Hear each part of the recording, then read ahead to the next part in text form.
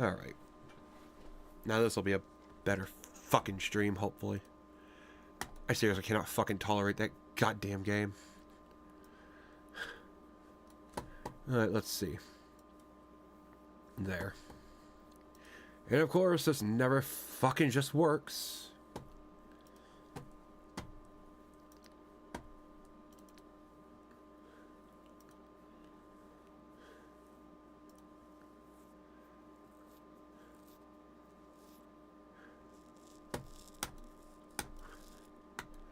Yeah, fuck it. Watch. Say your first name.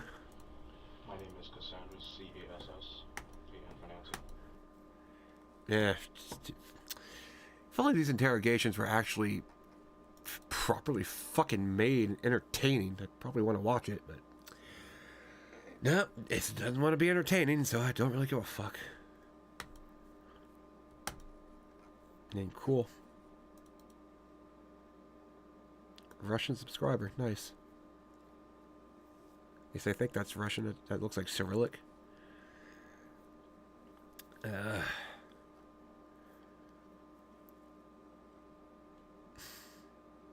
fuck can I even watch?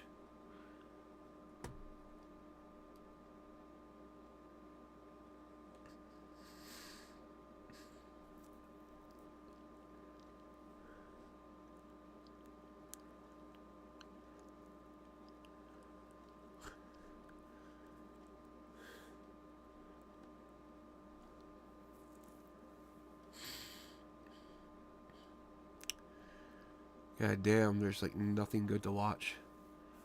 Because all I ever watch is fucking trash. I can't watch any fucking Netflix because retards and copyright.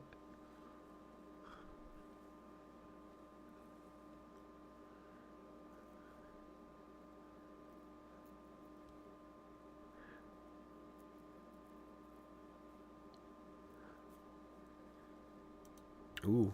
Attention, all gamers. Dark Souls just got a sequel. Oh boy, is it a tough one. But before we read any further, I must ask you for your gaming license. Oh, God's sake. Look at this dude. Is this genuinely the way I get intended? Red eye, poisoned with the butterfly set? This boss should be so easy, you could probably do it with your eyes closed. No. Why did that screen just go dark? No. Light the primal bonfire and return to Majula. So easy, even your mother could do it. What the fuck? Go on, come to the shot, come to the shot. You alright, guys? This is my mom. That's retarded. The Soul series God damn. is really hard to beat, so it comes at no surprise that over the years there's been a bunch of guides out there trying to help people to beat these for the first time. And whatever, these days, you can fuck go it. to YouTube and find some pretty coherent guides which offer some fantastic advice. But I'd like to take you back 8 years ago, and back then, if you wanted help with it, you couldn't go onto YouTube. You'd have to go by old school text guides. This time round, it's Dark Souls 2, and we are using I'll keep this up. Day 1 release guide. I really don't give a fuck. And when I say we are following Fuck the guide, SpongeBob. I mean I'm done with that shit. to the left. If you're able to pull off this feat, you should use this weapon immediately. You now officially have bragging rights. Go tell your friends and family. Hello? Hey, Dad, you alright? Yeah, what are you up to? I'm Actually just, playing Dark Souls. Can I just let you know something? I beat the Hard Knight. his dad doesn't even know. What the fuck, dude? IGN is terrible. Before we get into it, boys, as always, whatever the guide says, I am gonna do. If the guide says something stupid like, oh, use the ladle, that's Yeah, what I'm gonna do. This is it, the start of your very own Dark Souls adventure. After admiring the beautiful opening cutscene, prepare yourself for one of the most brutal gaming challenges of all time. Fear not, however, because with our help, you'll become the WotLK hero you are destined to become. Go forth, my mighty warrior. Yeah, Dark work Souls with 2 fewer play tabs? on one Yeah, platform. that never However, fucking there's- works.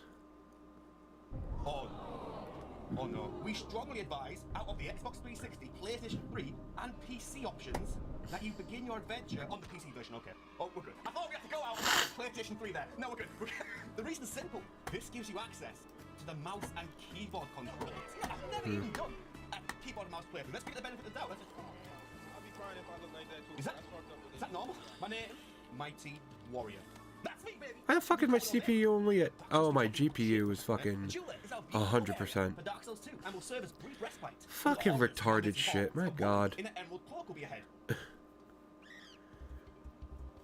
The Green Herald. As good as this graphics card is, it's still 7 fucking years old. God damn. The Green Herald, everyone. A lady editor Fuck it. I know we did this joke last time, but hey, put the meme on screen. The Virgin Emerald. I guess I'll deal with 65 FPS, jittery as fuck. Spouts cryptic random shit versus the Chad Green Herald. And I No. can't think of anything to put there. Just put. I need that. 12 times. Great, cheers for that. The Green Herald is standing nearby, so make sure to stop by and say hello. Hello, love. Our recommendations are getting to know all the townsfolk. That's nice. Our personal favourite is Sweet Chalquois, the talking cat. Now that's epic! Say what you want about Dark Souls 2. This is fucking epic. This will take an unnecessary amount of time to open, so feel free to keep yourself entertained while waiting. I try not to read ahead, but there's something here which you could not have not seen. Look at this dude. Okay. Now that's all out of the way. Let's move on to the killing. How the fuck does OBS use more fucking CPU than World of Warcraft? If you're able to pull off this feat, you should use Who the this weapon fuck? immediately. What retard is working on OBS and making it run that fucking Go tell your poorly? friends and family. Jesus Christ. Right. Hello? Hey, Dad, you alright? Yeah, what are you up to? I'm just playing Dark Souls. Can I just let you know something? I beat the Hard Knight. You doing what? I beat the Hard Knight. Are you proud of me? I don't know what you're saying. Beat the Hard Knight. Yeah, I got the Hard Knight. I got him. What? Are you proud of me? You beat the Hard Knight. Absolutely fantastic. You did absolutely buzzing, aren't you? He's buzzing. He's buzzing. Well done, Steve. I don't know what the hell you're talking. Please don't say my real name on stream, Dad. Thanks, Dad. I'll talk to you later. I don't know what's going on. Well, there's the sword. I now have bragging rights, and my parents are very proud of me. My dad's text me. Sorry about that, son. Couldn't hear what you were saying. I am proud of you. You know what? I say what you want about IGN, but its ability to fix my father issues is top notch. Oh, I love it when the fucking window freezes like this. Wow. So fucking cool. A level guide. Starting vigor, 9. End goal, 35 to 45. However, I could just go down the list and talk about every stat. I'm sure. There's a certain stat here which I'm sure a lot of people are very interested to get talking about. I am going to turn this page and we're going to see what our adaptability is going to be. If you don't know, adaptability, pretty much how many iframes your role has. Come on, IGN. That's literally all I fucking have. So they're all fucking necessary. End game goal. So, As far as our testing goes, there is currently no use for adaptability. Jesus. Dark Souls 1 will remember the resistance stat. It's pretty much useless. Well, you just knew that was going to happen, didn't you? I have noticed one more little tinge here. Melentia the merchant up there is the merchant that sells you unlimited life gems. And the guy has not mentioned talking to her. Because after talking to her, she will sell you unlimited amounts. 3 adaptability and no life gems. Yeah, this might be a doozy. So something Where the that I fuck? found genuinely really interesting is that right now I've got a pretty big challenge ahead of me. I've got a no life gem, 3 adaptability run. And what I find so cool about that is that for some people, that is the norm. A lot of newcomers will start this game with a great shield, no adaptability, and not know what life gems are. Yeah, fucking relaunch that shit. Let's see this not work.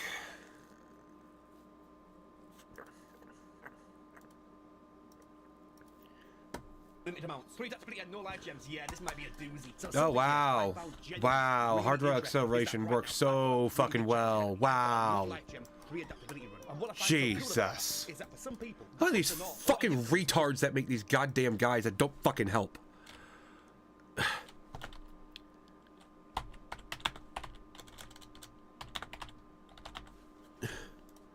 I guess it's using too much GPU? I mean, I don't fucking know. What the fuck?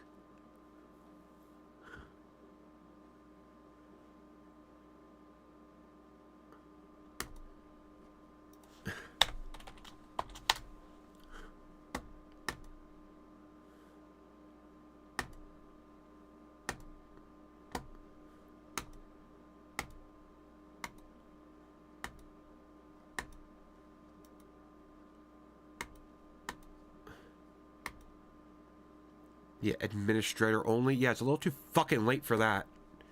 God damn. And of course, it doesn't want to use the fucking window I pick. God damn. Where the fuck is OBS so goddamn retarded? What the fuck? Hey folks, I recently set a new 10 to 60 speedrun world record in only 3 hours and 21 minutes using Oh, a good new job, trick called dumbass. Romy time. Within this video, I'm going to show you the exact route that I used so you can run it for yourself. Also, while my world record was completed on a Horde character, I've done extensive testing and speedrunning for the Alliance. So this video Oh yeah, how many hundreds of thousands of hours you play the First and fucking game foremost, to get all the not like heirlooms you any needed, race, you need bitch? to reach level 10. While every race will be presented with multiple options, I would always recommend choosing Exile's Reach. The other racial starting zones will either provide you with too little experience, or they'll lock you into a questline until well past the point where you've reached level 10. However, Exile's Reach was tailor-made by Blizzard to get your characters exactly from levels 1 to 10, and it also happens to be relatively easy to complete. If you're playing a Demon Hunter or a Why the Death Knight, fuck your 1 to only option will 10? be to level through your class starting zones, and this will put you well past level 10 by the time you finish. Don't worry though, because my guide has been structured in such a way that you can jump straight into the level 10 section and not lose any time. Speaking of which, once you've reached level 10, you'll want to do a few quests to acquire a Dalaran Hearthstone. This only takes a few minutes, and you'll save a lot of time over the course of the 10 to 60 leveling process. To kick things off, you'll need to speak to Chromie and Fuck begin it. the Legion questline. If Make it sure lags, where it to fucking find her, lags. I exit literally Lombard, couldn't give a Storm Embassy, fuck. depending on your faction, and look for a gnome sitting on a big hourglass. If you're Horde, you should now run outside of the Orgrimmar gates and talk to Holocar Stormax. Alliance players will Okay, head where to the fuck is Stormbox this? and speak to Recruiter Lee. Each of these NPCs should have a dialogue option that starts with "I've heard this tale before," and you want to select it in order to skip the Broken Shore introduction. Once you've reached Dalaran, you can turn in the nearby quest to receive your Dalaran Hearthstone. From here, head to your faction's section of the city and take the portal back to Orgrimmar or Stormwind. It's worth noting that the process I just described is not needed if you're playing a mage, monk, Volpera, Dark Iron Dwarf, or some combination of the two. Each of these classes and or races have abilities which completely remove the need for a Dalaran Hearthstone. Lastly, if the Darkwind Fair happens to be active while you're leveling, Wait, this is Dark the ideal Iron time Dwarf. to swing by and grab your 10% experience. You gonna be a Dark Iron Now, Dwarf? you should be ready to start the round. The fuck's the But before we difference? dive into that, I want to quickly touch upon a subject that is really important for both the Horde and Alliance, that being rare mobs. Throughout the 10 to 60 leveling route, you'll have the chance to encounter many different rares within the Cataclysm revamp zones. Each of these rares gives roughly a quest's worth of experience, so it can be extremely helpful to hunt for them while you're leveling. In order to help you find all these rares, I've uploaded a companion video which goes over the location of every single rare that you might encounter while following the route, and you can find it linked in the video description below. That being said, the zones mentioned in my guide will still be faster than any alternatives even if you don't manage to find a single rare mob. First, I'll be discussing the Horde 10 to 25 route. Once you reach the Orgrimmar portal room, take the portal to Silvermoon and then use the Orb of Translocation behind Lorthormar Theron to reach Tirisfal Glades. From here, head to Silverpine Forest and begin the questline. This zone is deceptively efficient, as it has a lot of unskippable cutscenes which appear to make the whole questline take a really long time. That being said, the last two-thirds of Silverpine have incredible quest density and minimal travel time, so you'll very quickly catch up in experience. Midway through the questing experience, you'll get sent down to Gilneas. Don't panic, this is simply an extension of the Silverpine questline. Within the first area, you'll see a giant Eden named Korok the Colossus, and you should kill him in order to receive a hidden quest. From here, continue along the questline in Gilneas until you get returned to Silverpine. Around this point, you should hit level 20. When this happens, set your Hearthstone to the nearest inn, which is either the Sepulchre or the Forsaken Front, and then use your Dalaran Hearthstone to portal hop over to Orgrimmar. At this point, you can learn your riding skill and activate War Mode. If Oh you're a God. Volpera, place your camp before you hearth the Org, then TP back to it. As previously mentioned, That each of the version of box WoW games looks like portals complete present fucking pilgrimage, trash. respectively, as a Holy replacement shit. for the Dalaran Hearthstone.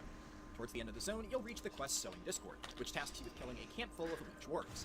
It can be fairly difficult to solo these Really, mobs, as their faggot? auto attacks hit extremely hard. If you find yourself struggling with this quest, I'd recommend dragging the mobs over to Lord Godfrey and waiting for him and the other NPCs to whittle the dwarves down. Immediately afterwards, you should kill one of the nearby crocodiles as it begins a hidden quest. Once you've completed this quest, you can abandon Silverpine Forest and move along to Hillspread Foothills. The final two quests in Silverpine are full of unskippable RP, so they're not worth completing. For Alliance players, you'll want to start by heading towards the Stormwind Flightmaster, which is located in the southeastern corner of the Trade District. Use the toy Scouting Map to modernize the provisioning of the Eastern Kingdoms, Really? which unlocks all of the major flight points across the continent. If you don't have this toy, you can unlock it permanently from the Heirloom Vendor for 5k gold. Talk to the Stormwind Flightmaster and fly to Eastvale Locking Camp in Elwyn Forest. From here, walk to Tower Watch, which can be found just past the border to Redridge Mountains, and begin the quest line. Continue normally until you reach the quest Prisoners of War, which you'll get shortly after reaching Camp Everstone. The quests from here on out are Fucking- sparse, filled with RP, and take a while to complete, so I do not recommend finishing them. At this point, you should head back to the Flightmaster in Lakeshire and fly to Darkshire in Duskwood. Once you reach Duskwood, you'll want to complete almost the entire questline there, including the hubs on the western side. While What the Duskwood fuck does was that have a lot of faggot's travel time problem? between its hubs, the overall quest density is high. Jesus Christ. The only quest that you should not complete is the final one, which tells you to kill Morlot Imp, as it requires a ton of travel time for a minimal reward. Upon reaching that quest and completing all the other ones... What kind of fucking faggot, 3 levels lower than me, tries to pick a fight with me, someone higher... What kind of fucking retard is that? Jesus Christ, people like that should just fucking die. As previously mentioned, mages God and damn. dwarves can use their abilities as a replacement for the Dalaran Hearthstone. By now, you should have reached roughly level 25, but it's okay if you're a few levels higher or lower. What the fuck was that Players should person's now be problem? entering Hillspread Foothills, and you'll want to complete the quest in the zone until you reach level 30.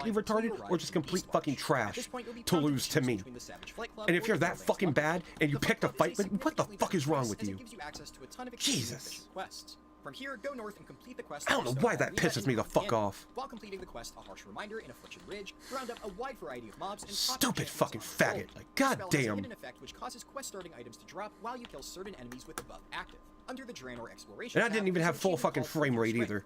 I got 44 fucking frames because this GPU is fucking garbage. You should use this buff only when you've rounded up a few different mobs of at least 2 different types in order to maximize your chances at getting quest items. After you've finished all the quests within this area, continue along the Rexar questline. You'll want to use your champion's honor ability once again on the basilisks and steam furies that you'll encounter during the quest on the Mend. Later on, you can use it again while killing Ogron during the quest Fair Warning. After you finish the quest, I can get the Iron, you should complete the Sholazards nearby bonus objective, Valley of at Destruction. 76, Upon I returning hope. to Beastwatch, you'll receive another quest named Strike While the Iron is Hot, but this one is extremely inefficient. Sholazar and should Basin be at ignored. level Now you'll want to 76. complete the Miscreant Mire and Razor Bloom bonus objectives just south of Beastwatch. While you're here, make sure you use the Champion's Honor ability on the nearby packs of Wasps and Ravagers. If you have leftover time in the buff after getting the Wasp and Ravager items, you can try to get the Orcthorn and Botanai Bloom drops in case you're still missing either one. Finally, head east and complete the entire Crimson Fen questline, and upon finishing it, return to Beastwatch to hand in all of your remaining quests. You should now leave Gorgrond and travel south towards Talador, but on your way there, you should complete the bonus objectives Ruins of the First Bastion and Tail Thrasher Basin. Continue flying south to Talador and construct the arsenal in Vol'jin's Pride. Do not complete any of the other quests here, as the main purpose of unlocking the arsenal is to gain access to some really efficient bonus objectives. Speaking of which, you'll want to complete the bonus objectives Mogron Logworks, Zangara, and Aruna's Desolation, in that order. After picking up the nearby treasures, head even further to the south and complete the Zorker's What the fuck are these faggots on the forums posting, leaving out fucking Sholazar for? What the fuck are these goddamn faggots on the forums? I swear to God, they're retarded. Fly west to Talador and complete the Aruna's Desolation bonus objective. You can then head north until you reach Fort Rin, and you'll want to construct the artillery tower to unlock the Zangara bonus objective. Ignore all the remaining quests in Fort Rin and head east to complete the bonus objective. When it's done, fly north into Gorgrond and complete 2 more bonus objectives, Tail Thrasher Basin and Ruins of the First Bastion. Once they're complete, you can head to the eastern section of the zone and start the questline. Continue along until you reach High Pass, and at this point, you'll be prompted to choose between the Sparring Ring or the Logging Camp. The Sparring Ring is a significantly better choice as it gives you access to a ton of extremely efficient quests. From here, you'll head to Affliction Ridge and follow the exact same path as the aforementioned Horde route. At some point along the way, you should hit level 60. Now that you've finished leveling in Chromie time, you'll need to get from level 60 to 70 in the Dragon Isles. If you want to learn more about the fastest 60 to 70 route in Dragonflight, you can check out my guide, which is shown on screen now.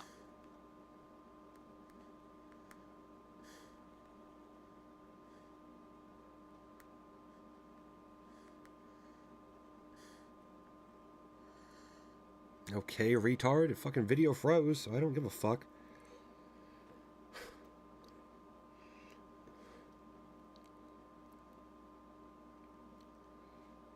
Actually, some pretty fun vehicle quests in Zul'Drak? No, they're not. What kind of dumb fuck thinks these vehicle quests are fun? God damn.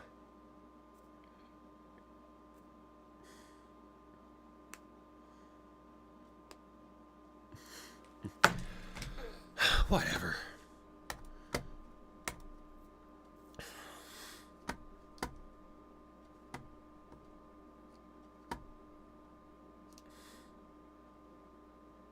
Yeah, fuck it. Let's watch it. Who would Trash. hack sensitive computer hardware like this? Who would charge $57 US for a 10-year-old CPU? And who, I implore you, would take nearly 15 weeks to deliver all my gear? Actually, Linus, it was 15 days. Days? Wow. Well, Wish has improved at least one thing about their processes since the last time we checked them out. But if the rest of this is anything to go Yeah, by, just grind out the what is little bit of VRAM? experience left. Does this remove the RAM from my computer? Then I suspect this is going to be just as awful as last time. Like this awful segue to our sponsor. Ruggable. Rugs are a hassle to clean, but Ruggable is here to change that with their spill and stain-resistant machine-washable rugs that feature non-slip mat. Use offer code LinusTechTips10 to get 10% off your next order. The rules for the Wish PC are simple. Number 1, every component must come from Wish.com. Number 2, no matter how high the price, no matter how low the spec, no matter how obvious the scam, every part must come from Wish.com. And we are off to a flying start here, ladies and gentlemen, because this CPU, a middle-of-the-road Core i5 4th gen, a 4670K, cost me $57. Came with It's probably still better than this fucking all trash over it. GPU I And have. this is the best part. Actually appears to come in a counterfeit clamshell. Look at this. It has the same markings as a genuine Intel one, but the embossing isn't nearly as deep. It's like they took an Intel CPU holder and then made a reverse, like a negative of it, and then made their own mold out of that. Hilarious. And it like barely clips together. This is so wild. Of Let's move course. on to our motherboard, which I'm going to assume is inside this nondescript white box. So I'm sure it's really well packed in there, David. Oh, okay. This actually looks totally fine, other than that there's no packing material in here whatsoever, and it was just banging around in this box. Got our ESD bag, keeping things safe-ish. And this is just your standard-ass Gigabyte B85M DS3H. There are a couple of oddities about this one. Number one is it was advertised as brand new, and I don't see a Gigabyte retail box anywhere. And number two is that it wasn't actually advertised as being from Gigabyte. This was just a listing for a generic B85 motherboard, which, in fairness, I guess I got. I'm not gonna complain about getting a brand name one, unless the price sucks. Oh, that's actually not bad. 55 bucks? That's like what a board costs. Stickers are a little yellowed from age. Otherwise, all right. I think it's legitimately new, just old. The IOs, oh, wow, that DVI port's on kind of crooked. That could just be a little QC issue, though. I don't think that's anything to do with Wish. Get the CPU installed. I just want to know what one of these goes for on eBay. I'm just curious. Oh, really? I paid $10 more to get this on Wish than if I'd just gone to eBay? Well, at least it's brand new. Oh my God, this is my cooler? What is the rationale for this? Fits in the case. It fits in the case? Oh my God. In the buffoon? Did you notice this, David? My case is called the buffoon. I know that like Chinese to English dictionaries are really, really hard to come by, but you should invest in one. Buffoon, not a great brand. Wait, it seems they even understood it. They have a clown mask here. Let's focus on our UFO X CPU cooler though. Cool life, meet the future, cool moon. You know how I know that this design is extremely old? It comes with native clips for AMD's socket 939. This design is at least 15 years old. And the way that they achieve compatibility, like they did back then when AMD was the top dog, so your cooler came with AMD clips by default, is with a plastic mounting ring and, oh good lord, some plastic push pins. Well, I don't know about you guys, but I'm definitely going to be using this. Ah, what the hell? My fingers just went kind of tingly. Oh, I got a f***ing sliver. There's a metal shard in the packaging or on the cooler or something. It's not often I get such a bad deal. It physically hurts me. You know how they say the smallest splinters are the ones that hurt the most? Goodness gracious, is this one ever sharp. Shooting behind the scenes? A flow plane? That's what we're doing. Nice. Flowplane.com, behind the scenes and great extra content. Well, I'm definitely using this Heinz thermal compound soft pack. High grade, boys. Dare me to follow this QR code? Yes. David amplifies my worst instincts. Okay, it seems these guys make all manner of different thermal grease, and they are going to be exhibiting at Computex, or they did. That is some watery goop. I wonder. It's pretty grody. These are some bold claims, by the way, Cool Moon. Hydraulic bearing, super silent, high performance, and, perhaps least believable, 120 millimeter fan. Thank you very much for the actually 120 millimeter fan. Though, to be clear, I'm not hating on cheap products. If you're on a budget, you gotta cut a couple corners, you gotta do what you gotta do, right? It's just that when you're not actually saving any money, it really sucks. Oh, actually it was only $13.50. I mean, looking at it, I doubt it's gonna perform any better than a stock heatsink, which you can literally get by the bucket for scrap metal cost, but it's a separate conversation. With all the wild stuff we've seen already in this build, the big question for me here is why is there computer hardware on Wish Like at 40 all? fucking It means more that people enemies, must be apparently. buying it, right? Look at this. Is this even gonna fit? This is what we in the biz call Fucking an trash advanced leveling, maneuver. god You damn. never do this to any hardware you can't afford to lose. But I'm about to use this screwdriver to put a bunch of pressure on this clip so that it can reach the little hook that it's supposed to be on. There we go. Confidence inspiring. This is flippin' hilarious. From the packaging, I have no idea. Oh, what I'm wow. about to find inside Fucking this box. finally. Hilarious thing number one. It doesn't know if it's DDR3 or DDR4 memory. Hilarious thing number two. DRAM is DRAM. DERAM would be more like removing your memory. I'm about to DRAM my computer. Hilarious thing number three. It comes with screws and a little tiny screwdriver. Whoever used screws and a screwdriver to install RAM? We're certainly gonna try. retard, probably. The module itself seems totally fine. We've even got like a matte black PCB. It appears to be DDR3 memory, so that answers that question. And just a regular unbuffered DIMM. These seem to be Samsung chips, or at least. I'll just here and watch it. Well, look, okay, David. Not all of us can afford genuine Samsung chips over here. Okay, I just need to put some screws in. Hey, it came with screws and a screwdriver.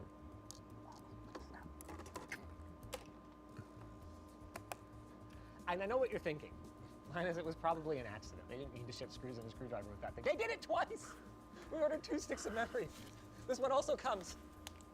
Oh crap, I just broke this screwdriver in half. It's a quality quality product right there. As wild as this has been, everything I've seen so far would indicate that this will actually be a fairly capable gaming PC. Oh, no. Yeah. My RAM's gonna fall out. Oh no, what was the price on the RAM? $35.88 for 16 gigs. Is Wish's pricing not total crap now? That actually seems not unreasonable. I mean, it's more than what we would have paid on eBay, but not that much more. Why don't we change gears and open up our buffoon? I think 60 something's about what I paid for both of my sticks. Chinese branding in my day. I don't think I have ever seen anyone knowingly and willingly call their company buffoon. This is the 102A portable small computer case. Not the portable big computer case, the portable small one. CPU 8 centimeter.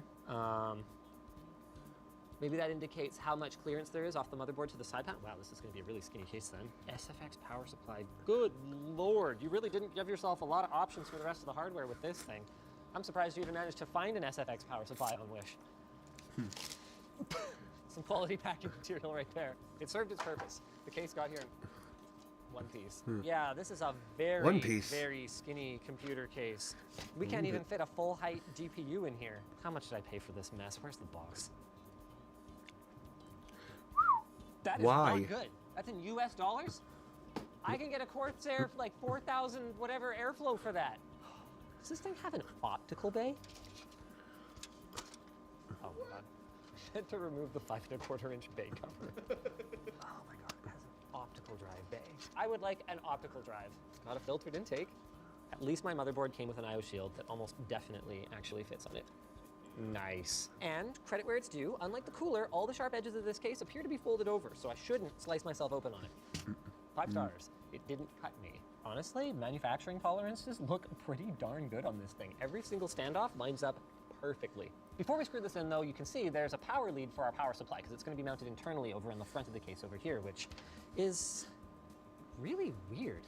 It's got that optical bay, but then SFX power supplies didn't really take off until much later. Is this an old design or a new one? I have no idea, genuinely.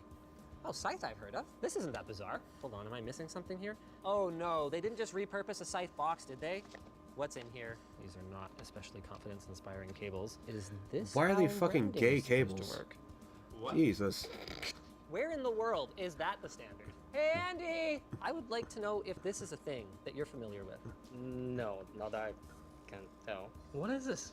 This is the ground pin. What? Our mainland China consultant says, what? What the fuck is wrong If you with haven't China? wanted a God word damn. that long, I'd probably stop talking about them. Is this a current product on Site's website? I must know. No, released in 2014. Look at this.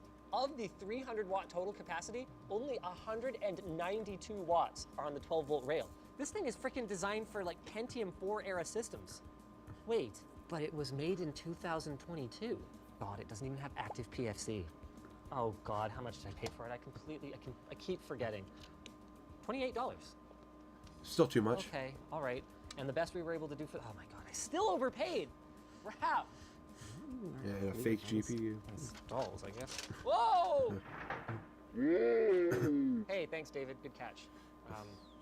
Yep. You can slip your power supply in here, which takes up. Kind of a shame the cameraman Are couldn't these just be a also fucking hard drive cameraman bays? Oh, wait, no. and get all that in the shot. But Order of operations, ladies and gentlemen. Optical drive first, which needs to be screwed in here. Then we can put the power supply in. What are the odds this even comes with enough screws to build it? That's it. How the hell am I Wow. supposed to get a screwdriver in there? See the problem here, right? Yep. Play of the game. Crap, it's too small. It won't turn the screw. But wait, it came with its own screws. Oh my God, this screwdriver barely turns its own screws that it came with. Look at this, it's free spinning in there. How the crap balls am I supposed to screw in the other side? This panel wow, is what gone. the fuck is wrong with China? Okay, there was a method to this madness. All right, okay, we did not have to do that. I still enjoyed it though. This is not a good design for the power supply. The intake is fine. See that? Fan drawing in fresh air. And then doing what with it? Our cable is just coiled up in here. And this is a solid panel. Where is it supposed to exhaust to? Now, before we put our optical drive in, it's pretty clear that the SSD is gonna mount to the bottom of this plate. So I'm gonna go ahead, put this here, and it's time to open up our SSD. This is from Vasiki. I've actually heard of this brand before. And it is a V800 with a total capacity of 240 gigs. SATA 3, 6 gigabit per second, solid SATA drive.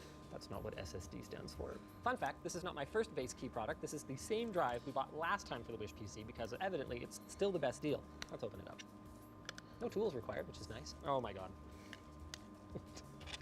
It's a small boy. There's your controller. There's your NAND flash chips. No branding on them whatsoever, which means these ain't Micron, they ain't Kioxia, they ain't anything I've ever heard of. Last time we paid $56. They can now be had in North America for as low as $24. We paid $21. Did we get a bargain? First bargain. Base key, DRAM-less, crap tier SSD that I wouldn't put anything more important than a Steam library on. But darn it, it was a deal.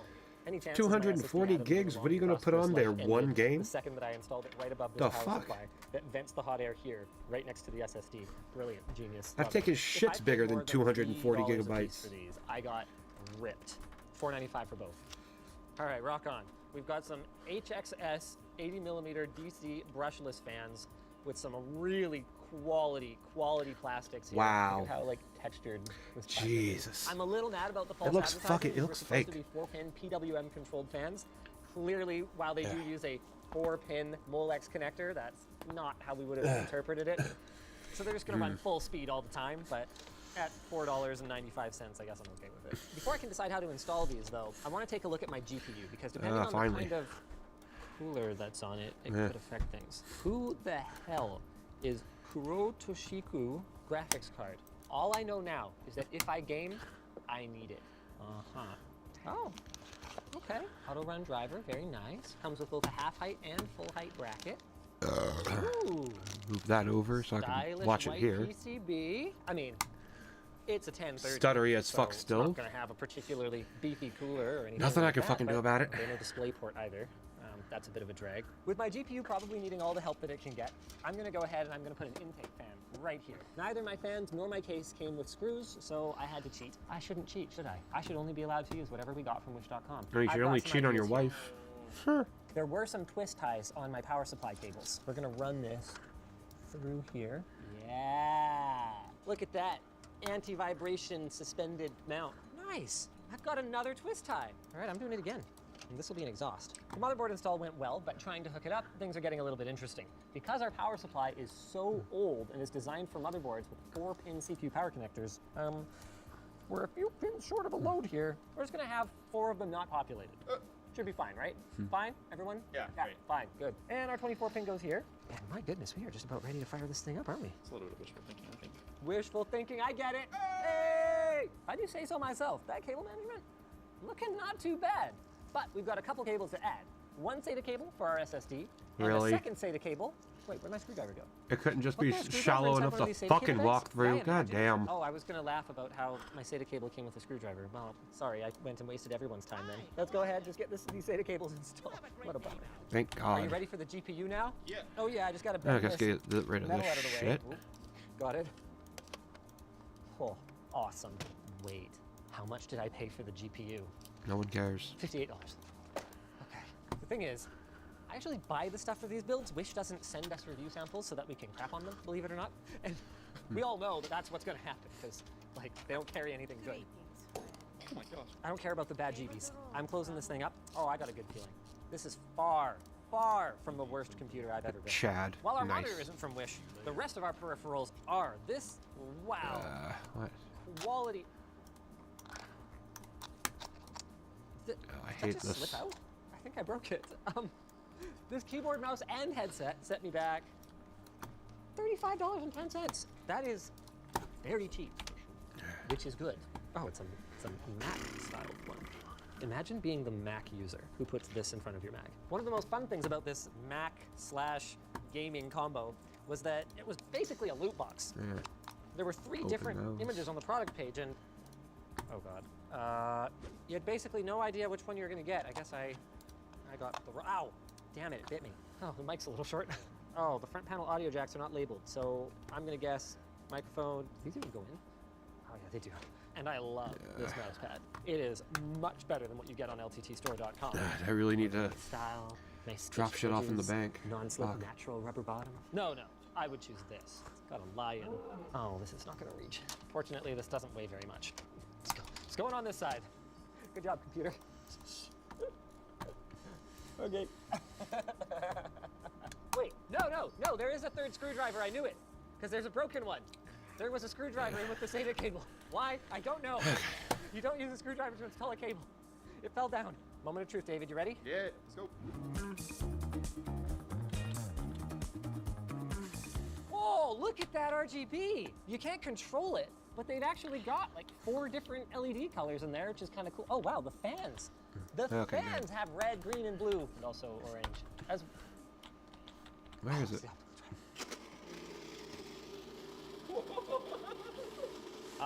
Okay, yeah, you are not supposed to do that. It's like move an optical drive while it's spinning. Somehow this disc survived and can confirm. This is the driver disc from the last Wish PC. That's fantastic. We're gonna need a new one now, though. Here it goes. Let's see if these headphones work. Boy, are they Now, where the fuck is that venture company camp The at? answer is no, but... Or their operation? I heard some What, static. where the fuck? I heard some more static. Okay, well, try it the other way around again. Okay. Literal garbage. Perfect. This is interesting. In spite of us having the latest drivers... Oh, wait, hold on. Oh, no, Ah, yeah, here it no, is. it'll do 120 hertz. Oh, heck yeah. On at the 1080p. north side of the pillar. Apparently, the keyboard has RGB. Function. Oh, wow, that, yes. Red, green, and blue. Can confirm. I kind of like Yeah, it. she looks pretty decent on camera. Yeah, the mouse has RGB. $20, $24 for this whole bundle? 35. 35? Oh, well, given the headset doesn't work, that's not that competitive. So headset does work. I tested it.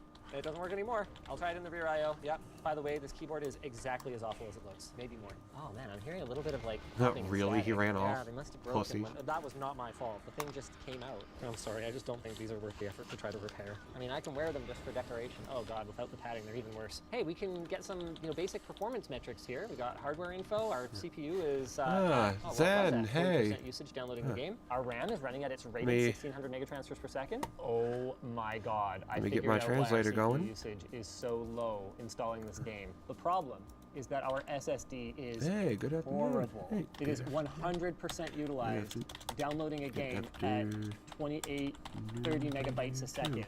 This thing is atrocious. The good news is everything was what it said it would be. Core i5, an actual GT 1030 GPU, and our RAM There we running go. dual channel. It totally is at 1600 megatransfers per second. Copy. Unknown DDR3, yeah, tell me about it. I'd like to see how my cooler's holding Paste up. that. We're only at 70% usage, but we're also get only that. at 60 degrees. Not bad, moon cool or whatever you're called. I'm expecting some ace tier 1080p gaming. Actually, yes. Because this case was advertised as gaming ready, gaming and dong. Sure wish I had sound. Whoa, 200 FPS. Here we go, boys. Oh, I'm getting a little bit of stuff in. Oh, wow, ooh, this mouse. Oh, look how this mouse tracks. Oh, it's definitely skipping. I can't tell if it's the engine or if it's the mouse, but it's bad. Oh, wow. See, I wanted to turn and it just didn't. When I die, inevitably, when I die, I am 100% blaming this on my computer. How much did I pay for this? 530 Canadian dollars? That's like 400 US dollars. 420 US dollars. All right, that's pretty nice. Just throw things. It should be fine. Should be fine. Whoa, whoa, oh, see, I'm trying to turn. You see that? Yeah, it's pretty bad. I think it's just when I try to go too fast. I'm getting the win. I'm getting the win. Whoa, what was that? Actually, Not getting the win. No kills, well, no win. And it's a bad computer. But hey, at least it was a fun video. MSI's back to school sale is on now. So if you're looking probably for ain't a new gonna look laptop for good, next but, semester, they've got those. Oh, or what if you want a desktop PC that's totally for school and definitely not for gaming? So that I was- swear. yeah. Well, you're covered there too. And if you're into building your own PC, they've got components on special as well. MSI is also doing a Gleam giveaway where you can win sweet prizes, like a full-blown gaming desktop or an MSI GeForce RTX 3080 Ti gaming extra trio graphics card. Learn more about MSI's back-to-school sale and how you can win these prizes at the link down below. Hope you guys enjoyed it. If you liked this, maybe go check out the first All-Wish PC or the All AliExpress build. That one was different.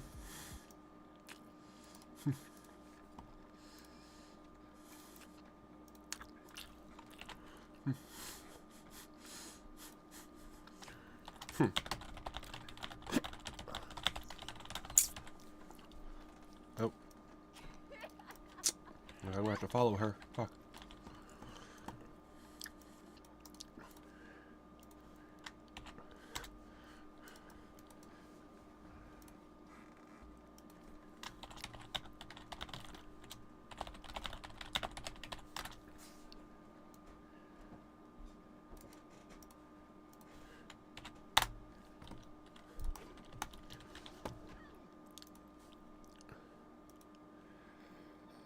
Huh, now what do I want to... The all Walmart gaming setup. Walmart Okay. is turned on. And so am I. That's right. After being laughed out of town when their overpowered series of gaming desktops received universally negative reviews, Walmart Pretty is sure now that just means back yes. with a full slew of gaming peripherals. We got speakers, monitors, webcams, microphones, keyboards, Of mics, course, desktops, and even the desk itself. Some of it's good. Some of it literally smells like poo. And I'll tell you all about it after this segue to our sponsor. NZXT. NZXT wants to make building a custom PC easier. With NZXT Build, just set a budget, see how the computer performs with your favorite games, and Build takes care of the rest. Use the link below to get your own custom PC today. Our journey begins with the aptly named Home Trends Oh God. computer desk. Oh, she's all the way They up there. helpfully Oh, left out God. words like Get back here, French bitch. or deluxe. And they do admit that it's made of PVC. Has a soft closed door though. Oh, well, hold on a sec. There you go. Having not seen the listing on their site, I'm guessing 119 Canadian dollars. Oh, wow. Well, you're not. You said Canadian? I said Canadian. You're $10 over on the Canadian price. I'm $10 over. Wow. Well, that's pretty good. I'm not saying I'd pay that for it. Yeah, and especially when you consider that you could just go to IKEA, do the classic like countertop plus 4 legs and a set of Alex drawers. For half the price, yes. Well, Oh, a little over if half you get the the Alex price. drawers, it's like $10 more. Certainly it'll be larger. This is like a little Linus-sized desk. Well, we brought you a little Ooh, really? Linus-sized Friday. chair. Ew. What makes this a gaming chair? Other than that it's RGB. This isn't the actual gaming chair that we got you. This is just their default office chair. I see. Their This game- is their default office chair. Whose office has? You know what? To their credit, the butt cushion on this is actually better than almost any chair I've ever encountered under like $100. Yeah, that might be true for the first half hour. I'm guessing. No, I'm guessing $89.99 US or Canadian? Canadian. It's $69.99 Canadian. It's $69.99 Canadian. Yeah, and if feasibly, if it's for like a child who's very lightweight, the foam was probably going to be plenty of support. And it is kind of child-sized, along with this desk. Let's get some gaming accessories. I think the first thing we have to start with is our Oh monitor. God, why is she all the way up there? Oh, that's a cute pun. Back I here. thought the monitor was just called the game, which I guess I lost now. But it's Game On, which I guess is more just their slogan, and the product is the curved QHD gaming monitor. Ah, only Well, Friday. that's definitely for gamers. Ah, It's okay. very light. Are you getting the point based on like how easily I can wiggle this around? You've got what used to be speaker grills down here. Clearly this is a repurposed chassis from a different model of display because there's no speakers in there. You got HDMI 1, HDMI 2, and DisplayPort. You should power in, external power Okay, brick, she's safe. and a headphone jack. Base mounting though, that's always nice to have. And it's got joystick style controls. Nice, quick, and easy assembly so far, though. It's completely toolless up till now. Wow, this is surprising. It comes with both a DisplayPort and an HDMI cable, which isn't a big deal for a high-end monitor, but for budget monitors where they're trying to save every couple of dollars, it's an unexpected inclusion. It means that it'll be ready to go for There both we a go. gaming PC and your console if you're in your dorm room or whatever, right out of the box. I'm saying this puppy is Yes. $239.99 US. 209 US. 209. Okay, well I'm glad I didn't go 209. higher. And wait, it's even got height adjust. Okay, none of that. Wow. Suck on that, Apple. Do these have on branding on them? How the fuck? That, No, these are just the Does most mine- generic DisplayPort cables I've ever seen. That's funny because they actually sell on HDMI I paid cables $250 for and this on monitor. premium Why doesn't HDMI it have cables height for twice the adjustment? price. Oh. What the fuck? What makes the premium ones premium? The price. I mean, before we get anywhere, we need something to plug it into. Protect On. Oh, I thought it was a joke. When it was like Game On. Yeah, they're still making puns here. Hang on. Ah, okay. What? Hang on. Oh, I get it. 'cause And you know, that's- protect on, that thing that everyone says. Yeah, Protect On. Yeah. Holy crap. This is dollar store grade. But with 5-volt, 2.4 amp shared charging. Man, I'm sorry. I know this is going to derail things a little bit. Do you want to guess the price before we go in there? The price better not be more than like $10. 25. This boy got mashed. Initially, I thought there was absolutely nothing clamping down this main AC power cord. Like, I thought you could just pull on this thing and it would just heave on the solder joints, but that's not actually the case. The plastic molding has these little ribs that use this screw and this one to kind of clamp down on it. To be clear, it's not great, but it's something. Well, let's get you to the accessories. We're back to gaming on. Yes. Oh, this is a mechanical keyboard. Oh, that's why it's called RGB mechanical keyboard. Satisfying sharp click.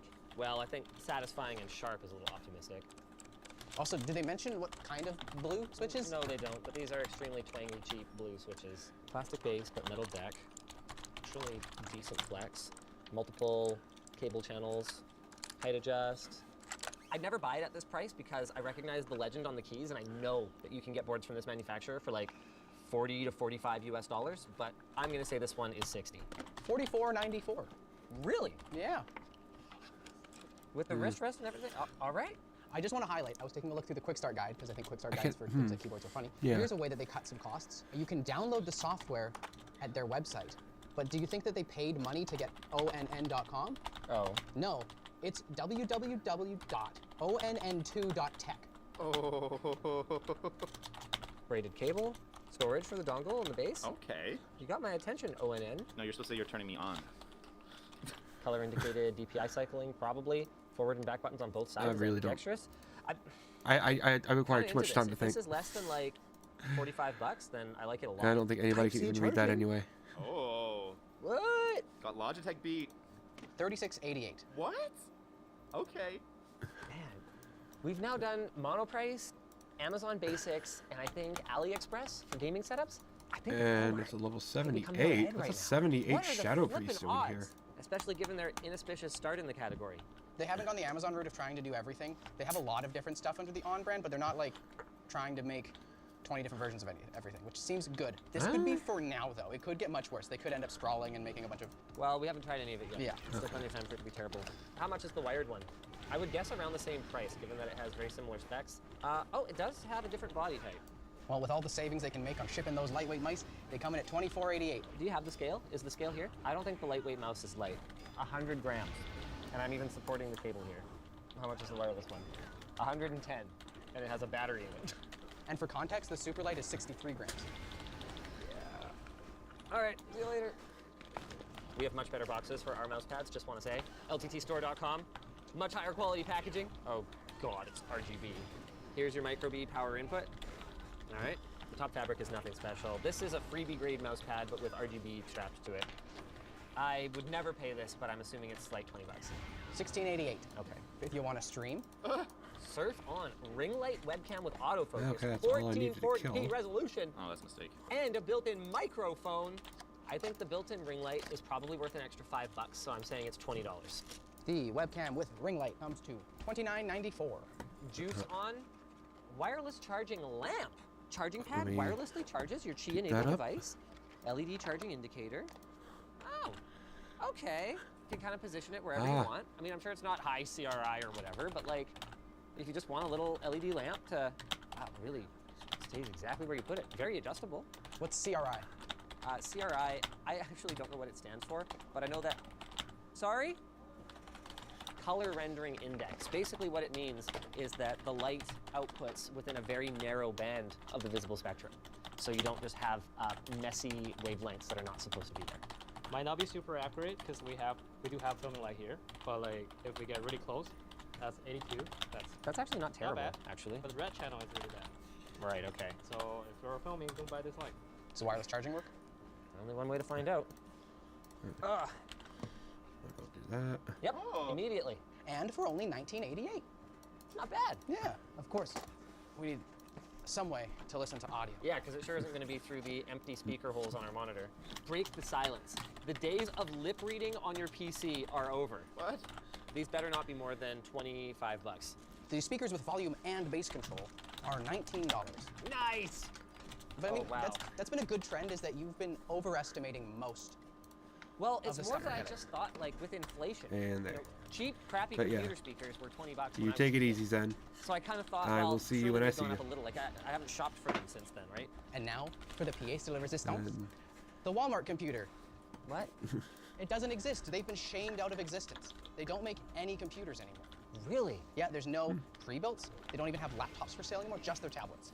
So Is this based on parts that are available on Walmart's website, or is this just a test bench? this from- is just my test bench. Oh, okay. There we go. It's on. It was funny when I did it. What is this wallpaper? I'm That's sorry. it. I'm going to. This is Hey, no, this is my test bench. I chose my Oh wallpaper. my God! You set this wallpaper, and then the activation window closed, and now it What? cannot be changed. What can I say? I'm a There you hacker, go. man. I came. What? Oh! Yeah, they like literally What is just it? got Oh, this delivered. is great. We've got our headset, I think we should What is it? Mr. Wan show, because I don't know if we have podcast mics. rechargeable and Okay. wireless. And based on the pricing I've seen so far, I'm gonna guess. Sounds like I don't T-Bo's know, going 65 outside. bucks? It's okay. The wireless gaming headset is $52. Chill. He's going 52 outside bucks. probably. And I still managed to. Damn, y'all are weird. Comes with both a USB-C charging cable. It's okay. Come here. And a 3.5 Come here, girl. millimeter. It's a Come here. 4-hole jack. 4-hole. Come here, girlie. Come here, girlie. So, well, Girlie. Oh no, it's not 4. I was Girly. thinking like Call me my girly. This is just because it has the mic on the same plug. Yes. Yeah. It's been a while since I've been this impressed by a budget product lineup. Every single one of these I have overestimated You the know- price. Walmart, you heard it here first. Put that on your box. Cheaper than Linus expected. And you know what?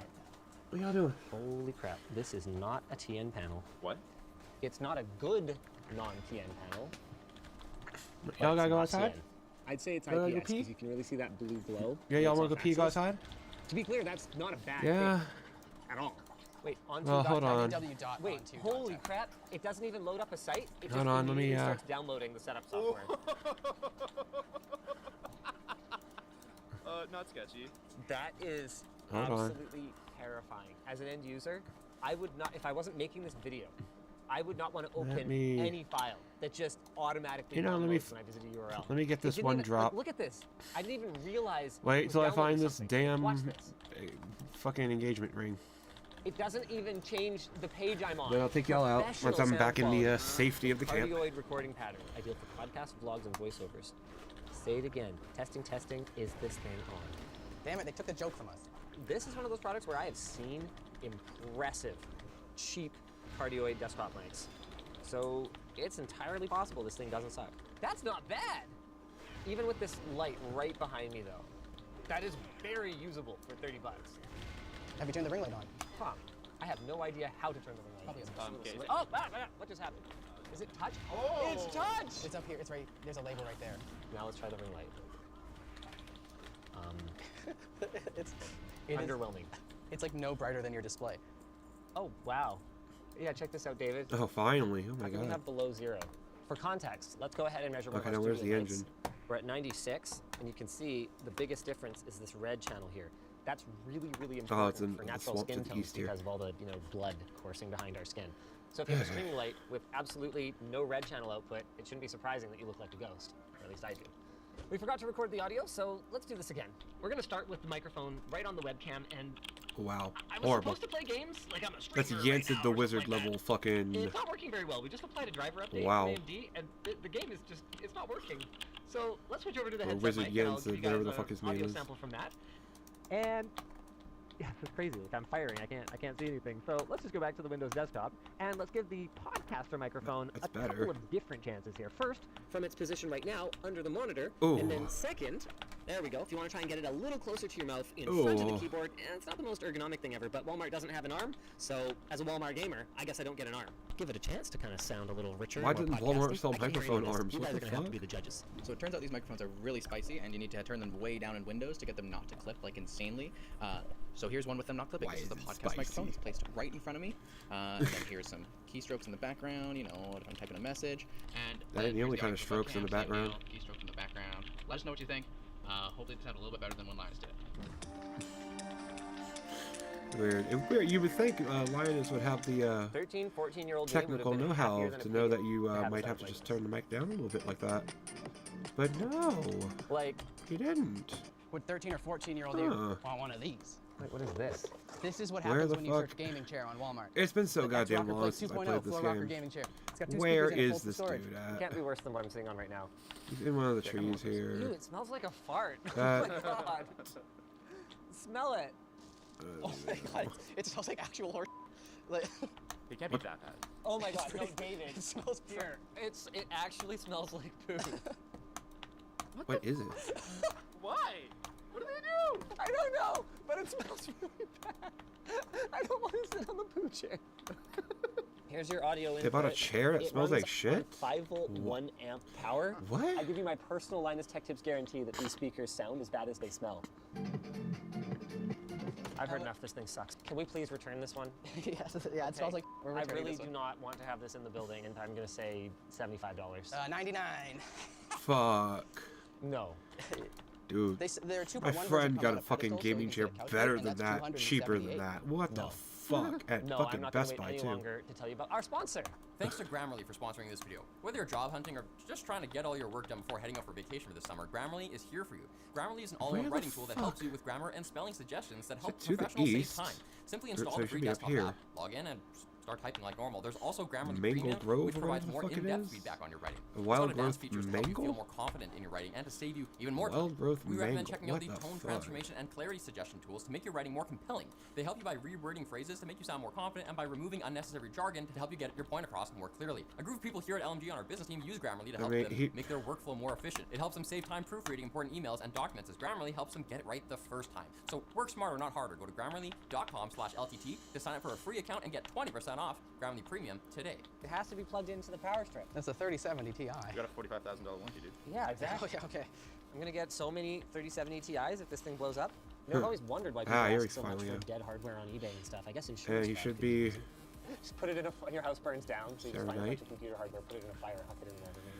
Just pick that up. No.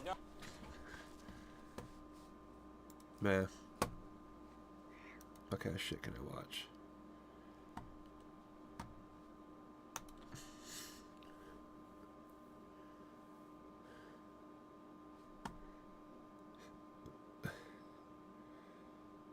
Yeah. It gets better after 100 hours? Oh, Just God. playing 100 hours. All you have to do for a game is you just have to play it for 100 hours. And if you play the game for 100 hours, You know then it's good you'll or like not. it. Okay? That's all you Then have you'll to do. know if it's good or I not. had more time, I would have written a shorter letter. A famous phrase often attributed to Blaise Pascal, Woodrow Wilson, or Oscar Wilde. Whoever wrote it, the meaning remains the same. It takes skill to condense information into the smallest possible packet. Rambling is easy, focusing is hard. This can relate to video games. And It also relates to videos. I'll say that. And I'll say, this video sucks, and I should not have done it this way. And I'll watch my own streams and say, I said too many uhs, I said too many ums, I'm being boring here, this part of the stream sucks, and I am the biggest asshole to myself, okay? Any of you guys in chat that are complaining about something I do on stream are nothing next to the way that I treat myself. RPG design, especially thanks to the Bruh. popularity of a phrase I Related. absolutely loathe. Or It gets relatable. good 100 hours in. Yeah. I've been making MMORPG related YouTube content for years. Yeah. Variations of it gets good 100 hours in are commented on every single video. It doesn't matter if I personally play for 5, 10 or Skating's pretty 50 hours. I will always get I like someone this. telling me it gets good 100 hours in. So let's discuss Seems like a this. good version of Ladies and Godfall. gentlemen, welcome. According to YouTube captions, I'm Josh Dryface. Certain video games, especially MMORPGs, are designed to Fucking play for Godfall. extremely long periods of time, which means the veteran... I would disagree with the Final Fantasy example. I think Final Fantasy is fine to play at the beginning. But I do think that if a game has a very slow start, that is a problem with the game. I do not think this is a... So, like, there's some people that think that, oh, well, if you can't, if your attention span isn't long enough to play the game through its unnecessarily long, boring period, then that's your fault as a player. I think that it is a Unnecessarily shortcoming of long a is game right. whenever the game itself is bad at the beginning. In those games often have hundreds, if not thousands of hours of gameplay time. So when a new player joins and says, I've got a problem with this system, I don't think this part of the game is as good as it can be, I'm not having a really good time in the early game, the veterans often respond, just play longer, it gets better. And a lot of people have told me, you need to play a game for fucked that about up. 100 hours before you can properly critique it, especially an MMORPG. And I think that's true to an extent, but it's also the fact that you don't want to play it for 100 hours before you critique it and you say that it's bad is a critique in itself. The fact that it does not hook you immediately is bad. But like, for example, like if somebody didn't get level 60 or level 50 in New World beta, level 40 even, right? I'm not going to take a lot of what they're saying as seriously as I am going to take what I think seriously, right? Because they just didn't play the game as much as I did. However, their experience is still relevant because there's a reason why they didn't play it all the way to level 40. And that matters. Take umbrage against this exact statement. Yeah. Because I think saying you need to play for 100 hours is used as an excuse for poor early game design. True. Or vastly underestimates the amount of free time people actually have to play games. So True. let's look at both of those things.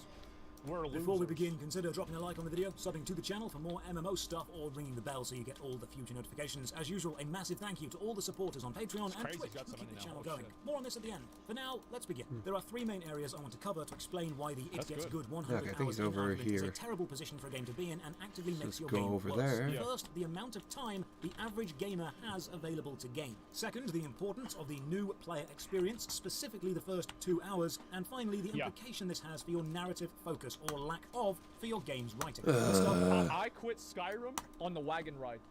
I said, bitch, this shit's taking too long. I'm done. Listen, I understand, but like that's an opinion that certain people have, that certain individuals have. ADD Andy, yeah, whatever you want to call it. I'm not ADD Andy. I might actually, I don't know if I'm ADD. Like, people say, like, I have Asperger's, they say I'm autistic, they say I have ADD, ADHD, dyslexia, all this shit that people have told me that I've had all throughout my years. I don't care. I'm not interested in labeling myself and saying, oh, this is what my problem is, or this isn't what my problem is. Yeah, I don't give a fuck, man.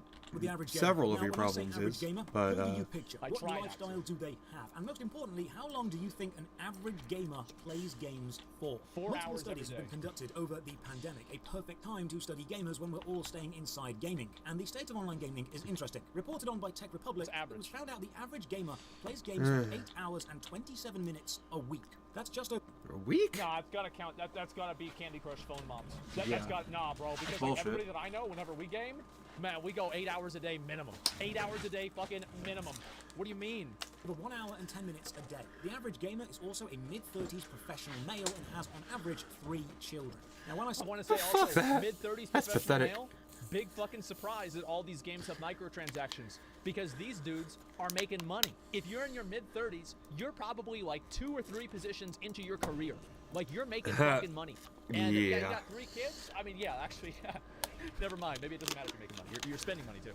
Picture the average Yeah, 3 kids, you're don't broke. picture a 30-something-year-old dad of 3 with an hour a day to game. Most people picture a younger person with 4 or more hours of gaming time every single night. And this is one of the issues with the 100-hour argument. MMOs need casual players to survive. They bolster the player base and bring in massive amounts of revenue, but the average casual player only has 1 hour to play. If you tell them a game needs a 100-hour investment to get good, chances are they will leave. Imagine if someone said to you, you must play this video game every moment of your free time for the next third of a year, and if you do that, you might end up having fun. 100 hours is much more than most people will have free in 1, 2, sometimes even 3 months. Yeah, So nobody's gonna sit around and play through the dog shit version of the game for fucking months just to get to the fun part, man. Yeah. There's no way that's gonna happen. Like, why would anybody want to do Unless you're a that? retard like for me. Like, what's crazy is, like, whenever I started playing WoW, dude, I was hooked immediately. Like, by the time that I made it to Westfall, I thought I was about halfway to endgame. I was like, man, I'm pretty close now. I can give people advice. I know what's going on in this game. I got my lay of the land. And like, this is the same thing. A Realm Reborn was not bad. Like, dude, you could complete a Realm Reborn. If you went through everything, you didn't read any of the quest text, you probably complete that in like 8 hours. Like, I'm not even kidding you. Like, you could go through that shit real fucking fast. Because so much of it is quest text. Only So 600 much of it health, is like, just max kill one level? mob, click this thing, 8 hours. That ain't I bet you nothing. could probably speedrun it pretty fucking fast, man. Saying that you need Yeah, to play at for least 100 my skills hours are is maxed. unrealistic for the average player. In fact, the average player will give a new game 2 hours before deciding whether they want to carry on or quit. When I was playing Warframe, there is an achievement: play for 2 hours. You know how many people have this achievement on Steam? 40%. 40%. I knew it. Yep, there it is, boys. See, I've got a mind to this kind of stuff. You know what I mean? Less than half of the people that downloaded Warframe survive for the first 2 hours. You're losing 60% of your potential player base within the first 2 hours. This is how important the new player experience is. This is the same thing that happens with like streams, for example. Is that whenever a game comes out, so this is the way that streams go for like games, like new release games, most new release games. Off and away. That's the release. Is that the anticipation of the game is oftentimes more exciting than the game itself. It goes downhill after release. Yeah. It's the same thing with viewership Yeah. and streams. Oh god, I remember that. to keep playing with your game. Saying play for 100 hours, it gets good then, is pointless. No. If the majority of your player base is going to give up after 2. Hardcore gamers or veteran players of certain MMOs, ones with hundreds or thousands of hours already invested in, often forget how much of a time sink 100 hours really is for the average person. And See, like, that's the thing is, like, Witcher 3 does this really well, right? It's like Witcher 3 has a slow start, but on, like, the second cinematic of Witcher 3, it shows Yennefer's ass. Like, just boom, right there, and that gets people, because they're like, wait a minute, I was gonna quit, but now I'm interested. I'll be right back. I find it extremely telling when Why do I players have to- tell wait, me why am I play doing their this? game for at least 100 hours to get to the good bit. So you but think when you I can ask shoot? them Well, if let's they're give willing it. to Let's play give it a try my here. MMO Let's for start. 100 hours to try it Yes, out, don't suddenly worry. It it's ain't too gonna much kick of at a all. time Don't investment. remember. Yeah. Don't point Notice that how gun at long anything you high don't intend to franchise fire players at. will demand others Now, when you're ready, forgive take their aim at game. the apple. I agree with this. I think that somebody should have to watch my Bruh. stream for at least People have 100 died hours this way. before they decide that they want to watch another stream. You know what I mean? Like, they should have to watch it for at least 100 hours. So, like, if you follow the stream, before you leave, you should watch at least watch it for 100 hours before you decide whether you like the stream or not.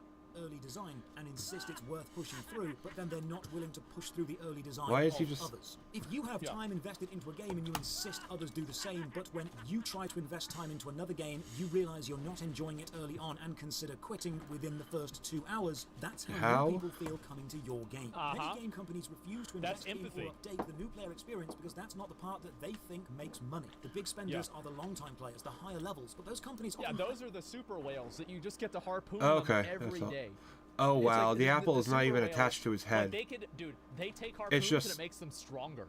To see that you Oh wow. find and keep new Oh long-term wow, that's players lazy. when people Holy make it fuck. through your early game. The first 2 hours of a game are essential. Never mind the suggestion of the first 100. Most people won't find 100 hours free in several months. 100 hours is a crazy amount of free time for the average person. I find that every day. You can watch the complete series of Firefly in 15 hours. You can watch all of Breaking Bad in 61 hours. All of Game of Thrones in 63. On average, you can finish the entire Lord of the Rings trilogy in 23 hours. The books, not the films. You can play the entirety of The Witcher 3 and all extra content and missions, including every Gwent match, in just over 100 hours. So telling someone Bro, that's a speed run. Holy shit, that's fast, man. Invest as much time as The Witcher would take into an MMO that might get good is a bit of a gamble. In 1995, entertainers Penn and Teller released the parody video game Desert Bus. In it, you must drive a bus in real time from Tucson to Las Vegas. It takes 8 hours there and 8 hours back, and the bus lists to the right constantly, so you have to actually pay attention. You can't just click drive and wait. It takes 16 hours to finish. Imagine someone saying to you, finish Desert Bus 6 times, and then it gets really good. They might be telling the truth. It might get really good,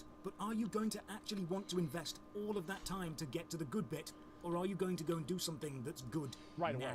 Yeah, so the average gamer has just over an hour and 10 minutes a day free to play, and will give your game 2 hours before deciding whether they want to quit or carry on.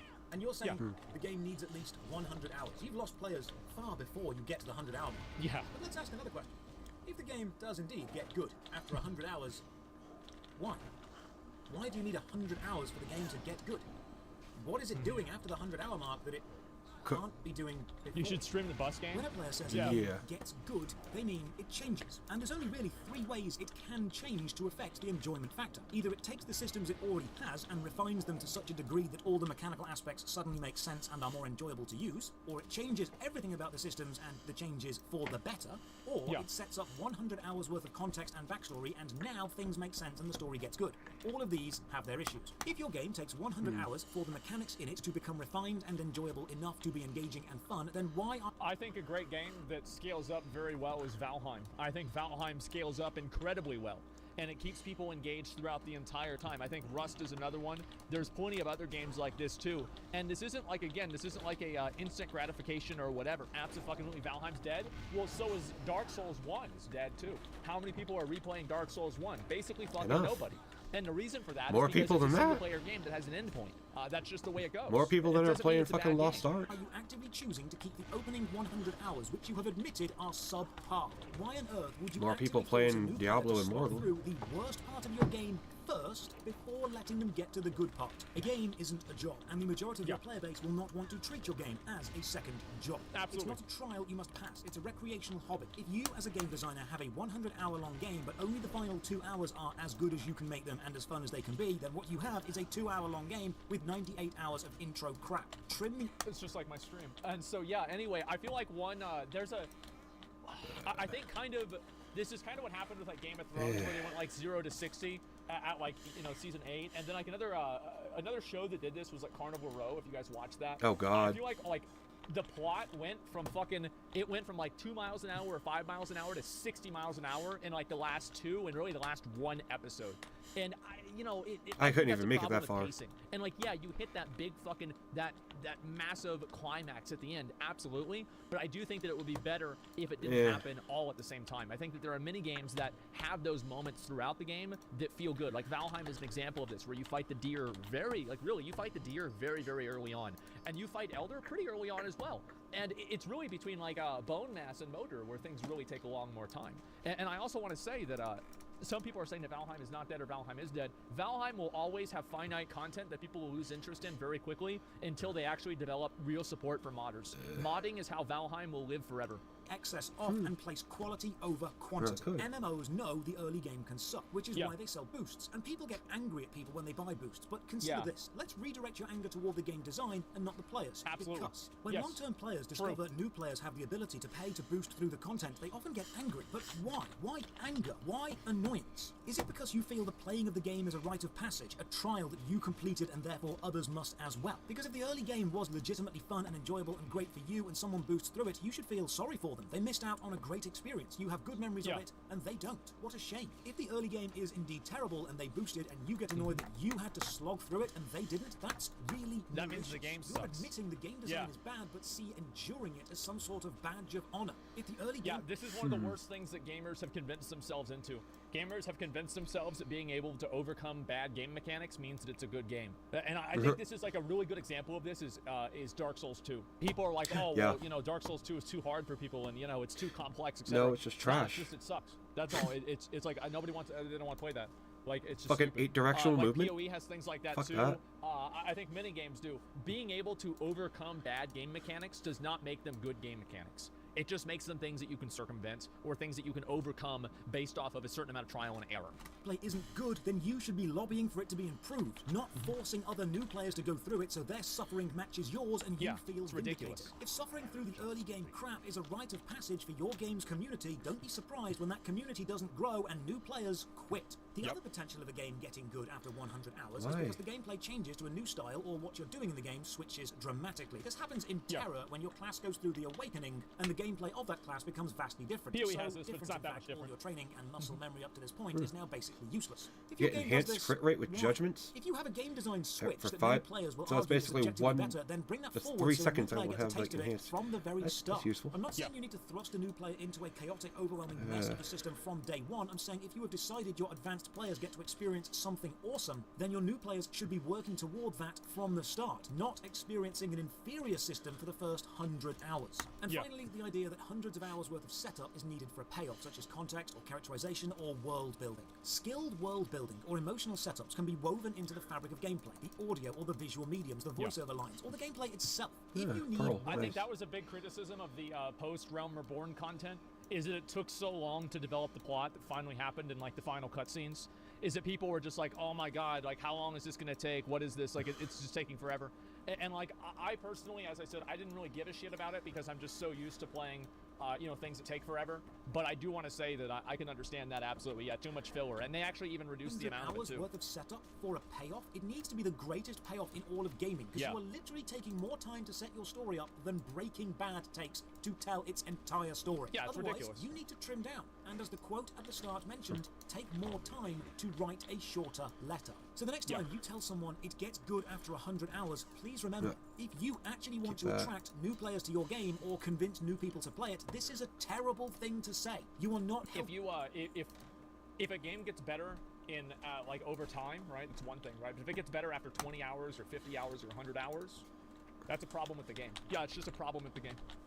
Your own course, because the average person has just over 1 hour a day to play and will not enjoy the idea of investing 100 hours into something they might not even enjoy. Telling someone it takes 100 hours to get good is basically saying to someone, do you want to dedicate a third of your year to maybe enjoying this? They will on average invest 2 hours into your game, and they will leave if it doesn't engage them. If your game takes 100 hours to get good, you are actively saying the first 100 hours is a subpar quality product compared to the rest. So why on earth are you keeping it, and why are you making it the first thing that potential new players to your franchise see? You are putting your worst foot forward. If your game changes after 100 hours and to suddenly get fun, just put that fun at the front and start with it. If you are not able to build an engaging, involved narrative, story, or world within 100 hours, sit down with your writing team and condense that down. Telling a new player your game gets good after 100 hours isn't a positive description of your game. No, it's You're not. telling a new player they will need to experience an actively inferior product. They'll have to play through a pointless section. In some cases, if the game changes in the late game, a completely irrelevant 100 hours, because it won't matter what they do in those anyway. If you I want to say that the comparisons to Final Fantasy are, I think, partially true, but partially not true. And the reason why I think that they are partially not true is that as you are telling a story, that story will just simply take time in order to be told. And I think that it only makes sense in Final Fantasy whenever you put it into context that your character you put it in context of character progression. Whereas if you just look at it from story building and you say the level doesn't matter, you're just playing through the story, well then I think that it's completely fine. However, I do think that the post Realm Reborn content, because there's no character progression, that's whenever things really do drag on for people. Absolutely. 100 hours to set a narrative up, you need to condense your story down. When you say to someone it gets good after 100 hours, yeah, that's not a positive for your game design. So if you want new players to experience your game and stick with it, the next time you're telling someone it gets good 100 hours in, just stop and ask yourself, why? Why do you feel the need to tell this to them? Why do you need to experience 100 hours of low-quality game before the good bit happens? And if you're making a game, remember... I hope the people that are in the New World subreddit watch this, because this is exactly the kind of arguments that they use to discredit journalists that play their game. And they're like, well, they don't understand. Journalists just aren't good to begin with, so... Like, that's what it is. Journalists playing a game? I would rather have a fucking kindergartner review a game at that point. Your early game is weak compared to your late game because you as a developer have improved and your quality has increased. Change your early game to match your late game's quality. I guarantee you will notice an increase in players and revenue. And Final Fantasy did do this. They reduced quests. Dragged on longer than it needed to. If I had longer to make it, I would have written a shorter script. Cheers for watching. Another massive thank you to the supporters on Patreon and Twitch who keep the channel alive. You can support for only £1 a month. Check the video description for links to the Patreon, Twitch, Twitter, and Discord. And as always, have a great day. It's about right. I completely agree. Games that take too long to get into them, that is a problem with the game itself. And anytime that somebody uses that as an excuse, I will take that less seriously. Abso-fucking-lutely, man.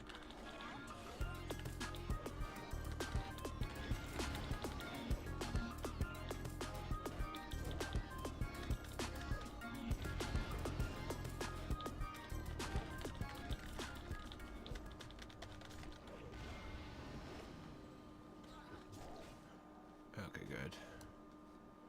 They're just gonna leave me alone, thank God.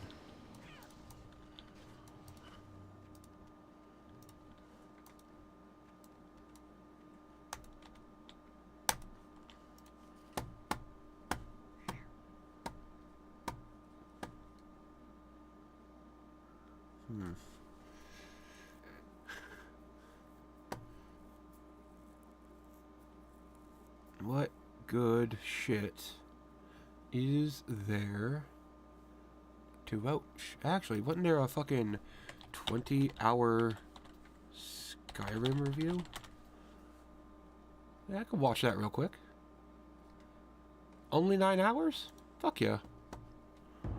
Skyrim is one of the most influential games of the 2010s. 1.5 times not speed. just with its gargantuan sales figures. I can do this for about 9 hours. Twice that of Star Wars. But in the explosion of open world games afterwards, and the rise in popularity of perk-based progression systems in the least expected places, we'll be picking pieces of Skyrim's DNA out of games for another decade. I started this project the month of Dovahkiin's 10th birthday. Wonder if his parents were really happy about their lifetime free copies of all those Bethesda games that have come out since, you know, Elder Scrolls games like Fallout 4, Fallout Shelter, my God. 76, and soon, Starfield. Skyrim is a difficult game to talk about. Dovahkiin. It seems easy because it's popular. Oh yeah, who is this Dovahkiin kid? There's no way the game is actually a Gordian knot that reverts common sense into clown logic. Imagine my surprise when G-Man Lives and Angry Joe made the best Skyrim videos, because it turns out this game is not the easy target it appears to be. Now my goal here isn't to just put down Skyrim for its iniquities. It actually has some strengths and intelligent design behind it. It's obvious most of Skyrim's problems are a consequence of deliberate design, things being held back to achieve a particular vision, rather than restrictive factors like time or lack of resources, which, while being great for Bethesda and the people who make up the company, is not so great for the people who were fans before it was cool. The place to begin our analysis is with the introduction. Hitting new game, we are shown an image of a dragon upon a stone wall, a model which was actually translated into the real world and sold in the collector's edition. I was actually at a midnight release for Skyrim, and people booed a guy because he was the only person to buy the PC collector's edition, so they just had him come up and get it and then leave, ahead of everyone else. We live in a pay-to-win world. Included on the screen is a small verse prophesizing the events of the game, which PC seems to Master be a Race, replacement for the voiceover narrations of old, before we see the iconic fade into the world. To be honest, the Skyrim fade-in meme is not actually one from the Elder Scrolls community, despite being about Skyrim.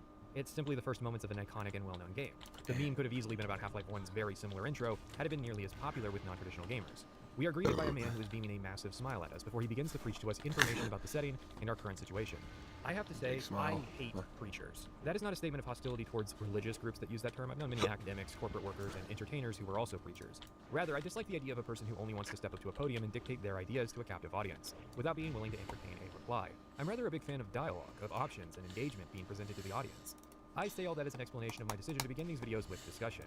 Gotcha. Let's make a deal. If my intro is longer than Skyrim's, then it is too long. Also, yes, I am a VTuber, and this is the only time I will ever mention it in this entire video.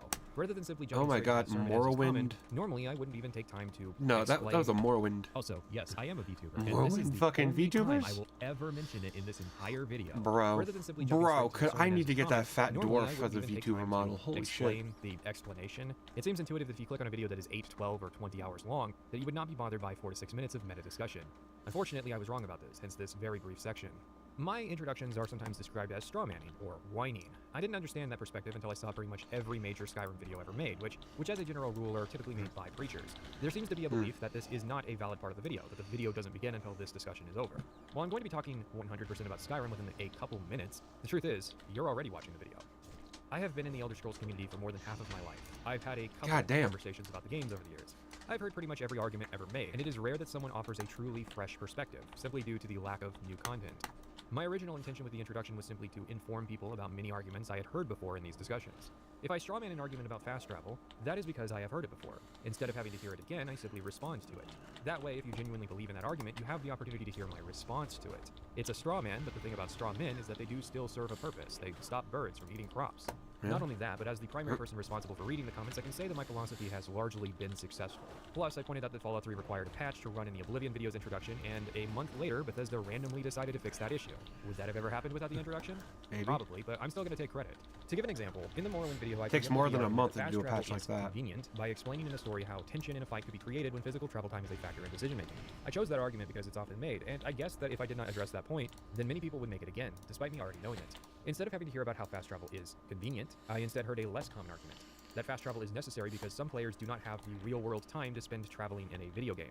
It was something new. Well, don't play a video game if you don't have the fucking video, time. I discussed this response, explaining that I believe this to be invalid, because 1 hour of travel in Morrowind is the same, if not oftentimes better, than 1 hour of instantly teleporting between dungeons and quest locales in Oblivion. Yeah. As you can see, there was a dialogue. Now, what would happen if I did not do that? If I took the common road of simply preaching with an authoritative voice? In that instance, then I would simply dictate my perspective on fast travel as though it were the one correct opinion to have, and then move on. There are some who advocate this, saying that I would appear stronger and more confident in my arguments if I never entertained opposition. Again, I disagree. Well, partially. It is true that many would be both entertained and convinced simply with a deep voice and an air of charisma. Insert profile pictures of relevant YouTubers here. However, I don't look at my audience as people to be tricked into liking my work with techniques of propaganda. If you want videos that simply preach opinions as the only true perspective to have, then dozens of videos that are both pro and against Skyrim already exist to validate your existing opinions. When you realize that over 80% of those videos have nothing to say, I'll still be here, keeping my gate open for you. Because I love you. And there you go. 700 words that I should not have needed to say. Thankfully, I can make up for it, since I don't really have anything new to say about long videos. It seems that my peers and I have largely won that debate. Long videos are here to stay as long as people continue to have the patience to make them, which, anyways, just as a heads up, if this is your first long video, when you need a break, you can comment a timestamp, which is generally more reliable than trying to have YouTube remember your place for you, which can often be off by more than 20 Can I go minutes. outside? Obviously, I get metrics for this, but I don't think that's going to matter much Let me if you watch get enough safe of the here. video to need a bookmark. I also do not make these videos to be reliant on past works or having played the game. If you've seen my earlier videos or played Skyrim, you will be better off, but they are written to be self-contained. I'll put this here. This is also going to be a fairly audio-focused experience. Okay, let's take y'all out. Put me on the second Let's monitor go while you go outside. play Morrowind. Let's Normally go with pee. accordion knots, the solution is to cut straight through them. Come on, let's but go we need the outside. rope for later, so we have to untangle it. Let's start with all the versions of Skyrim that I've played. We have the Legendary Edition, which is the release version of the game and all the DLC. We have the Special Edition, which was a 64-bit re-release. Owners of the Legendary Edition were given for free back in 2016. We have Skyrim VR, which was just a VR port dumped out in 2018. And we have the Anniversary Edition, which was a downgrade for the Special Edition released for the 10-year anniversary. So unless you count each individual console release as being separate, which I have never seen done for any game other than Skyrim, we have 4 releases of Skyrim in 10 years. The only one I patched and modded was Skyrim VR, because it is quite literally broken. It barely functions on the Valve Index, which was released less than 2 years later. Bethesda abandoned Skyrim VR as it was a cynical cash grab on the VR trend. Technically, if you want, you can count the Anniversary Edition creations as modded content, which is supposed to be the point of it, but Skyrim fans get really pedantic about how it's now official content, because Bethesda placed a stamp of approval on it and sold it for money. But this time I did not use the unofficial patch, crash prevention mods, or anything else like that. Part of that is that the unofficial Oblivion patch is fairly sensible with its changes, but years of no new games to fix for free has caused the unofficial Skyrim patch to stray into the territory of making gameplay changes, so I chose not to use it. There was a time where I wanted to record the entire video in the vanilla Skyrim VR, but having now played it, I can say you do not want to watch that. Instead, I settled for the next best thing, lengthy playthroughs in each version of the game. I played half the game on the launch version, half the game on the special edition with no Creation Club content, and an entire playthrough on the anniversary edition. It is pretty funny to try and say I hate these games when I played over 200 hours of Skyrim just to make a video as long as 2 work shifts. Obviously, we have to start with Helgen since that is where the game begins. Back when I made the Morrowind video, I hated Helgen. It's just such a long and boring introduction sequence that makes replaying the game miserable. Since then, however, I have played so many games that do introductions much worse that I've started to gain an appreciation for it. Why do a 30-minute forced tutorial cave when you can make the introduction last for 3 hours? Skyrim does have a more cinematic approach than Oblivion, however. At the very least, you can say that you got straight into the game as soon as the cutscene was over. Skyrim replaces the pre-rendered cutscene with a cart ride. This is to create a potentially unbroken first-person perspective for the entire game, except there are moments that force you into third person, so why bother with avoiding the cutscene? It's only 5 minutes, but those 5 minutes drag on a repeat playthrough, because there aren't details in this sequence to notice once you've completed the story. Morrowind made us a released prisoner, Oblivion gave us a life sentence, and Skyrim has finally decided to open with an execution. I mean, it's got nothing on Fallout New Vegas. New Vegas starts with a 5-minute cutscene that establishes the entire conflict of the game visually while also having the balls to put around through the player character's head at the end. These days, that's fairly normal, but I do find it weird that for a few years, games were obsessed with pretending like they are going to kill the player character, while simultaneously becoming easier than ever. Skyrim's character creation is also much more streamlined, due to changes in the mechanics. You create your character model, and that's it. There's never a class creation screen. The game only alludes to the differences between races, and those differences are mostly inconsequential. The only occasion where it matters is if you're trying to do a very specific build, such as playing Khajiit for hand-to-hand or Orc for werewolves. Speaking of, a big point of improvement was in the character models. Bethesda really took the criticism of the Oblivion character faces to heart. It is easier to make a decent-looking character in Skyrim than it was to make an ugly character in Oblivion. Not every character is a knockout, and there are far too few hair options, since hair is honestly what you're going to be seeing when you play in third person. Most of the actual story of the introduction is better suited to discussing later. One thing I find disappointing is that the game does not trust you to walk to the execution block. It showcases what happens if you try to run away. Halt! You're not gonna kill me! Archers! Anyone else feel like running?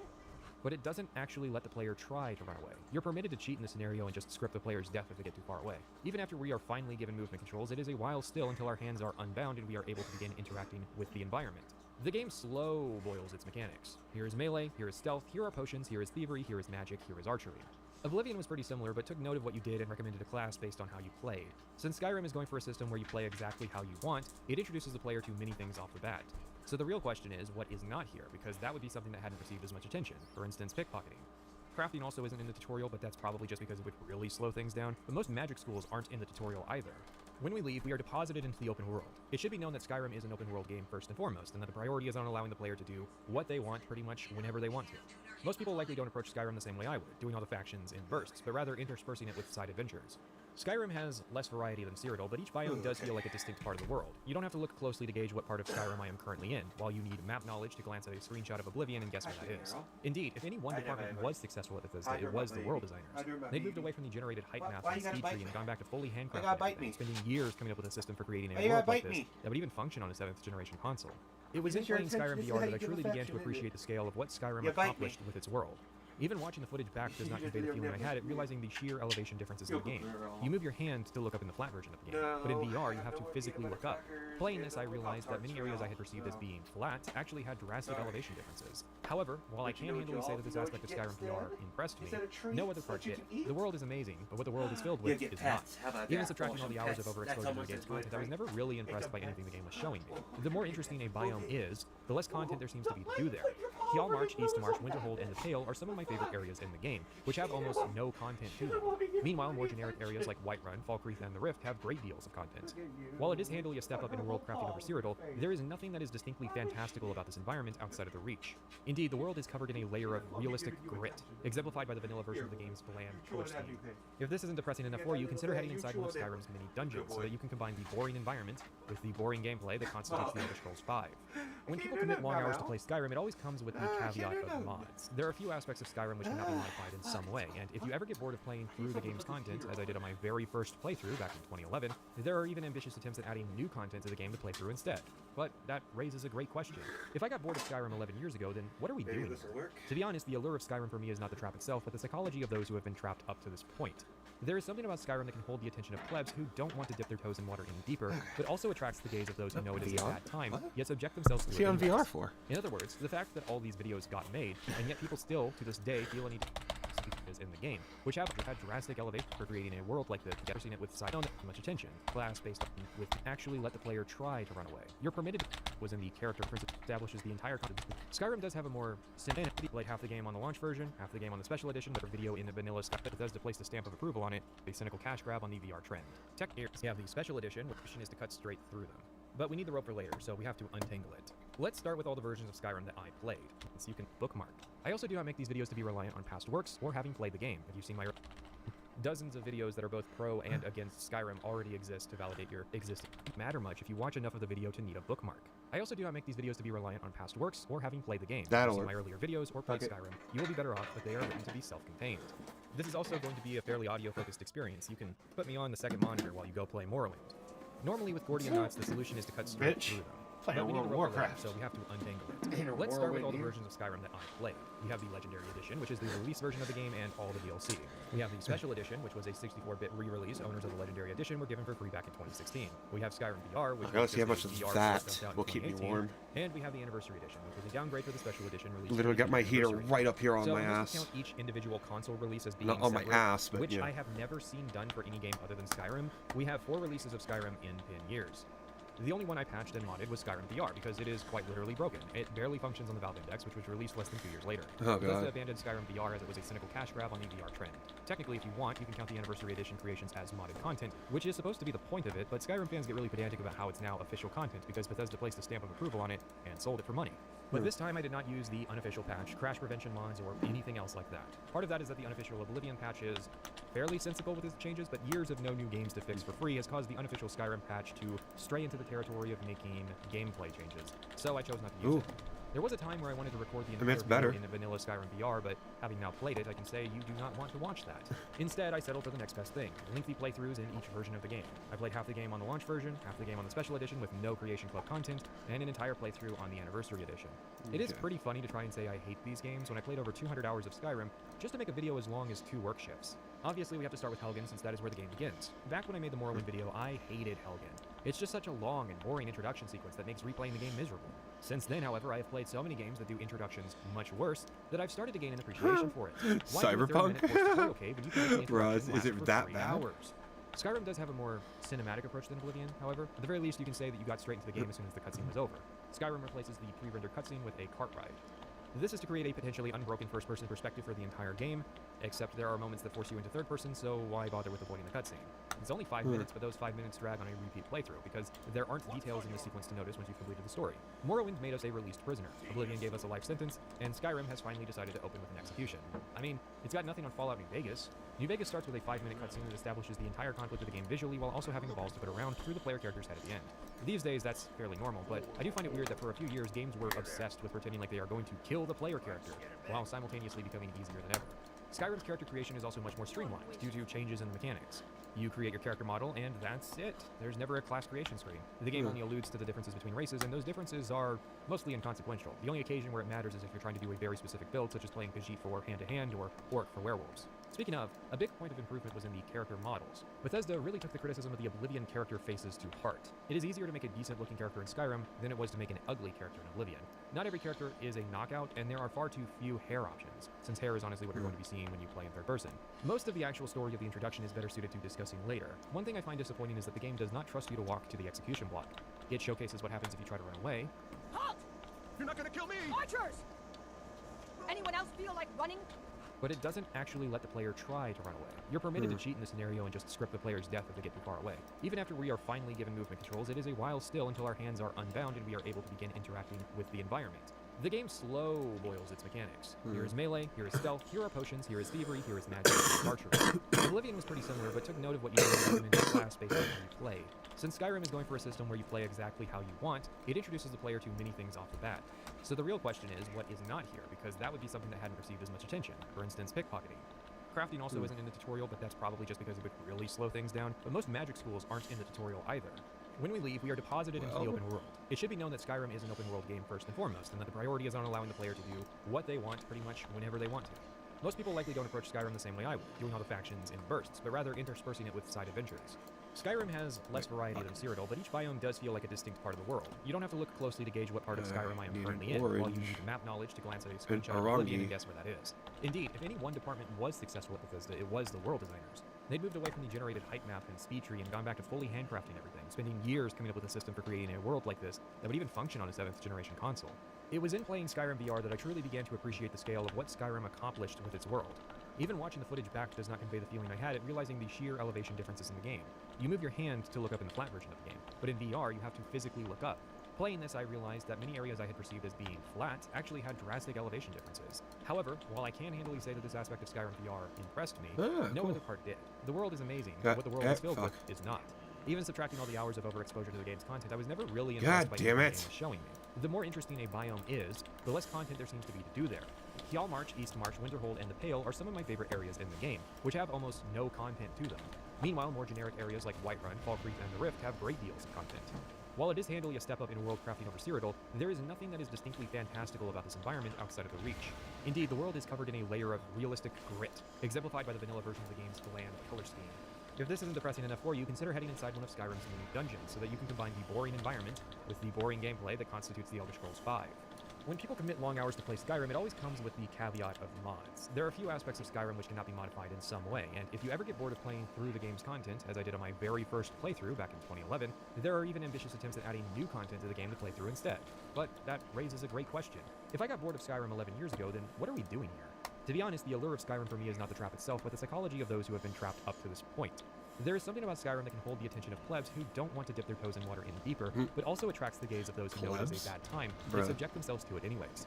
In other words, the fact that all these videos got made, and yet people still, to this day, feel a need to talk about this game is fascinating. It goes beyond the usual allure Elder Scrolls games have. Did we all die to that meteor in 2012, and we're all just stuck in limbo trying to resolve our earthly flaws? Moving on from Helgen, we escape into the world and find ourselves provided with near absolute freedom. Or so several Skyrim videos would say.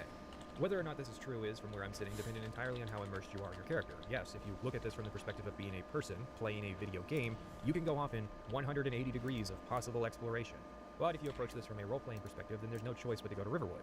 The introduction is crafted in such a way to make that the only viable option for a character. This disconnect comes from whether Skyrim engages you as a role-playing game or as an action-adventure game. But even as the latter, you just skip the tutorial with tons of loot that you would need to sell, which means a trip to town, which you have just been told is to the northeast if you follow your tutorial companion. Skyrim funnels you down the path to Riverwood and only pretends that doing anything else is actually a reasonable option. This is not a ridiculous game theory. Bethesda themselves used this sequence to advertise the game.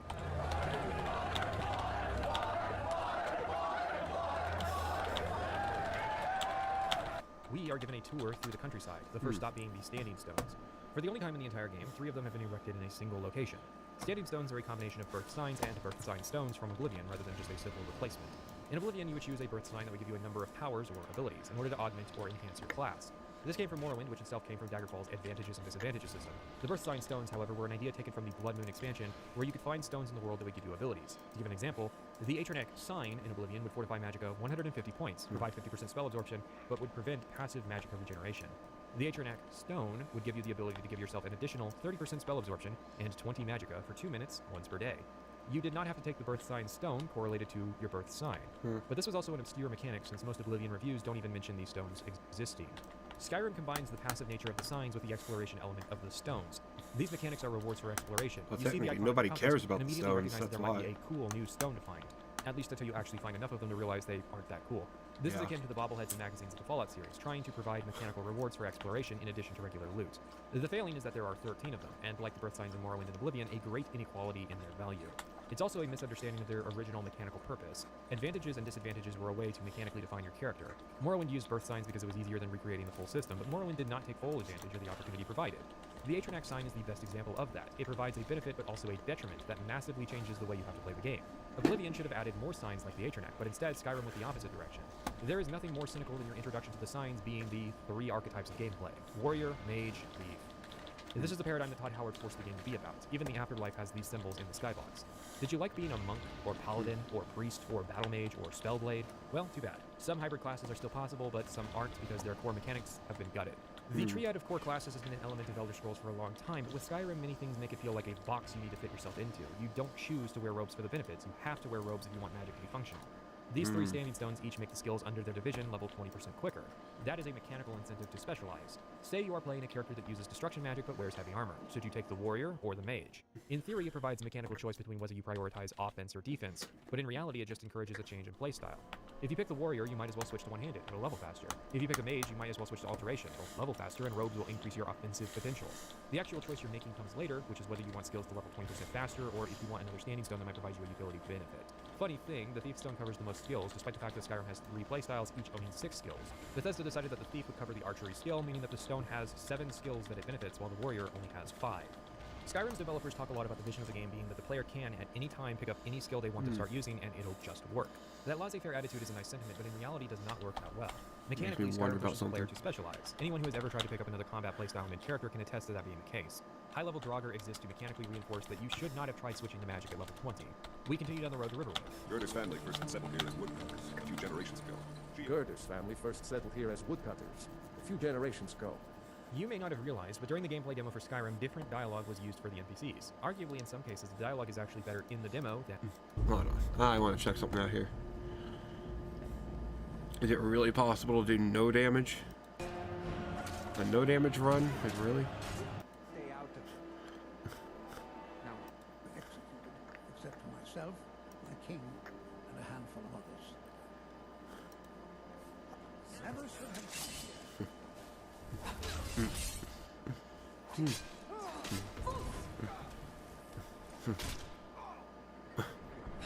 What?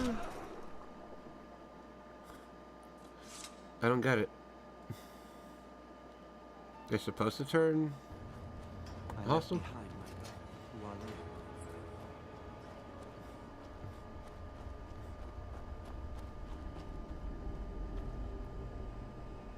Well, well, look at you, beast.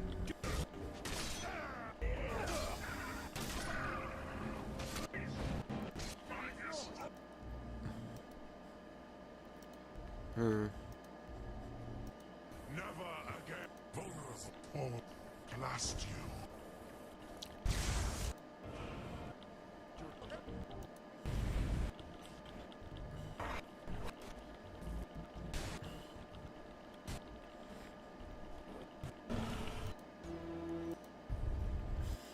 Inside.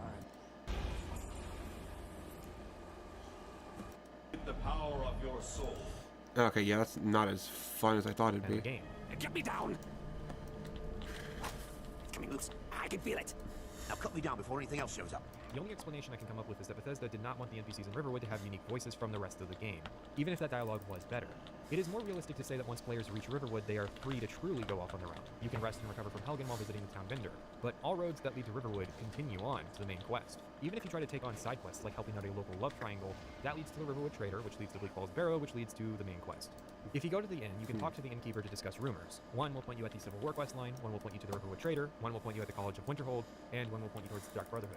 Of course, now that we've recovered, we can do whatever we want to, but it is important to point out how Bethesda is trying to make sure players go off and do the strongest content first, instead of allowing the player the freedom to go get lost in the world. In Oblivion, you could run off as soon as you escape the sewer in pretty much any direction. The game begins in the center of the map. In Morrowind, the main quest outright told you to go do side quests and to get experience. Yet Skyrim is apparently the one that affords the player the most freedom. Right. Even if you want to leave town, your choices are to either double back up the road you already came down or leave to the northeast, which leads to Whiterun and, you guessed it, the main quest. Of course, thanks to the Creation Club, there are a number of other content options that get forced into the player's quest log. In every part of this video, I will be mentioning pieces of Creation Club content, usually relevant to the overall section, so I feel it's necessary to really introduce this, since I have a suspicion that many people listening don't really know what the Creation Club is. In 2017, Bethesda launched the Creation Club for Skyrim, which was an in-game store that sold add-ons developed by contracted mod authors. During the production of the Oblivion video, I decided I was going to feature this content in my future Skyrim video, and even include references to a few pieces relevant to Oblivion. My goal was to have a unique Skyrim video by including this official content that few people up to that point had even mentioned beyond its existence. I bought some Creation Club credits, the currency you need to purchase to actually buy the content, a common tactic used to obfuscate the true price of the DLC. I spent $80 on this bit, only for Bethesda 2, a few months later, announced the Anniversary Edition. It would cost $20 on PC, unlocking all 74 pieces of Creation Club content. So, in total, I spent $100, because the price of the upgrade did not account for all of the creations that I already owned. In essence, Bethesda betrayed anybody actually dumb enough to buy Creation Club content, which I doubt was very many people anyways, but still. See, the USP is made up of superfan developer stores. Oh my god, I remember that motherfucker Oxhorn bought all the fucking content. Oh, he got fucked. While I was playing through the Anniversary Edition, I tried to play as much of this content as possible, which became increasingly Oh, he's Oxhorn, so difficult. yeah, Most who of it is cares? bad. So much so, in fact, that I He's consider paying kind for of the a piece of Anniversary shit, if I Edition and remember actually right. purchasing a downgrade for the game. And after a point, I stopped playing it. The core problem of the Creation Club is laziness. Much of the content is just ports of old items, heavy reuse of existing assets, or even for stuff that is more original, insulting nostalgia bait. Many items are extremely overpowered. I assume based on the justification that if it's going to cost real money to buy the Staff of Sheogorath, then the item better be powerful, no matter how easily you can get the item in Skyrim. However, the real issue is that the content is I got my spine and I got my Green King crush. where content is thrust onto the player at the start of the Follow game. That was a product of short-sighted thinking, when follow developers figured me. players buying DLC would already be an appropriate way into the game, not realizing that the majority of people who ever play that content will be doing so on new characters in the future. Bethesda actually I could realized take this him. with the Skyrim DLC, yet the Creation Club brings a return to Let's that see. bad design. I cannot stress this enough. Do not purchase the Anniversary Edition of Skyrim. Oh, yeah, this is just easy. Bethesda trying to recoup their losses on the Creation Club, which itself is a separate attempt at doing paid mods. Really? Now let's discuss Bethesda's next cash grab. It actually makes it easier. Like, literally, having more mobs on me makes this a lot easier. Began releasing some of their games in VR. Rather than selling these as additional DLC for the existing titles or as an alternate display method, they are instead standalone versions sold for full price. Skyrim VR is a great way to see the game from a fresh perspective. It is challenging to talk about VR games with an audience accustomed to flat games. What you're seeing is not a truly accurate representation of the experience. I have reviewed a VR game in the past, and the tricky thing is trying to communicate the sense of scale. It is impressive having to look up to see things that are above you. I realize that I often look at Skyrim more like I'm looking at miniatures on a table from a distance. Unfortunately, as amazing as this is, it is also modded. When I said earlier it was necessary, I absolutely meant it. Skyrim VR is awful. It's one of the worst games I've played in my headset. I was playing on the Valve Index, which was released less than 2 years after Come on, Skyrim asshole, VR. there we Despite finally that, Bethesda go. made no attempts to make their games actually compatible with the Ooh, headset. the We're sorcerer? talking about a company valued in the Oh, billions of that dollars, will fetch which a won't even pretty provide penny. support and update to their games 2 years after Fuck release. yeah, baby. Even if you get the game running, the game's design is extremely basic for a VR title. They did as much as was necessary to get it to work in VR and moved on to doing the same exact thing with Fallout 4. Actually It is getting good blatantly a rare cash drops. grab, and the Holy greatest shit. signifier that it is expected of Bethesda customers to modify their games to better resemble their liking. But in my opinion, I have no idea what people are talking about when they say that this game is amazing when modded. Okay. Pretty much the entire time I was playing Skyrim VR, I was wishing that I was sitting in my comfortable chair, using a monitor, keyboard, and mouse to play. Virtual reality has provided me with some of the most amazing experiences I have ever had playing video games. I am extremely gifted with being able to play with full motion and smooth turning with zero motion sickness problems, yet Skyrim VR would give me a headache. I realize that if dynamic resolution is turned on, the game is constantly changing the, well, resolution. It's like the game is a child, turning the knob fully in one direction, and then when it finds the end, going in the other direction. When I would look at character faces, they would constantly go in and out of focus. Dynamic resolution is a trick used to maintain a steady frame rate by lowering the image resolution whenever something big is happening. Skyrim apparently is just in a constant state of something is happening, so it's constantly changing the resolution when you have this option on. Another thing is that the LOD distance is turned way down again to 5 frames. This made the world look terrible, and the fade distances were also turned down drastically. Have you seen the funny gestures that people do while playing? That's actually a mod. Interacting with NPCs by grabbing them? That's a mod. Does this werewolf mode look cool? That's a mod too. There's a reason you've never seen a Skyrim analysis done in VR, despite the amount of time there has been for one to be made, and how marketable it would be. A big part of that is the mechanics. I'll quickly go through the trio of playstyles. Melee is the least fun, even modded. Better systems of melee combat have come out, but even now there is no flawless system. The core of the problem is that in real life, if you hit someone with a sword, there will be a collision. That doesn't happen in VR. Damage is also applied flatly, which makes sense when playing with a controller or mouse, but in VR, damage should be determined by swing intensity. If it's not, there's nothing to stop players from just casually swinging from the wrist.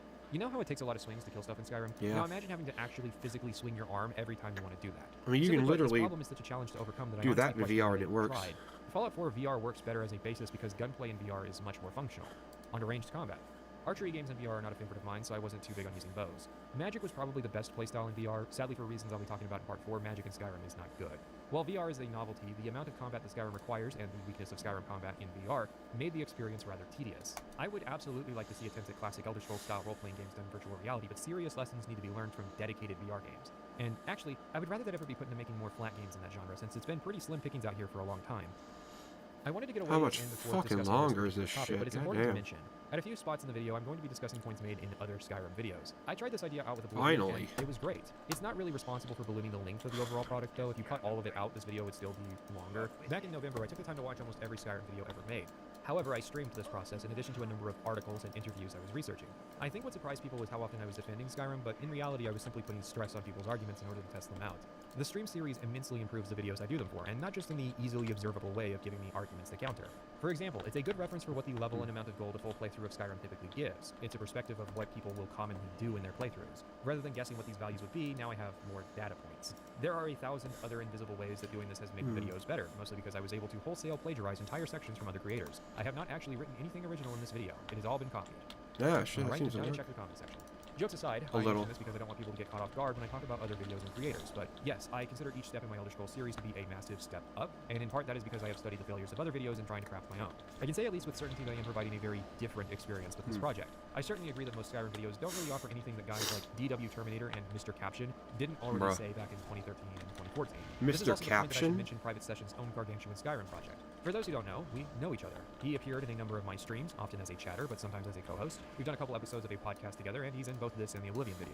What we're offering is two very different experiences, which is interesting given how much in common we do know. He got to see a lot of the same research I saw, yet our videos turned out very differently. And that's why I firmly believe there is no such thing as topic oversaturation, because despite being similar in many ways, we were still different enough to provide unique experiences. His video is very good, and I say that outside of nepotism. I would also rate Ketosis and G-Man Lives videos highly. In the middle pack, I would say that Mr. Caption and oddly enough Acer Thorn are both videos I could recommend if you can stand Acer's bad audio production value. YouTube has undoubtedly played an important role in the rise of popularity of Bethesda, but I would also say the biggest criticisms against Bethesda have also become mainstream. That was a fucking shot, dude. However, I've been in this boat a long time. I've wanted to do a Skyrim video since 2015, longer than I've wanted to do a Morrowind video. I've even tried to do it before.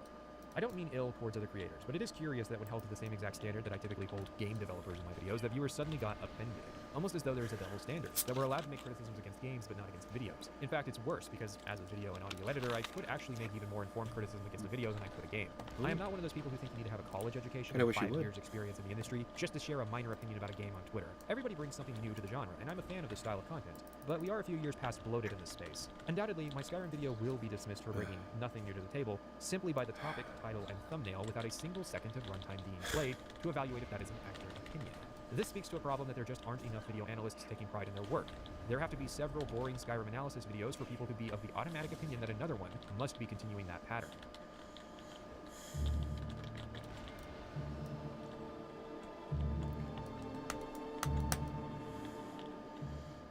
Combat seems like a good place to really start trying to crack this egg of a game open. This is the debut of my Legendary Edition character, Shoring Hardheart, a Nord whose name nods to the leader of the Morrowind Fighters Guild. This playthrough was the one where I played the original version of Skyrim, so if things look a little desaturated, that's because Shoring has seasonal affective disorder. If the player follows the natural flow and insistence of Skyrim, you will eventually head out towards Whiterun, where you will encounter this event. I wonder. Nah. Or, more likely, you will be approached by a woman named Ayla asking why you didn't help her and her friends fight a giant that is already dead. Well, that's taken care of. No thanks to you. I usually have to sprint here if I want to land a hit on the giant, as leisurely taking the path and really absorbing the sights of Whiterun means the fight will be over before I arrive. Whether or not you contribute, Ayla will still suggest the player becomes a companion, which is obviously weird to get the offer just after Ayla scolds you for not helping, as though the implication is that Ayla invites everyone she meets to join the faction. More than likely, of course, is that Bethesda does not want to ostracize the player from a potential faction because of something that is out of their control, which is the fact that the giant fight has a good chance of loading early and ending before our arrival. This is funny because chances are good the player's on their way to Whiterun from Riverwood as part of the main quest, and already Bethesda's stacking on side quests to distract you. If you take the companions up on their offer, you'll enter their Hall of Yorbasker and find a couple people having a fist fight, in case you didn't pick up that this was going to be the fighting faction. You'll be sent downstairs to talk to Kodlak, the leader of the companions, where you'll overhear a conversation establishing that Kodlak is not the leader of the companions, and then are told in conversation again that Kodlak is not the faction leader of the companions, before being given a trial and then a tour that ends in being told to find work from a leader of the companions. Let's back this up. Vilkas and Kodlak are having a conversation when we arrive, and Vilkas refers to Kodlak as master. This is pretty unusual because Vilkas is a long-term member of the companions and knows Kodlak very well. He knows full well that Kodlak is not the leader of the companions, as the companions have no leader. Despite that, he still feels the need to call Kodlak his master, and then Kodlak feels the need to reaffirm that he is not the leader. It's a pointless exposition that serves to fill the player in on an irrelevant lore detail that the companions totally don't have a faction leader, guys. Just a harbinger role that's responsible for doing all the paperwork, making all the executive policy decisions, and having the biggest bedroom at Yorbasker. And the game does this at the cost of one of its primary characters for the storyline, Vilkas. Which is pointless because 1, our conversation with Kodlak reaffirms that fact, and 2, the game does little with this information. I guess it's just a way for Bethesda to sidestep the criticism of faction leadership positions being meaningless by saying that the player technically isn't the leader of the companions since they don't have one, but that's dumb because the Harbinger rank is totally a leadership position considering that all the rules of the companions were established by past Harbingers, decisions like whether or not the companions participate in civil wars, and one very big, very recent decision that is central to this storyline. Kodlak thinks we are worthy of joining the faction, but Vilkas disagrees. No rare. We're later told why Kodlak thinks we're worthy, but not what metric Vilkas uses, or why the other circle members are not consulted about our initiation. Yeah, the leaderless companions faction not only has a leadership rank, but a circle with management level positions, where the Harbinger can veto at will. Basically, the companions form into this hierarchy, with an equal number of circle members to regular companions and an equal number of Harbingers to initiates, with us being the only one. We start out by sparring with Vilkas to gauge our physical prowess by bashing on his shield.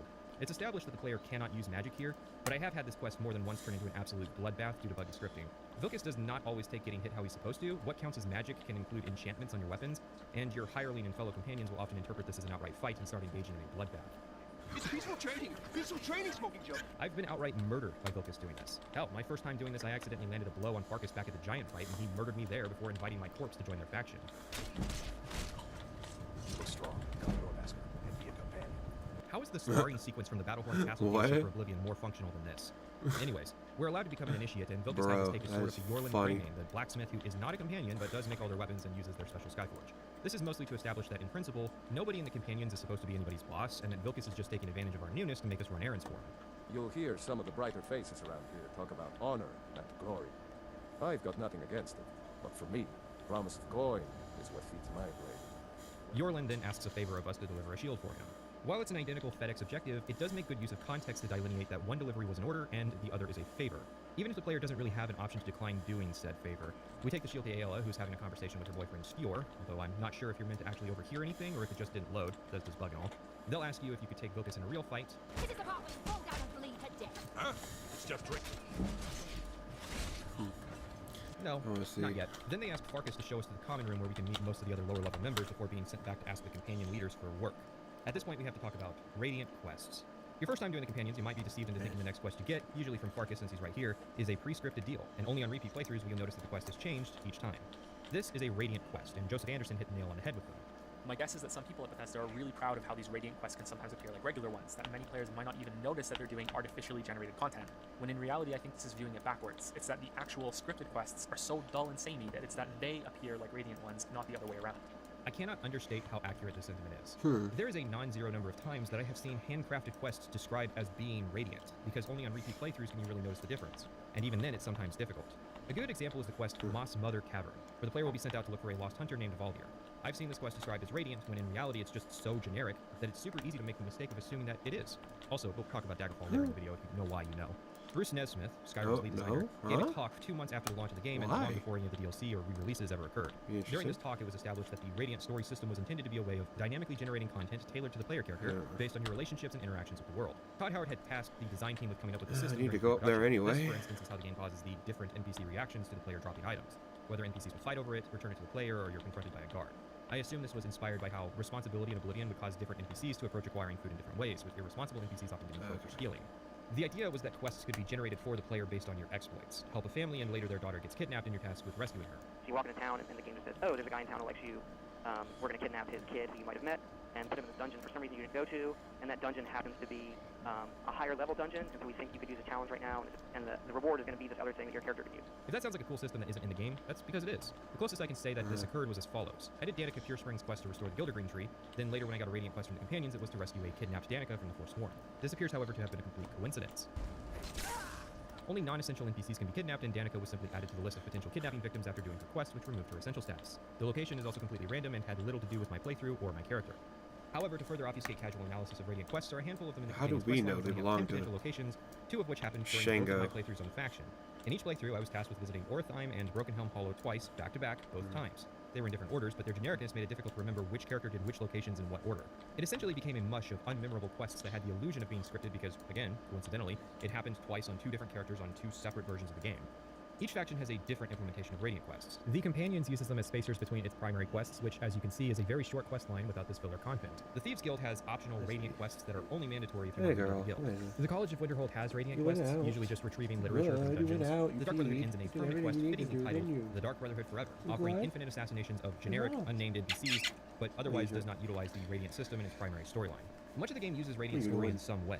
Bounties are Radiant, for instance. If a quest points you to a cave without any specific directions, then they're also likely Radiant chosen. The Helm of Winterhold quest can occur in a dungeon called Yingvild, which has the notable quality of having not been opened since the days It's too cold. I don't want to stand out there just waiting for you. And the Radiant quest can actually even break the scripting of the dungeon, causing the Helm of Yingvild to not spawn properly, meaning that the player cannot take the shortcut out of the dungeon.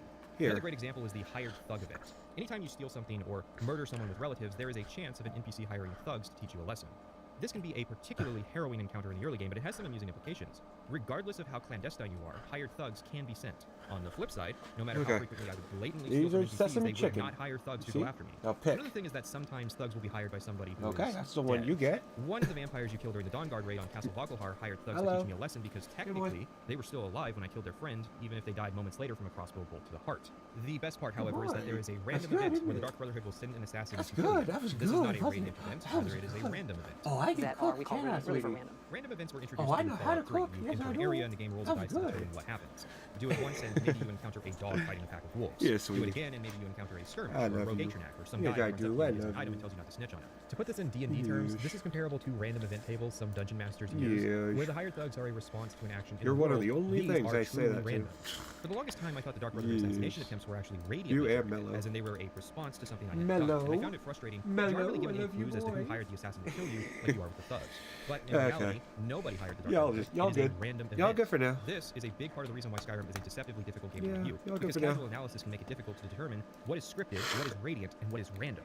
To bring it back to the companions, Shiorin was given a contract to go teach Alham a lesson. Yes, this is identical to the hired thug event, and I have to wonder why Skyrim didn't incorporate that element into the faction. Maybe instead of generic hired thugs, companions are sent to teach the player a lesson, which could also serve as a way to invite the player to the faction after you defeat them and they surrender. And then when you join the companions, you could replace the companion thugs with the generic hired thugs. The funny part is that this quest has a pool of like 400 NPCs, encompassing most of Skyrim's civilian population, but you have to have visited their hold prior to getting the quest. There's also a bunch of bugs tied to this. If the person permanently resides in a place you have to trespass to reach, you will not be given the correct dialogue and the quest line will softlock. Sometimes, if the target dies, even when the player is not involved, the quest will softlock. Some targets will be NPCs who leave Skyrim as part of their quest. The quest is clearly lacking some sanity checking. The player should probably be given the option to forfeit jobs so as to not end up with a quest that cannot be completed. There are also a lot of NPCs who probably should not be on the list of potential targets. The thing is, all of the companions' Radiant quests have bugs that can potentially softlock the game, depending on a variety of factors. Items you're sent to rescue end up being put in inexpensive inventories. Locations you're sent to clear might point you to corpses if you already did the dungeon. NPCs you're sent to help may refuse to talk to you if you kill an animal in their house and then talk to them while trespassing. The Thieves Guild also has a couple uncompletable quests, for instance, stealing an item from a house that gets destroyed by another quest, but it also provides the option to forfeit those contracts. This is a nasty mix of being forced to do these quests, but having the chance of those quests bugging and softlocking the entire faction for you, which is actually fine, as the Companions is not only the worst faction in Skyrim, but probably the worst faction in all of the Elder Scrolls games. But think about Radiant quests this way. Morrowind and Oblivion may have both started their Fighters factions with a Rat quest, but Skyrim finishes its Fighters faction with infinite Rat quests. After doing your Radiant quest, you will be locked out of doing any more, and instead sent on a quest to reclaim a fragment of Lutherad with Farkas. He will replace whatever hireling we have with us without performing any of their functions, which is annoying. I get that they are literally called companions, but the main reason I have hirelings is to pick up skill books, and, well, Farkas won't pick up this copy of the Battle of Sancor Tor for me. This is our trial, because we technically aren't a full companion yet despite being sent out to do business in the world representing them. This starts as a Draugr crypt, which we are sent to as a scholar recently informed the companions of the fragment's location here. But it's pretty apparent there has been some recent excavation work, and it ends up being an ambush. We're trapped in a small room, and before Farkas can get us out, he's surrounded by enemies, with his back up against the wall. Killing you will make for an excellent story. He then transforms into a werewolf, wiping the enemies out before leaving the room and opening the gate. First off, it's a bit weird that the enemies respect the anime rule of allowing Farkas to complete his transformation before attacking. Realistically, Farkas' transformation should look a bit more like this.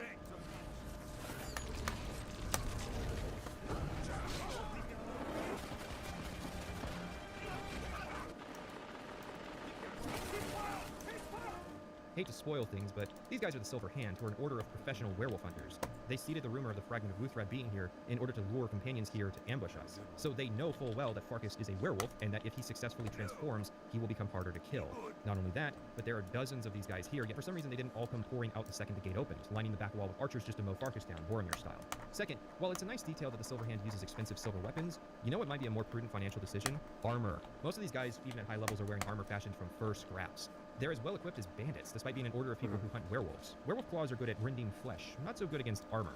It seems like silver swords should have been issued to the officers, and then the money saved from buying everyone's silver weaponry could be spent giving more people armor. Because it's not even like silver weapons are necessary to kill werewolves in Elder Scrolls. They'll die to steel, they just die to silver a little bit faster. It's just a funny detail. I couldn't stop thinking about how absurd it was that every single member of the Silver Hand has a signature silver weapon, but a minority actually possess any kind of armor that would protect them from slashing damage. Third, I find the players' reactions to be equally funny. It goes beyond base naivete into the realm of stupidity. Even if you have done Hircine's quest that primarily involves a werewolf, the player character will not recognize the form, nor show an appropriate level of concern. A man, practically a stranger to us, just turned into a giant monster and murdered 4 people. Farkas isn't even winded by the encounter. These guys did not stand a chance, and we just respond with, "What was that?" And then meekly followed up with, "You're gonna turn me into a werewolf?" Fourth, why is there actually a fragment of Lutherad here? I know Lutherad is important to the companions, but it's not like they would actually know if it was here or not. We were baited here by a scholar, but they could have just as easily pointed us at an already cleared out Draugr crypt, one much easier to stage ambushes in. If the Silver Hands knew the fragment was here, why didn't they claim it first? I would imagine that to be a pretty big bargaining chip to possess. And if the companions already knew it was here, why didn't they try to excavate the site to claim it sooner? Wait, you aren't going to answer any of these questions, are you? The rest of the dungeon is a mix of Draugr enemies and Silver Hand, and ends with a fun little gauntlet where you fight wave after wave of Draugr. Honestly, a lot of these Draugr dungeons would be more fun if they ended with fighting a bunch of Draugr, instead of fighting a single beefcake Draugr. Also, there's an alluring word wall that teaches you a word of the Fire Breath shout, in case you forgot about the main quest. Our reward is a Skyforged steel weapon, which is actually really strong. Like, this weapon carried me for a long time in the playthrough. What's that? They actually made the steel weapons that are implied to be of the highest quality possible in Skyrim do damage that is only beaten by weapons fashioned from rare materials? Seriously, it surprised me how meaningful this reward can be to melee characters, since your next possible replacement will likely not show up until after level 27. That said, there is no Skyforged steel mace, so they didn't get everything right. Congratulations, we're now companions. There's a little ceremony where we're welcome to the Order, and we have a conversation with Codlack. We mentioned the werewolf thing, and he mentions to us that it's true, the upper level of the companions are werewolves. But he's old, and wants to go to Sovngarde, For something that fuck's isn't sake. possible as long as he is a werewolf. After one raiding quest, we're invited to the Underforge by Skjor and offered to become a werewolf in order to join the Circle. I'd hate to rip the band-aid off like that, but this is how we have to talk about the worst moment in an Elder Scrolls story. How did they suddenly stumble into furry porn? The player's given an ultimatum. To join the Circle, we have to participate in a blood ritual and become a werewolf. You are told that you are allowed to say no, but that path ends the companions. Not as questline, as a faction. You can no longer accept radiant contracts for the faction, meaning that you can't earn money from doing these quests, and you can't proceed with the storyline until you return to the Underforge and complete this ritual. Aela and Skjor will remain in the Underforge forever until this happens, or until you stop playing Skyrim. Which is what happened in my first playthrough back in 2011, because I rejected the gift, in quotes, I was being offered. This is hazing, and not only that, but it's insane to me that the player is given no recourse in this situation. You can't go to Farkas or Vilkas or even Codlack, who just 2 paragraphs ago established that he regretted becoming a werewolf because of the implications it had for his eternal soul. You can't go to anyone, not the Jarl, not Ulfr Stormcloak, not General Tullius, not the Penitus Oculatus, not the Thalmor, not the Blades, not the Greybeards, not even the Silver Hand. Bethesda did not anticipate that there was even a chance that people would say no to this. This is what ended my Skyrim playthrough prematurely. Unlike the earlier games which had full playthroughs my first time, my Skyrim playthrough was over before November of 2011 had even concluded. For a game I had attended a midnight release to get my hands on and stayed up until 3 in the morning on a school night playing. Every TES game I have played has always started with a Red Guard swordsman doing the Warriors faction, and the fact that I was ostensibly locked out of this faction for an in-character decision completely soured the taste. Worse still is the fact that Skyrim features a faction that, if the player morally contests the idea, they can actually destroy. The Dark Brotherhood. It's simply amazing to me that Bethesda was so confident that the player would be so naive or paying so little attention that they would not have an issue with this decision. Even designing Shoreen as a character around this decision still made this a bitter pill to swallow. Only someone who was desperately jockeying for power in any way possible, like Shoreen Hardheart from Morrowind, could be stupid enough to be told that they will be excluded from an eternity in Sovngarde of feasting and rough gay sex, and then within 15 minutes be forced into making that decision. The absolute worst part. No one calls this out. As far as I've seen, and I've seen most popular Skyrim videos, not many people seem to have an issue with this, which means that not only did Bethesda anticipate that everybody playing their game would either be a moron or not paying attention, but that they were absolutely right. Or both? So, like the cuck we are, we returned to the Underforge after being unable to tell anyone in Skyrim that the companions are werewolves. I wonder what Aela and Skjor were doing while we were gone so long. We participate in the ritual and are subject to a forced transformation. You can go on a rampage, or you can just hang out at the Skyforge for a really long time before you end up waking up in the woods. Skjor went ahead of us, so we and Aela chased after him into a fort occupied by the Silver Hand. Since this is the obvious time we're meant to use our new werewolf powers, let's talk about werewolves. I'd hate to do this so soon, but we have to compare the werewolves of Skyrim to their closest Elder Scrolls counterpart, Morrowind's expansion Bloodmoon. People hate Morrowind comparisons because it's narratively and mechanically the objectively superior game. But here it's really fair because it's pretty evident that most of their design was gleaned from a DLC feature of that game. Werewolves are not very good in Skyrim. I suppose we have to ask the question of whether or not they should be good. Lycanthropy, and vampirism to some extent, are meant to be 2 things. 1, an unwitting curse that makes a person dangerous to keep in society, but if sought out willingly, then 2, a shortcut to power. Your powers are augmented at the cost of your humanity. Neither Blood Moon nor Skyrim really sold this idea, in my opinion. Instead, both games keep Lycanthropy as an almost entirely separate progression to the normal game. This means that Lycanthropy plays more like a minigame in Elder Scrolls than an actual curse. I mean, in Skyrim, there's not really a downside, other than not getting the rested bonus. In Blood Moon, you were plagued with nightly transformations, where you had to feast that night or you would wake up at low health the next morning. This made it unwieldy to use in normal Morrowind, but a godsend for dungeon divers. Skyrim took that element of random transformations away outside of potentially during a single quest. So now, there's no downside to having Lycanthropy thrust upon you besides annoying guard voice lines and being temporarily gated out of vampirism. Now I remember. You're that new member of the companions. So, you what? Fetch the mead? Oh, don't cross me, elf. Guard lines which acknowledge player actions have been a thing since Oblivion. It's obvious that they tried to scale up the system, and it's probably one of the best and easiest ways of making the world feel dynamic. Completing quests and even the equipment and skills you use add to this pool. It is cool that guards will acknowledge that iron swords are weak, for example. Unfortunately, while there are a great many ways to give the guards new dialogue, there are not many ways to take away old dialogue. This becomes more and more apparent as you complete quest lines, yet guards continue to refer to you as though you just started it. While guards will respect the role of the Harbinger, they will sometimes use the line for new members, asking if we just fetch the mead. There are other prolific lines guards favor, such as the infamous arrow in the knee line, or the Dawn Guard rumor. Heard they're reforming the Dawn? Vampire hunters or something in order to be Riften. I'd consider Put it up myself. This one in particular plays a lot because of how the system works. These generic readings are all assigned a priority value, with most of them being assigned the number 31. Because so many options share this number, there's an equal chance of getting all of them. This particular Dawn Guard rumor has a value of 62, meaning that the guards will consistently prefer to use it over other existing dialogue until you complete the first quest of the expansion. This is practically identical to the Solstheim rumor in Morrowind overriding general region-specific rumors. It is a very short-sighted way of advertising the expansion content to the player that probably should have been toned down in the game's final update. After the first time, you're never again forced to use it, which I'm personally thankful for, but I don't consider it a good thing. If you're going to work this hard for a werewolf story, then maybe you should just do it. Blood Moon's werewolf story was designed around the mechanics and actually worked really well, all things considered. At least until the in-game gauntlet that was meant to challenge in-game player builds, which pure werewolves were not powerful enough for. However, if I as a player am thankful that this isn't the case in Skyrim, then what is the actual werewolf system like mechanically? It's not ideal. You're locked to third person, unlike Morrowind, but you're also twice as big as before, meaning that it can be difficult to see what you're doing. Your health no longer regenerates naturally, nor do you have access to potions. Your implementation of healing is consuming hearts from corpses. This can be later upgraded, but we're not talking about upgrades just yet since they were DLC content. This caveat of only being able to heal from the dead is a big concession, as it means you can't really push the difficulty in Skyrim while playing as a werewolf. A character who's comfortable playing at Master or even Legendary difficulty will find themselves having to turn the difficulty down just to make the werewolf not viable, but possible. This is obviously the opposite of the intention shown in the Farkas scene, where lycanthropy was used to gain an edge in combat. It also means the player is heavily limited on the types of dungeons you can run. Any dungeon that doesn't involve beating hearts will mean no healing. Speaking of dungeons, Skyrim inherits another annoying quirk from Morrowind, the inability to loot as a werewolf. Since the core of the dungeons in these games is looting stuff along the way, and the designers assumed that you could do that, running dungeons in Skyrim as a werewolf means running dungeons twice, or not at all, depending on if dungeon progression is tied to items. The first time for all the combat, and the second time to pick everything up. Which is weird, because apparently werewolves have increased carrying capacity. Is the intention that I stuff my inventory full and turn into a werewolf and run home? But most of the base game homes are inside the cities. Your main mode of combat as a werewolf is to just slash attack, and you can ragdoll people with power attacks. Also, you can howl to scare people. So if you're provided some small measure of crowd control in exchange for losing a lot of the game's mechanical complexity, what little there is anyways. I guess you could do Ayala's quest to unlock extra functions for the howl, like detect life, yeah, Skyrim really is not complex at all. That's all marginally useful and falls off in the mid-game. Werewolves were most severely bitch-made game I've ever played. played. Vampire-themed expansion Dawn Guard to add in some necessary changes to the system. This is, outside of a single voice line, the only acknowledgement of lycanthropy in that expansion. Yes, I can smell it on you. The power of my blood will purge that filth and to make you whole again. The first was to add a scaled level of armor rating to the player. I cannot imagine a level 40 werewolf player being asked to fight stuff without any additional damage resistance. Right there, I couldn't go like 2 steps ahead. It had to be right fucking here. Is the werewolf retarded. Which was hinted at in the Bethesda Absolutely game. retarded. So again, it wasn't really a focus of the DLC as much as a band-aid fix that was thrown in. You gain werewolf XP from eating hearts, which you then spend on perks. You can increase your damage, health, healing rates, increase the number of types of things you can eat to heal, and add extra effects to the werewolf howl, like summoning better allies, making the fear effect apply to more enemies, or add more functions and range to the detect life effect. It's better, but it's still not that good, hence why it's a band-aid solution. There's also a handful of rings used to augment the player, which is a new idea to Skyrim. In the base game, there's the Ring of Piercing, which existed in the Blood Moon. In Blood Moon, the ring would turn you into a werewolf at will, while in Skyrim, the ring allows you to transform multiple times per day. This means that Skyrim requires you to already be a werewolf to actually get the benefit of the ring. I think the only issue is that the player cannot turn off the werewolf mode, something that could have been added similar to how you can turn off the Vampire Lord mode. It seems, in the base game, Beast mode was meant to be a sort of ultimate ability to get out of jams, whereas the Ring of Piercing makes lycanthropy more of a consistent playstyle. Which is weird, because Piercing's quest will not acknowledge you being a werewolf, like, at all. The other 4 rings were added in the Dragonborn expansion, which is fitting seeing as that expansion is a revisit of the setting of Blood Moon. These rings are fairly expensive, so they are definitely meant to be acquired later in the game, like level 20 or so, when the Dawn Guard perks start to lose their luster. In order of value, the Ring of Bloodlust, which causes you to do 50% more damage, at the cost of taking 50% more damage. This definitely opens up a different kind of playstyle, which hinges on you utilizing your mobility and crowd control to kill before you get killed.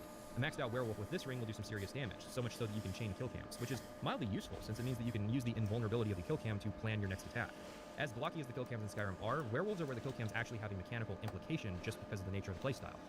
The Ring of the Moon increases werewolf howl duration by 25%, which is nice and all, but isn't really useful. The Ring of Instinct causes a 40% time dilation effect when you transform, which again has questionable usefulness.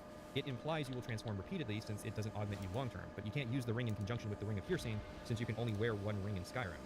Finally, the Ring of the Hunt is the most expensive, but increases your health regeneration and enables the ability to very, very slowly regain health passively. And that's it. That's all Dragonborn had to offer werewolves. 2 mildly useful rings that might change how you play, and 2 less useful rings. It is not surprising that werewolves feel undercooked, an awkward mechanical addition that the player is only forced to use once. As late as July of 2011, Todd Howard seemed cagey about confirming whether or not werewolves were even going to be in the game. and right off the bat, he asked if you're able to be a werewolf in Skyrim. I mean, I can say that we're fans of that stuff as well. We are currently messing with all of that. I don't want to commit to here are the things you can change into and what they're like right now. Not because we're not doing it or not attempting to. I just don't know honestly where that's going to end up and how deep we're going to get into that. Well, I can a lot of times you'll hear this answer probably a lot. You know, we will try things, and if we don't feel it's helping the game, there are other areas we'd like to spend our time on in the game. Will the character be able to change into certain creatures? We've done various things like that in our previous games, and it's something that we probably won't be talking about specifically on this one. Don't read into that, we just prefer not to discuss this one. We'd like to leave that an open question until the game is out. You know, a lot of fans now realize that werewolves were actually going to be like just a human with a head on it, and it was horrible. That was always absolutely hilarious. That it was going to be people with dog heads and totally normal bodies, and everyone's going to be all scared of them. Meanwhile, you have some like druggy cat guy hanging out the city, and everyone's fine with them. The original concept art shows werewolves as being bipeds. Even the Lycanthropy perk tree was the product of a short game jam Bethesda held where developers had 1 week to implement anything they wanted. And there seem to be more perks in that tree than are currently in the game. It's not really a surprise that Lycanthropy feels like an undercooked addition in the game. The story only utilizes it a single time, as though Bethesda is apologetic for forcing it onto the player, and curing Lycanthropy is baked into the very same questline at little expense. It doesn't utilize any of the new mechanics, like the hand system, where each hand has a different function, nor does it integrate the new dragon shouts. Bloodman was designed around the entire expansion being played as a werewolf, expecting multiple transformations and balancing its quests around the player's stats. Bethesda had the same opportunity with the Companion's questline, but leaves it up to the player whether or not they're going to fight these unarmed renamed bandits with silver weapons using the werewolf mode or not. It's a problem because the Companions is the one ostensibly warrior faction in the game, and the pre-existing fighting mechanics are now competing with the new werewolf mechanics. Instead of augmenting your abilities, Lycanthropy just replaces them. It would be better if there was a second warrior faction in Skyrim, like the Silver Hand. Speaking of, the Silver Hand have occupied the fort of Gallows Rock and are using it as a base of operations. They're pretty well ingrained here too, with prison cells and a torture chamber where we find the corpse of a werewolf. Although Ayala confirms it was not a member of our pack. I guess let's talk about them as a faction. You know how Bethesda is weirdly proud of their environmental storytelling? Like, our level designers are great. Like, I remember we playtested one time and you're in a cave, and then all of a sudden there's a giant tower right in the middle of it, and it tells a whole story right there, right? What happened to this big stonework that's in the bottom of this cave now? Yeah, absolutely. I don't know. What did happen? When are you going to tell me? Well, the Silver Hand is an experiment in whether or not a faction can be done entirely through environmental storytelling. I shit you not. The bulk of lines in the Companions about the Silver Hand are environmental observations made while doing their dungeons. There are 0 observations made about them as an order. How did they get founded? What do they believe in? What's their ethical limit? Who is their leader? Where are they getting money to buy their equipment? How do they know the Companions are werewolves? How long is this faction conflict going on? Would they accept the truce if Kodlak told them they were trying to find a cure? The list of questions goes on, and I'm fairly confident there isn't even a single lore book that actually refers to them by name or broaches those questions. At one point, we're tasked with retrieving the Silver Hand stratagem. Finally, through the power of the written word, maybe this faction can finally be characterized. I mean, that's usually criticized as cheap, but all other measures have failed so far. Well, get fucked, because the Silver Hand stratagem is not considered a book, but a miscellaneous item. That's because it's empty. There's nothing inside it. It's literally a journal that exists as a plot device to explain how we end up fighting the Silver Hand headquarters. There is literally a single named member of this faction, Trev the Skinner, and he is radiantly generated, meaning his race and gender are randomized. The Silver Hand are literally just bandits, with extra silver weapons, ingots, cure disease potions, and literature about werewolves. If you try to soul trap their corpses, they would even refer to them as bandits. Most people see them as a bandit gang with a passion for fighting werewolves, but that doesn't make sense. Why would bandits invest themselves that hard into fighting such a minor threat? Why would bandits invest themselves that hard into fighting werewolves who seem to have a fairly competent control of their condition and who could rally a cause to fight against you? Why do the Silver Hand hate dogs so much they literally do dogfights and even eat them? You know that the most militant factions don't form out of mild displeasure, right? The Vigil of Stendar formed out of hatred for Daedra and Daedric cults because of the Oblivion Crisis. The Dawn Guard formed out of hatred for vampires. Oh, Oblivion even made fun of this with the Order of the Virtuous Blood, a mean vampire hunter faction staffed entirely by weakened warriors who were being taken advantage of by a vampire. But since I brought them up, I have to wonder if the Vigil of Stendar was meant to be the actual Silver Hand. When asked if the Vigil fight Daedra, they'll respond, "And any other abominations that prey on mortals? Vampires, werewolves, witches?" I have a sneaking suspicion that originally the Companions were to fight the Vigil of Stendar, but something mid-development happened that changed that intention, and in turn, the Vigil had to be very quickly replaced.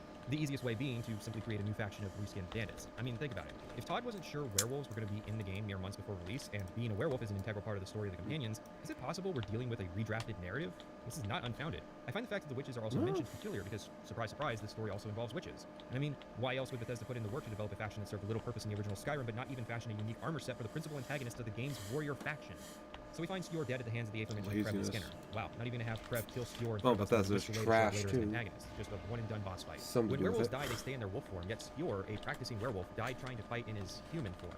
For some reason, it's not even really clear why Skjor decided to rush the situation. That's explainable if he was a werewolf and was on a rampage, not if he died fighting as a man. I bet you didn't think, when I said his name, that he would literally be gone the second we got back to the plot. Ayala is a bit torn up over Skjor's death, but doesn't mind if we honorably loot Skjor's corpse of his wolf armor. Hey, I'm in the circle now. I gotta look the part. Better than my second run where I took Skjor's armor so it could sit on a mannequin in my house. The wolf armor isn't bad. It's steel armor but weighs significantly less, plus it honestly looks good. Well, the male version anyways. The female armor is hideous. Look at those legs. Look at those breast compartments. No wonder Ayala isn't wearing this. It looks like trash. Ayala honestly takes the death of her fuckboy pretty well, asking us to head out and steal some plans from the Silver Hand. Like, it's hard to generate emotion about a Radiant quest, and the only thing of real note is Female armor had like tiggle bitties. Like, goddamn. This time to assassinate a leader of the Silver Hand. This one's more lethal, obviously, but my second time around, I made sure to only kill the leader. Technically, there is a third Radiant quest where we go and recover a fragment of Wuthred from the Silver Hand, but I've never received it. That's because after doing the second quest, Codlak wants a word.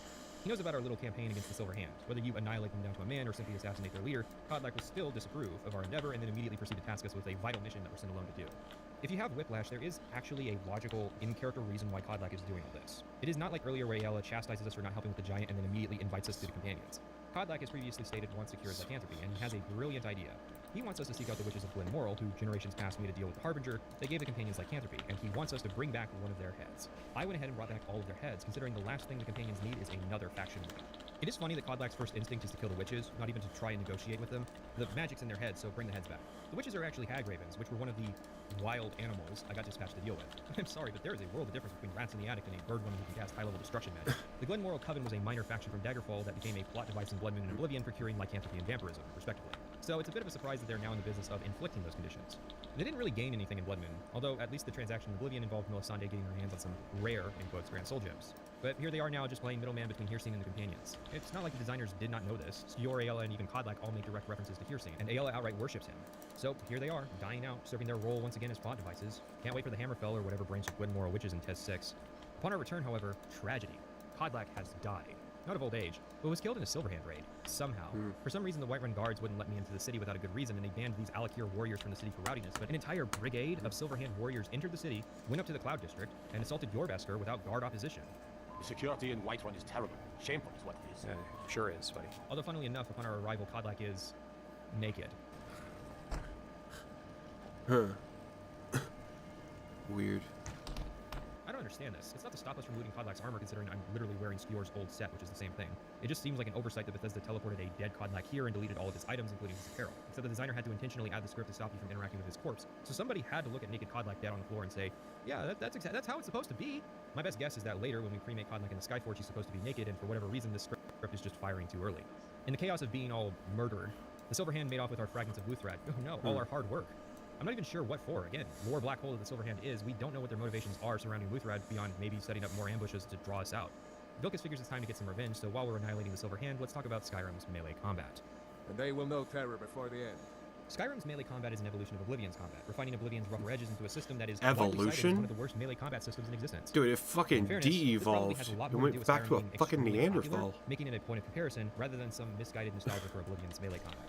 Like, straight up, Skyrim has better combat than Oblivion. Oblivion just had more issues with spongy enemies. Hitting an enemy in Oblivion felt like slapping someone with a pool noodle. Compare that to Fallout 4. Look at that, I just exploded a guy's head with a tire iron. Despite functioning almost identically, all that changed was the feedback, and Fallout 4 is better, even if Fallout 4's strength is in its guns, not its melee.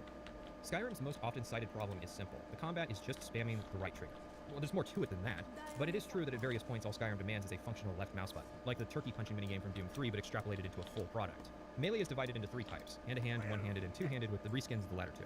Of those, there are swords, axes, and maces. Each of them has different functions, but in all reality, I can imagine you could stealthily add a mod to someone's Skyrim install, which switches all the models around, and they wouldn't notice that the sword they're using has the stats of a mace. Hand-to-hand is the easiest to dismiss. This is Maik the WotLK, who specializes in hand-to-hand combat. There is no skill. Instead, your only option is to pick Khajiit, stack gear that fortifies on arms damage, and pick the heavy armor burn.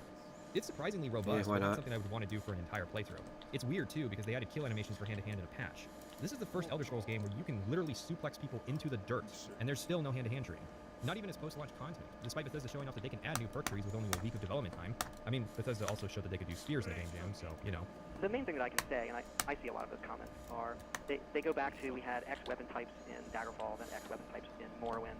Oblivion has its own, and Skyrim has its own. And anytime there's something that we stop doing, whether that's spears, having a skill for that, or crossbows and things like that, we tend to, each time, start over. And we want to find weapon types with this game that really yield gameplay. What?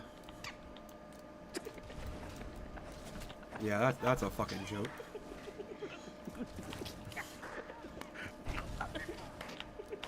Next is two-handed weapons. I still do not like them. Hell, I haven't liked them since Morrowind. Skyrim came with a change to its stance system. In Morrowind, you had a melee stance and a magic stance. Oblivion changed it to where you're always in melee stance, but added a cast magic button that you can do at any time. Skyrim changed it again, inspired by Bioshock, to where each hand can have an item on it, unless you're an archer or use two-handed weapons, in which case your hands are full. So now you can dual wield, have a staff in the offhand, have magic in the offhand, have a shield, and use magic in the right hand. While it's a system, I have to lament that you cannot dual wield shields, which is a shame because shields are extremely underrated as far as Skyrim reviews go. People do not realize just how strong the new shield bash mechanic is. In fact, it's the primary reason I discriminate against the two-handed wielders. They can do some damage, but they lack fine control over the flow of combat. Not only that, but they provide a surprising amount of utility to combat, depending on the shield. On the lame end is the Shield of Iskermore, which provides 20% magic resistance. That's an Oblivion-style shield. Boring. Spellbreaker creates a ward capable of diminishing incoming magic. Cards of the Brooded can do bleed damage upon bashing. The Ethereal Shield can turn enemies into ghosts, basically putting them in spiritual timeout for 15 seconds. Ariel's Shield can store kinetic energy from incoming attacks and create a shockwave that ragdolls opponents. Even in the DLC, there aren't really that many melee weapons that create that kind of utility. Plus, one-handed weapons can easily switch to magic, which is yet another benefit. It's a shame because two-handers in Morrowind were in a good place. It's hard to really identify what needs to be done because I like the new dual-hand system a lot more than I do the concept of two-handed weapons in Morrowind. I guess you would just have to greatly amplify their damage or implement a system like how Dark Souls does two-handed weapons where you can switch on the fly how many hands you use, but it changes the moveset to be less effective. With that in mind, let's answer the question. Swords, maces, or axes? I used axes, but regretted this almost immediately and wish I had picked swords. The way it works in Skyrim is that swords do the least damage, axes do medium damage, and maces do the most. However, swords are the fastest, with war axes being in the middle and maces being the slowest. This is usually a single point of damage, but it means that a steel mace does the same damage as an orcish axe and a dwarven sword. However, the difference comes in the perk system. At first it starts simple, with a flat percentage damage increase. However, at one-handed 30, you're presented a choice in perks. You can take multiple, but really you should only pick one as there's lots of perks you'll want and not enough points for all of them. Axes unlock the ability to do bleed damage, maces unlock the ability to ignore a percentage of armor rating, and swords unlock the ability to do critical damage. Let's break this down in order of usefulness. Maces are nice, but a minority of enemies in Skyrim have armor ratings. This is because armor rating is tied to equipment, which usually only human enemies have. Bethesda didn't think to put an armor rating value on enemies like Chorus or dragons or automatons, meaning that for the bulk of enemies in Skyrim, your mace perk will do nothing. Axes are alright, but the bleed effect is kind of bizarre. For one, you're given zero information about how it works or what kind of damage it does. There's also a bunch of issues with it, particularly with weapons not having the effect applied to them without an unofficial patch, or different versions of the game breaking the effect. Even then, it's not particularly impressive. Wow, 12 extra damage on my Daedric Axe. For 2 more perk points, that could be 18 damage. Also, the bleed effect does not apply to the undead or automatons. Swords are the worst in terms of numbers, but they have the best perks. A percentage chance to do critical hit damage.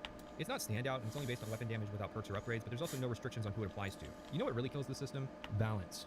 For some reason, some designer at Bethesda thinks they're creating an MMO and so worked very hard making sure nobody could say there was a best weapon type. But the end result is that effect where you could swap weapon models without anybody noticing the difference between weapons. Here's a difference. If you do enough damage with a mace, just have their head explode, or their bones shatter, or their limb go limp. It's not actually that outlandish considering Fallout 3 and New Vegas literally had limb-based damage mechanics in the same engine prior to this. But the most you get is a perk that increases decapitation chances. Go all in on it. Axes cut limbs off. Swords can impale people. Please, do literally anything. I am tired of every weapon in Elder Scrolls feeling like flavored paddles.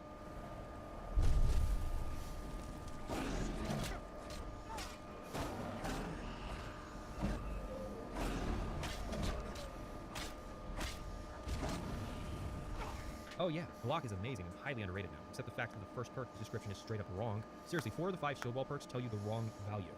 Really though, Shield Bash can be made insanely good, doing increased damage and staggers and eventually disarms. You can stun lock enemies in Skyrim, even dragons. Playing Sword and Board in Skyrim is actually surprisingly fun, especially if you max out your heavy armor rating. That's why I want to establish shoring as a sort of mechanical baseline for Skyrim. Because using only generic blacksmithing potions he found in dungeons, he got himself a set of equipment and a skill set that made him unstoppable, even on legendary difficulty. I missed playing shoring on my subsequent stealth and magic playthroughs. He was a good character, without exploits or extra cheese. Encounters stayed challenging without becoming tediously easy or tediously difficult, which is a rarity for Skyrim. It's ironic because, again, Skyrim's melee combat is widely heralded as being bad. Let's make some comparisons, although bear in mind that every game is attempting to accomplish something different with its systems. That's why it's called comparison and contrast. Contrast being comparison's ugly twin sister that nobody ever likes to hang out with. The first comparison is Dark Souls, which I would agree, Dark Souls handily has this game beat. So much so that it's not worth going in depth on the subject just yet. Let's start a little lower. Dead Island. A good comparison since it came out a couple months before Skyrim, and has an emphasis on first-person melee combat. There are guns later in the game, but most of the early game you're limited to melee weapons with variety. They aren't reskins of paddles. A knife in Dead Island is distinct from a baseball bat and more than just speed. It can cut and stab while the bat can break bones. The game even has a variety of elemental attacks, like electrifying a weapon to then shock enemies, as well as some mild RPG progression. You're the game out again. Combat tense by limiting your pool of stamina. Run out and you can quickly find yourself Until overwhelmed. I think it also you need provides to. lots of feedback. So. Enemies stagger and bleed. Obviously, it's rather limited since most of the enemies you fight in Dead Island are zombies, but then again, you fight a lot of Draugr in Skyrim. Dead Island also seems to go more for quantity of enemies, with you cutting through the individual fodder pretty quick. And it was easy to kick spam enemies, which brings us to the next comparison. Dark Messiah of Might and Magic is an oft-praised game for its combat. I think it's unfair to compare an Arcane game to Elder Scrolls. Arcane often went for kinetic combat rather than combat with skill-based progression. But the end result of Dark Messiah is kick spamming enemies to death. I kid you not, I clicked on a random point in a random Dark Messiah playthrough on YouTube, and guess what the guy was doing pretty much exclusively to beat enemies. It's really not that different than Shield Bash spamming enemies to keep them stun locked, with the big difference being that kicks just ragdoll enemies. I guess people are more easily amused by ragdolls, but I don't think Skyrim would be improved by more ragdolling in its combat. In a role-playing game, you want a system where skill and equipment progression are recognized, which are not big elements of Arcane's games.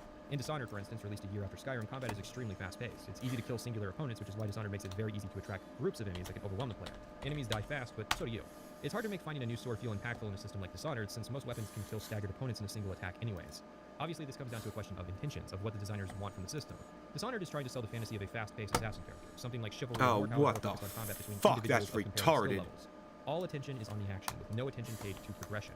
So, we have to ask the question, is it possible to make a game with satisfying first-person melee combat but also has RPG progression systems? Because the more I look at it, the more I find these ideas may be at odds with each other.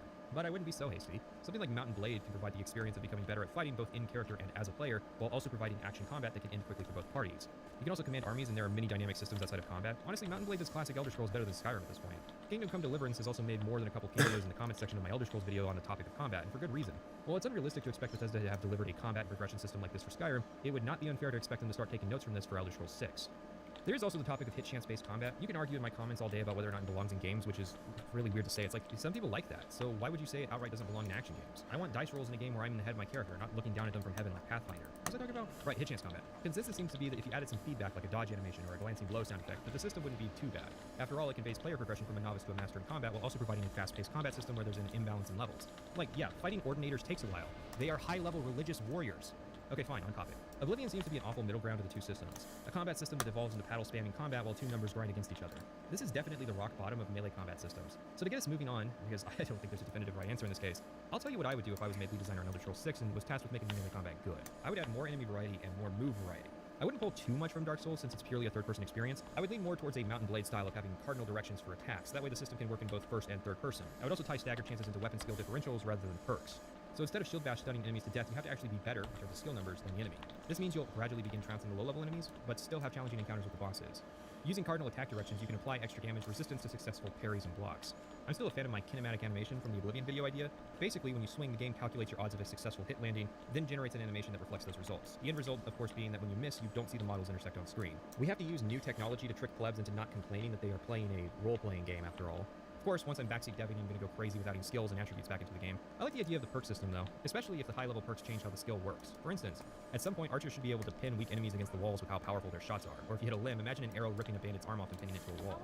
Having perks that are percentage damage increases aren't actually a bad thing if the percentages are things other than just more damage. For instance, you could have multiple tiers of a perk that increase the percentage chance that shield bash will stagger. Of course, we have to ask, if we're increasing the number of skills, does that mean an increase in the number of perks as well?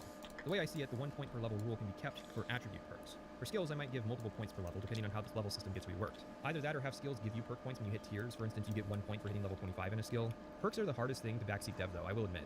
You can only really rework them in the context of Skyrim, because once you've committed to changing something mechanically like attributes, you're already operating in the realm of starting from scratch. A lot of people dismiss Skyrim's perk system due to mostly being just percentage changes to the combat formula. In reality, Skyrim has a more gamified version of Oblivion perks, which itself was just trying to make skills more interesting over Morrowind. For instance, the dual flurry perk makes dual wielding attacks faster. If you want to be reductive, sure, that just means more DPS. However, Elder Scrolls combat was never really a system defined by DPS values until Skyrim.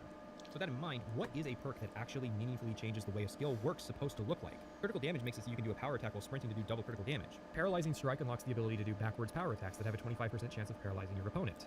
Moreover, for all the fist waving I've seen about how uninteresting Skyrim perks are, nobody really seems interested in suggesting how you would change the system to make it more interesting. So let's see how Ordinator, a popular Skyrim perk mod, approached the one-handed tree. More damage, but your critical strike damage goes up per individual level. Well, the skill already makes you do 0.5% more damage per level anyways, for a bonus 50% damage at level 100. But most of what's in this tree just increases the damage you do, usually with some basic abstraction. But at the end of the day, investing in one-handed perks with Ordinator makes you do more damage, because that's what perks are supposed to do. That's what makes the complaint so strange. The perk system isn't what makes Skyrim's combat boring. It's the fact that the combat is just spamming the left mouse button as numbers grind against each other. This would be akin to saying that what makes Elden Ring combat engaging are weapon upgrades. No, it's the unique movesets, weapons, and enemies that make combat engaging. Weapon upgrades are just simple numerical increases designed to help meter the progression out. So, in summary, to make the combat of Elder Scrolls more engaging, there needs to be more utility in combat. However, too much utility and you start to lose the role-playing elements of the combat. Ultimately, combat is less important than the ability to roleplay a character and to have a tangible sense of progression from the start of a playthrough through to the end. Combat progression should not be about keeping up with the world, but becoming tangibly stronger. The focus of the game should never be on direct kinetic combat, because Elder Scrolls will, by their nature, always be outdone by games that focus on that aspect. We head out to Driftshade Refuge, which is apparently the last of the Silverhand hideouts. Note that unlike the previous Silverhand quests we've done, this one is not Radiant. Not that you could really tell the difference. Like, the dynamic dungeon target of Faldar's Tooth is way better, because it has a whole environmental story about how these bandits are running dogfights. Why is one of the Radiant quest locations that players have a chance of never visiting more interesting than the handcrafted, hand-picked quest location that players who do this questline will be guaranteed to visit? So the Silverhand are done as a faction. They do not come back after this. Kodlak's worry that we will just earn greater retaliation for the horrible things we do to the Silverhand came true with Kodlak's death, and the end result of this cycle of retaliation, one of the sides got wiped out almost immediately. We don't really know who started the conflict. Like, did the Silverhand strike first because the companions were werewolves, or did something companions of the past did merit the founding of the Silverhand? Who struck first here? It doesn't matter, because we struck last. So I guess the moral is that instead of finding a peaceful resolution, murder all of your enemies, even the children, so that nobody is left to continue the cycle. What a great message. Good to see consistency with the peaks of storytelling that was the Blackwood Company. What's funny is that after recovering the fragments of Luthrad and attending Kodlak's funeral, the circle retreats to the Underforge.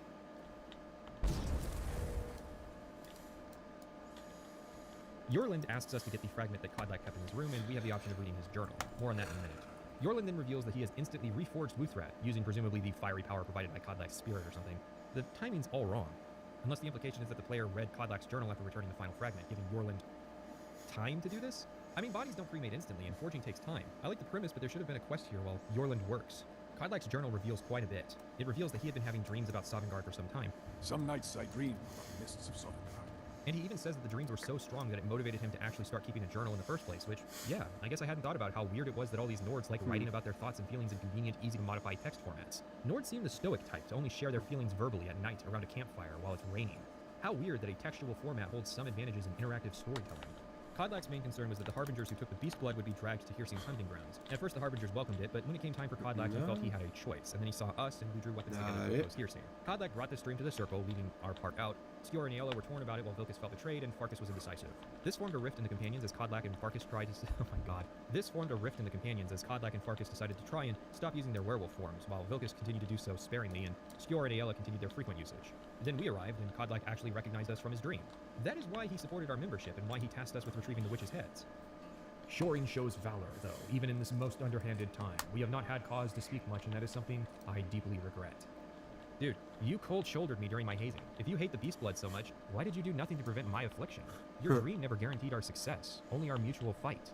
Kodlak expresses curiosity about what choice we'll make with the Beast Blood and comments on us learning of it early, but makes no attempt to actually provide an alternative to avoid its usage. Like, imagine for a moment actually getting to pick. While the Valorous path seems obvious, if lycanthropy is a good system, then maybe players will be tempted to use the Beast Blood. It would be a neat bit of diegetic storytelling, how truly alluring being a werewolf can be to warriors, and how it can corrupt them. As it stands, at best, players are apathetic towards it, if not outright rushing the questline just to be rid of it. Anyways, Kodlak intended to counsel us for years, but then had his untimely but expected death. The old man had one wish before he died. He didn't get it. It's as simple as that. Being Moonborn is not so much of a curse as you might think, Lucas. That's fine for you, but he wanted to be clean. He wanted to meet Isgramor and know the glories of Sovngarde, but all that was taken from him. Then Yorland, who is not a companion, I will remind you, brings in Luthrad, the Axe of Isgramor, founder of the companions. With it, we can open Isgramor's tomb and, through the purifying flames, redeem Kodlak's eternal soul as well as any of the living companions, including ourselves. This, however, requires us to go through a gauntlet of spirits that represents Isgramor's companions. Vilkas stays in the lobby, citing grief. Farkas will eventually turn back, citing fear of the frostbite spiders. I can't go any further. What was that?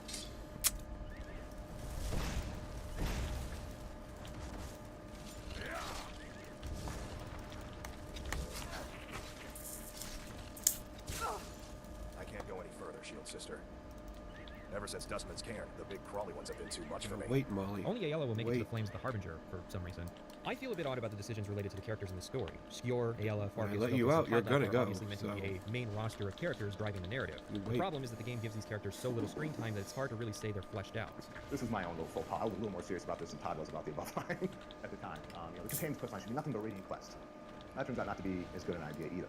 We don't know Skjor long before he dies. Kodlak doesn't really chat with us as often as he could before he dies as well. Of the three remaining, it's Vilkas that says his heart has been corrupted by vengeance, yet that's obviously supposed to be Aela and our flaw. Aela doesn't quit or have a moment of failure. Her only foible is that she fully embraces lycanthropy, something that isn't a failure as much as it is just a difference. Farkas says that he's been scared of spiders since Dustman's Cairn. Note that he doesn't say anything about this at the time it happens. In fact, it's so insignificant I actually forgot there were even spiders at Dustman's Cairn. Farkas is the dumb one with a good heart. If anything, it seems more like that Farkas would be the one to make it to Kodlak, not Aela. Farkas, Vilkas, and Kodlak all mean wolf in different languages. Skjor means fragile, while Aela means angel. Wow, and they made her freshly single, just in case you needed another reason. I love the kind of woman that will actually just kill me. An outsider, eh? I really hope some hot chick paints my brains all over some fucking hallway. Ah, a man of action. I'm talking full-on watermelon in the thighs level carnage. Good luck. I want you to fuck me up. Overall, the titular companions upon which this questline was supposed to be built are fairly weak as far as characters go. Part of that is that we really just don't get enough opportunities to hang out with these characters. Also, as quest companions, they're almost completely worthless in combat. For some reason, whenever companions go out on jobs, they always go with their shield brothers and sisters. But when we go out to do jobs, nobody ever tries to come with us, nor will they have anything to say. See, if you wanted to be smart with the story, you would introduce the main roster of characters early, but it would be up to the player which companions to go out on which missions with.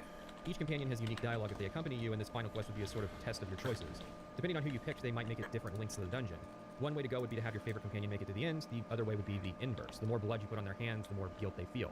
Of course, you have to wonder why all the companions can't just make it to the end with you. Mass Effect 2 had been out for almost 2 years before Skyrim. In that game, everyone you recruit has loyalty missions in which you learn more about their character, while also preparing them for a suicide mission. Perhaps up to this point, you could give each companion their own quest to resolve some personal issue that they have, and that determines who makes it to the end alongside you.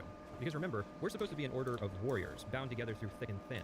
Skior died when he tried to go alone. Yet everything this quest tells us conflicts with that idea. We do a lot of things alone. One of the most important things we ever did was a secret mission on our lonesome. We don't help our friends resolve their issues so that they can fight on. We should objectively fail this gauntlet because of our weakness. But the test ends up being one of our literal strength rather than just our loyalty to each other.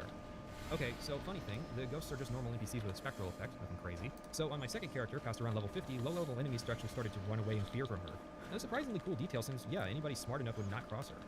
This includes ghosts. I shit you not, Delta Fear has such a terrifying presence that the spirits of Ysgramor's companions, the men and women who sailed from Atmora and committed a retaliatory genocide against the Snow Elves, were so devastating that it doomed their species to near extinction and led to their evolution into the goblin-like Falmer. I mean, they were always Falmer, but you know what I mean. Did you know that Ysgramor rode atop a Stormmatronach fashioned into the shape of a bear that you can buy in Elder Scrolls Online if you bought the Stormmatronach crate for $7.99? Yeah, this kind of thing is why ESO is not canon. Delta Fear is so terrifying that these members of the 500 legendary companions are actually scared of her, which is especially ironic because she's a Dark Elf. Her race literally did not exist in their era. Anyways, apparently all the spirits of the Harbingers are huddled up in Ysgramor's tomb, but we only see Kodlak because he's the only one we knew. Unintentionally, they actually reinforced this since hirelings will not help you fight Kodlak's wolf spirits since they would not be able to see Kodlak. Bethesda's bug maybe, but it's cool. Vilkas and Farkas can, later on, ask to be cured of lycanthropy, although they don't seem interested in doing it while we're already here. Ayala, however, will not want to be cured, which is actually all in character since Ayala has extra Radiant quests to retrieve the totems of Kierseen, improving our werewolf powers. Also, it's really funny that Kodlak up and names us leader of the companions after curing him, again without consulting the circle. Hey, remember how the companions don't have a leader? But for today, return to your rest. Triumph in your victory. And lead the companions to further glory. Did I hear right? Did he say you were to lead the companions? Ayala's indignation is funny, for sure, and it makes sense because the companions are supposed to be leaderless. I guess not everyone at Bethesda was on the same page about this concept. I think it's possible to portray this like the faction is a democracy where each member of the circle represents a sub-faction, so Ayala represents the archers and hunters of the faction, and then the Harbinger, the wisest companion, will just preside over the council. Instead, the companions are more like how socialists on Twitter. For Delta Fear, it's even funnier to imagine the companions just accepting her as leader because they're scared of her. I'm sure the story of how the Ghost of Ysgramor's companions begged her for mercy got passed around Dwarvasker. Our other rewards are Wuthrad and the Shield of Ysgramor, which are nice wall ornaments. Wuthrad is a meme weapon with an enchantment that does extra damage to elves. As logical as that is, this weapon only makes sense if it's Morrowind, where 2/3 of the population are actually elves. The Shield of Ysgramor is also pretty uninspired, although I have to wonder, is Ysgramor implied to have been so strong that he could wield Wuthrad and his shield at the same time? Because Wuthrad is a two-handed weapon. And yeah, that's the companions. I guess the only thing of note is that Farkas and Vilkas are curious about dragons and will go out with you to fight one. Radiantly chosen, of course. The companions are the worst faction in any of the 3D Elder Scrolls games. It's comically short, with filler Radiant quests, confusing characters, nonsensical and inconsistent world building, and the worst part is this. When I finished the companions, I thought it was cool that the werewolf question is left up to the player. The question of whether or not to continue using the beast blood is up for you to decide. As Harbinger, you get to make that decision. Except you don't, because Kodlak states outright that you will oppose it and help lead the heroine of the hunting grounds, where all the spirits of the companions are redeemed and returned to Sovngarde. You can support continuing that practice, but you will eventually purify the companions. All you have to do is say that Kodlak's dream ends with seeing us draw a weapon, which he interprets as a sign of alliance, but Kierseen later implies as a sign of opposition. Then the actual outcome is decided by the player, not the writer. Plus, you aren't really given anything to do as the leader except more Radiant work. I mean, even the Oblivion Fighters Guild that you decided to go was going to focus on recruiting or working jobs, and that would deposit loot in your office depending on what you picked. I know it's a meme to bring up how the player can lead every faction in these games because it's up to you whether or not you actually want to do that with your character, but I don't think it would be out of the realm of possibility to include quests after taking over as leader. Like maybe you help with a new companion's initiation, creating a parallel with your own. Because again, the companions have 5 circle members, 4 now that Skior and Kodlak are dead, 5 normal members, 2 servants, and a blacksmith who claims to only be interested in working the forge. In the days of Ysgramor, he had 500 companions, and that's the real issue. The companions are meant to be the way that Skyrim deals with the legends of Ysgramor. Ysgramor is one of the most important humans in Elder Scrolls history, being the man who led the Lord's conquest of Skyrim, and eventually humanity's presence on the continent. There is a 56-volume compendium of songs detailing legends of Ysgramor, although only 8 seem to still exist. Ysgramor has been mentioned in lore since Daggerfall and hyped up since Morrowind, and in turn, all he gets is this lame companions faction and a cameo in the main quest. Like, wouldn't it have been cool if Ysgramor's ghost was so famous that it showed up to help exorcise the wolf spirits from the companions? It's not unreasonable, considering we're going to meet Ysgramor in Sovngarde later on anyways. With the companions done, there's one more thing I want to discuss in their section, and that is the new smithing system. In Morrowind and Oblivion, Armorer was a skill dedicated to the art of repairing your equipment. It was a bit undercooked in Morrowind since NPC smiths could cheaply repair equipment for you, and high-level gear had so much durability that you could forget about the mechanic until it suddenly surprised you. Oblivion responded by making equipment break far too often, but also added new mechanics like being able to repair equipment up to 125% durability, making its stats better than baseline. It was an annoying system because gear broke far too quickly and weapon damage was intrinsically tied to the durability of the weapon. Skyrim takes that latter system, but the former, well, let's just say Skyrim has no durability system. So really, it's more accurate to say that Armorer was cut and then smithing was added. The idea behind smithing is to give the player the ability to convert resources found in the world or purchased at Very smiths cool. Finally into the doing a same generic dungeon. equipment that you might find. If it seems like you would rather find stuff, that's because that's smarter, but smithing also adds the ability to improve all equipment in the game. Okay, there are a lot of asterisks, mostly due to bad implementation. Basically, equipment has a series of tags that dictate what exactly it is. For instance, whether it's one-handed or two-handed, whether it's a sword, etc. Sometimes, however, the designers would forget to add tags that dictate what material upgrades a weapon. Most generic items don't have this issue, but it does crop up with artifacts. Even to this day, some items remain unpatched. Let's start with crafting new items. Generic items have been divided into a series of tiers of items which already existed. The system just formalizes it. For instance, iron, steel, dwarven, orcish, etc. A number of materials have been added which can then be refined and used for crafting. Iron, corundum for steel, dwarven metals, or calcum. Access to these resources is controlled by either finding it in the world or buying it at smiths once you reach a high enough level. Another control, however, is the fact that the tiers are gated through the perk system. This is what is supposed to stop a low-level player from getting immediate access to the best items in the game. Now, you can level smithing by creating and improving items. However, after patch 1.5, which came out only 4 months after release, they changed the XP formula to factor in item value, which is why it's hilarious to still see people making reviews a full decade after launch using and complaining about the outdated iron dagger technique. I'm not a big personal fan of crafting systems, but if this is your sort of thing, it's about as good as any other crafting system out there. It's mediocre. For example, how is it I could smith a few hundred iron daggers and suddenly and magically know how to craft dangerous weapons in power? And you'd need to have farmed your ass off for smithing and enchanting to be good enough. But leveling these skills is a shallow, repetitive grind fest of just doing the same things over and over and over again. Smithing is very much a tedious and time-consuming task. Of course, the reality of smithing is still quite a bit of grinding. However, the intention behind the change to factor in item value is obvious. You are supposed to be creating higher level items the more you level up. The problem is that there's no reason to make a second pair of orcish boots, because the first pair never breaks, and they can continue to be upgraded as I level up or until I replace them with something better. If all you use smithing for is to craft and upgrade your equipment, and even the equipment of a follower, smithing will not keep up with the rate at which new gear is found in the world. If you make certain to use all of the resources you find as you find them, smithing will still not keep up. The fact is, even with the item value change, smithing is still a system where grinding is inevitable. Turn some When you shit in, I combine guess. smithing of jewelry with enchanting, the system does work a little better, but at the end of the day, the best solution is to just stack up on ore, transmute it until it's all gold, and grind out jewelry. Once that's exhausted, then you can make a quick run through some easy Dwemer ruins, bring back as much metal as you can carry, and grind out dwarven bows. Then once that's done, you visit the ebony mine and make ebony and daedric equipment until you finally get to 100 smithing. Then you do the entirety of Dragonborn to refund your perk points and go back down the tree to whatever tier of items you were trying to upgrade.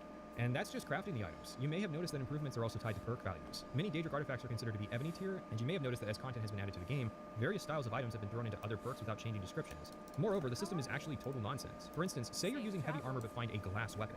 Unfortunately, glass is considered to be a light material, meaning that you have to unlock all the light armor perks leading up to glassmithing to receive the ability to upgrade that glass weapon. Once you have replaced those glass weapons, those Only perk points are 5? wasted with no ability to refund your perks The being fuck? added into the game until a full year after launch. The same works in reverse. If you use light armor but find an ebony weapon, you have to waste points to upgrade it. Or how about the fact that steel plate armor is considered an advanced armor, which you may have noticed is on the light armor side of the tree. Steel plate is the tier between dwarven and orcish armor. It is obviously heavy armor, not to mention the fact that in the endgame, once you have a set of equipment powerful enough, there is no longer any reason to actually have smithing as a skill. My favorite aspect has to be dragon bone equipment. The main quest is forced pretty heavily onto the player, which involves eventually slaying dragons, on which you'll find dragon bones and scales. Heavy, valuable, and alluring once you find out there's dragon armor just by reading the smithing tree. The problem is that it's smithing level 100. Now you would say that's lore appropriate, perhaps even a tempting reason to motivate players to pick up smithing. I would say that the actual result is the encouragement of grinding. It's ironic too, because you can't actually use what turns out to be a fairly common crafting material to actually level up your smithing skill. Now, if you're smart, you can sell dragon parts to buy resources to level smithing. However, it all leads back to sitting in place and spamming items to level up. How do we go about making the system more interesting? Well, for starters, there's a demand for equipment in Skyrim. To me, it seems obvious that the player should be able to supply this demand. One option would be player-owned stores, being allowed to place items you craft on display that would be automatically sold by your employees while the player's out and about. Sure, it's just using a merchant with an extra step, but it makes the process feel more special. It would be even better if items you craft have a tag, and then the Radiant system has a chance of supplying enemies you fight with those items that have your tag on it. It could lead to a funny realization that the player is responsible for bandits acquiring so much dangerous equipment. Another important addition, however, would be changing how the upgrade perks work. Now, instead of simply unlocking crafting and making upgrades better, the perks actually unlock quests. These quests will entail the player track down a master of smithing to apprentice under. These masters will then give the players assignments, which leads to unlocking aspects of upgrading that equipment tier. I would also separate weapons and armor. Armor can be kept down to 4 armor trees: unarmored, light armor, medium, and heavy.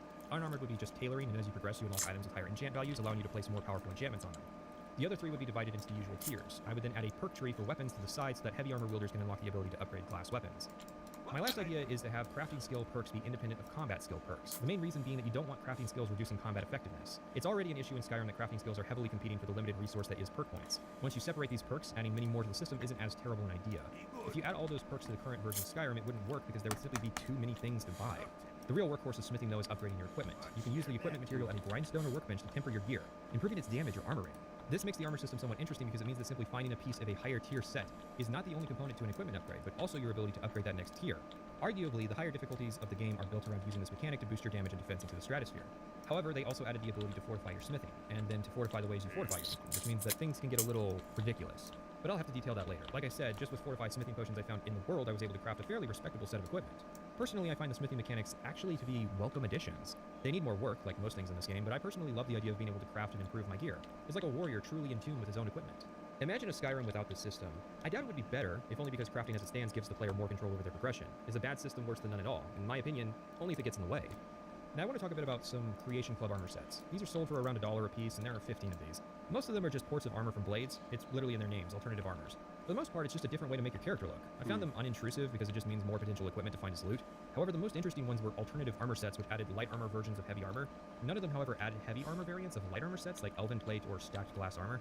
I like the notion because it's a step towards medium armor. Think about it. Say you make mail armor from Daedric equipment. It'll never be light, but you could cut down the weight to some kind of in-between state of light and heavy armor. Or if you put more glass into glass armor. It'll never be heavy, but it could be some kind of median value of armor between maneuverability of light and the protection of heavy.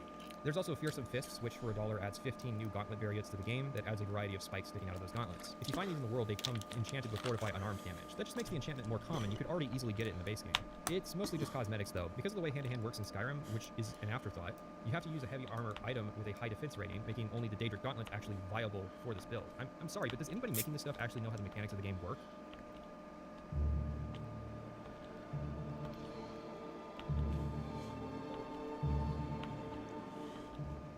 It is established that Riften is the city of the Thieves Guild. The fact that it was established in the lore back in Daggerfall when the city was called Riftone with an O. And also, this was a book where a Dunmer princess got railed by a Khajiit in order to be sponsored to join the guild. The things have certainly changed. Now we get railed by the game instead of a furry. Riften is probably the best example in Skyrim of Bethesda's new city design philosophy, which I call the Bethesda roller coaster.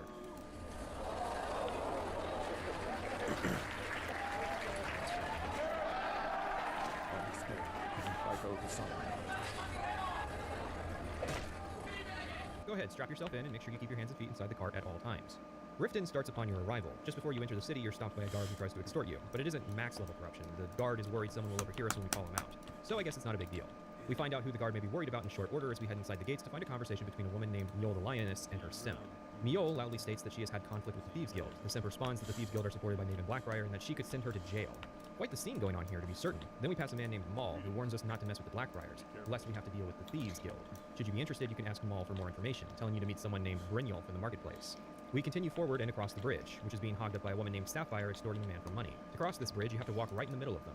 Finally, we reach the Riften marketplace where our ride ends, and we are approached by a stranger named Brynjolf with a unique voice actor, so you know he's important. World calls for wet work, and we answer. No greater good. No just cause. Actually, Robin Atkin Downes is one of those voice actors that's practically in everything. Hell, he was literally Vivek in Elder Scrolls Online. I had no clue. The situation that troubles me has taken a toll on my archcanon. Unlike most game voice actors, he can actually sound different between performances. It's all about sizing up your mark, lad. The way they walk, what they're wearing. It's a dead giveaway. Quite a lot. Oh, but that's where you're wrong, lad. Fuck. Wealth is my business. Maybe you'd like a taste. That said, while I appreciate Skyrim for going to the extra effort of acquiring more voice talent, I feel it's a bit misplaced. It means that it's very easy to tell which of these market stall NPCs are going to be giving side quests and which of them is going to represent a faction. I feel like they would be better served doing the Oblivion thing, but with a larger pool of talent. Instead of getting an expensive voice actor to play single-role key characters, get a bunch of voice actors to be general roles, but provide each actor a key character to represent in one of the primary stories. This is similar to how each Oblivion voice actor usually also got to play a distinct Daedric prince. This is, of course, unless the intention is to make me almost immediately identify quest NPCs simply by voice. If that were true, though, then the same logic should carry for the translations as well.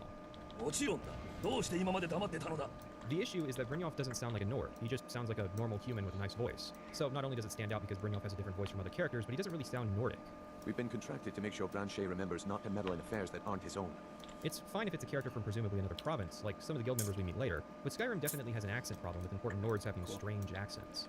Brynjolf invites us in on a little scheme. He figures he has an eye for people, and he knows we're bad news. While this is true for my second character, Maglir, modeled upon the character of Fargoth from Morrowind and named after a character from Oblivion, it's actually funny because it's possible that no, the player has only done honest work in their lives. Skyrim is the first game where the player can earn money from normal jobs, like chopping wood, harvesting crops, and mining. And at no point in the tutorial is the player required to do anything morally questionable. You can leave all the fighting up to Ralof. Stop assigning morality to my character, I just want to use your fine marketplace to perform transactions. At a point in the main quest, you'll be directed to Brynjolf looking for a character in Riften, and he'll force you to do this little scheme with him unless you pass one of the hardest speech checks in the game. Let me find him first. Dragons are bad for business. Passing on a golden opportunity is worse. Cringe. I think this was meant to be a way of making sure players knew about the faction, but that only works if the faction is a secret in the first place. Riften could literally have a neon billboard that says, Riften, home of the Thieves Guild on it, and it would only be slightly more obvious than what's already in the game. If you don't know, the designer of Oblivion's Thieves Guild, Bruce Nesmith, stepped up into a lead design position like Skyrim, while Kurt Coleman, the Oblivion main quest writer, would take a co-lead position, and Emil Pagliarulo, Oblivion Dark Brotherhood designer and lead designer on Fallout 3, took the senior design position. This is all to say the guy who made the Thieves Guild last time is now in charge of the project, which might inform why the Thieves Guild is presented front and center in Skyrim, and like how in Oblivion, the player had to be more proactive in finding and joining. You help me out, and I'll help you out. That's just how it is. While Skyrim preserves the test element of the first quest, it removes What the competition. fuck? In Oblivion, you could fail to steal the journal in time and have to Bruh. be given a second test where you were alone. Now there's no competition. Fucking So caught the me point off is, guard you with can that still shit. fail, What and the there's no second fuck? test. I guess I expected too much from you. I didn't think you'd get pinched stuff. A bug forced me to do this on my mage characters. I had a rare bug where no matter where I went, even if I was invisible, I was still detected by NPCs for some reason. I don't know why that happened, but I think it had to do with a creation glove thing changing something. We are doing a simple shield job. We need to steal a ring from Medici and plant it in Branche's pocket. Then the theft will be reported to the guards, and Branche will then spend the rest of his life in jail. Actually, it's just supposed to be a week, but Bethesda's bug means that Branche gets a life sentence instead, unless you fail the quest. I'm going to cause a distraction. You're going to steal Medici's silver ring from a strongbox under his stand. Once you have it, I want you to place it in Branche's pocket without him noticing. There's someone that wants to steal your business permanently. I guess I expected too much. Also, there is a hidden perk applied to the player for the duration of this quest that makes you 30% better at pickpocketing, and all the NPCs are scripted to leave an easy stand. So Bethesda tried to make this as easy as possible. funny. The game had to literally break to reach a point where I could naturally fail, which is pretty funny because Delta Fear actually has a maxed out pickpocket skill. The thing is, this quest is better if you fail. For one, Branche does not deserve life in the joint. Branche is getting sent to jail for meddling and expresses naive interest in Brynjolf's Falmer blood scam.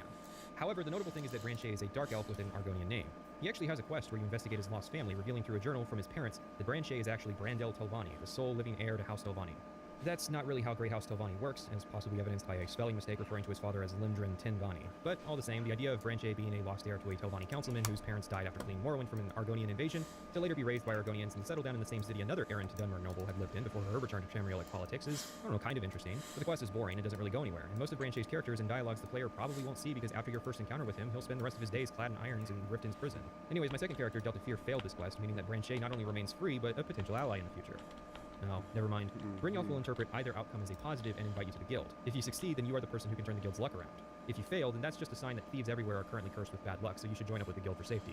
Take note, people, this is how cult leaders recruit new members. No matter how you try to dissuade them, they'll spin it into being yet another reason to join them. Part of our initiation is getting to the Ragged Flagon, a tavern down in the city sewers where the guild hangs out. The Ratway is apparently full of failed guild members, so I guess they don't think much about the implication of the player failing this mission. Like, what does it take to get demoted down here? Anyways, you can sneak past everyone, but this isn't the last time you'll have to use this route, so better clear out some of the local wildlife. You'll overhear a conversation about how the Thieves Guild is in bad times, and you can confront Brynjolf about the state of the flagon. If you were expecting a palace, then maybe you're not cut out for this line of work. Our methods involve secrecy and discretion.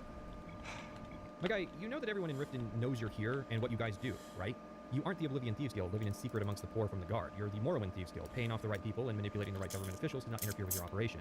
Do you really think a secret door in a mead barrel is going to fool the RPD if they decide to stamp you out of existence? But Brynjolf figures we're worth a second chance and sends us to run a protection racket with the Riften merchants. There are 3 merchants, and each one has a way you can manipulate them into paying.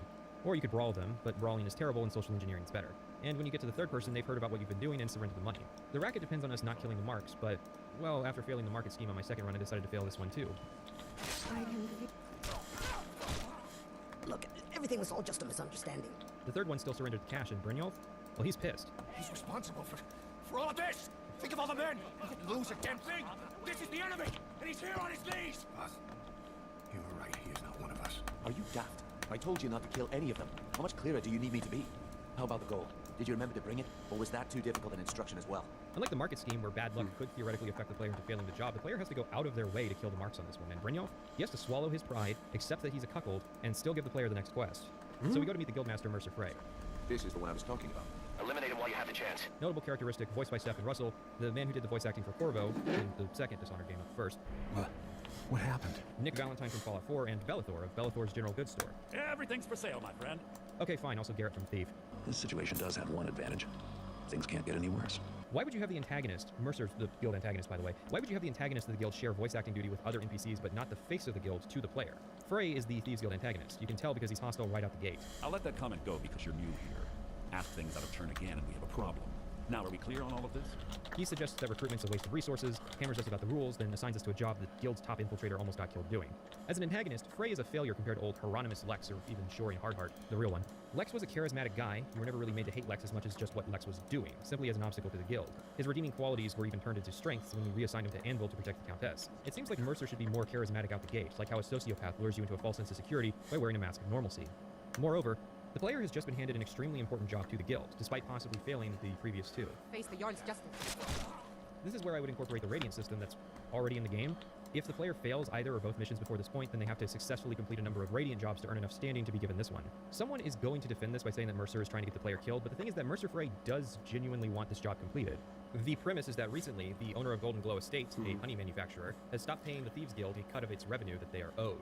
Golden Glow provides honey to the Blackbriar Meadery, Skyrim's largest meat exporter. The Thieves Guild is paid by Maven Blackbriar and the owner Arengoth to keep the workers in line, and prevent competition from arising. But Arengoth is no longer making good on his end of the arrangement, so we need to investigate. I don't know if you've noticed, but unlike Oblivion, we're actually playing the part of a real criminal organization. We're not good guys helping the needy of Riften, we are actively stepping on their necks and extracting the wealth. To an unhealthy degree, but it's nice to see that moral grayness return to Elder Scrolls. Mercer does need this job to be completed, so even if he later states he wants us to get killed doing it, he will still need to find out why exactly Arengoth changed his tune. There's a sewer that can be used to infiltrate the estate, and this is the first real stealth mission of the guild, so I guess let's talk about stealth. Stealth in Skyrim is very basic, mostly because, as I realized in the middle of my Oblivion script, Elder Scrolls is attempting to cater to many different fantasies. Thief is a better stealth game, and Dark Messiah of Might and Magic has better combat, and Magicka has better magic, but Skyrim's attempting to channel all of these systems into a single experience. Of course, this means there's little that Skyrim really has mastery over, and stealth in Skyrim is especially super basic. Stay out of sight, don't get detected. Your footsteps are louder the heavier your boots are unless they're magically muffled. Light levels play a factor in stealth. The issue is that stealth games are 50% the levels made for them, and yet despite having an in-house designer that worked on the original Thief games, Skyrim has no good stealth levels, even in stealth factions. Take Golden Glow Estate. It has two, yes, only two points where the player is provided two paths through the estate to bypass a patrol. This is because Skyrim doesn't really do guard patrols. Typically, you could just put points on a map and say, patrol between these 2 points. However, a streamlined system for developing patrols was not implemented, meaning that it's a more difficult to utilize AI package, so it's unsurprising the idea isn't used more often. It means that most hostile NPCs the player has to sneak around are either static or walk between 2 points. Sparingly, you might occasionally run into a torch sconce, which the player can activate to put out, but you still have to reach it physically, which begs the question of why you wouldn't just keep going. But in theory, this provides a slight mechanical edge if, for instance, you have a stealth mission where you have to double back through an area like, most Thief levels. But no, so when the Bethesda Game Jam saw an implementation where guards would relight torches, that is an idea that has a lot of potential, but it wouldn't really be meaningful to implement. I mean, the basic thing is a water arrow the player can shoot to put out light sources from afar. You might remember this tidbit from the Bethesda podcast I used in the Oblivion video. The other thing I try to do is that in coming off of Thief, which is a game all about stealth and sneaking, so it was like, how could I get some of that into Oblivion? Some of that, how to try to capture a little bit of the charm of the Thief games. It occurred to me, I'm like, surely after the game is released, the mod community is going to do what they will. And sure enough, there's like a complete Thief plugin with all of Garrett's tools from Thief, you know what I mean? Like water arrows and moss arrows and the blackjack and all this stuff. So I sort of knew that was going to, I was like, this is going to happen anyway. That is Fallout 3 lead designer and Skyrim senior designer Emil Pagliarulo recording a podcast about stuff he wished he had implemented into Oblivion but left up to the modding community a full 7 months before Skyrim's release, and years after Oblivion. This is the sort of thing that is the reason for Bethesda being so tight-lipped about their design in the modern day, doing less interviews and such. Because Pagliarulo is admitting that they had years to think about ways they could have improved the stealth experience, but never decided to do so. Simple stuff that are staples of stealth games like alarm states, knockouts, distraction tools, body detection, guard patrols, complex level layouts. The best Skyrim offers is a dragon shout that projects your voice, distracting NPCs and allowing you to slip by. That's it. That's far and away the biggest change to Skyrim's stealth system from Oblivion, which is the mechanical equivalent of being able to throw a rock. Instead, the primary implementation of stealth is not enemy avoidance, but elimination. Attacks from stealth have damage multipliers with perks to increase those damage multipliers. This is the incarnation of the dreaded Stealth Archer.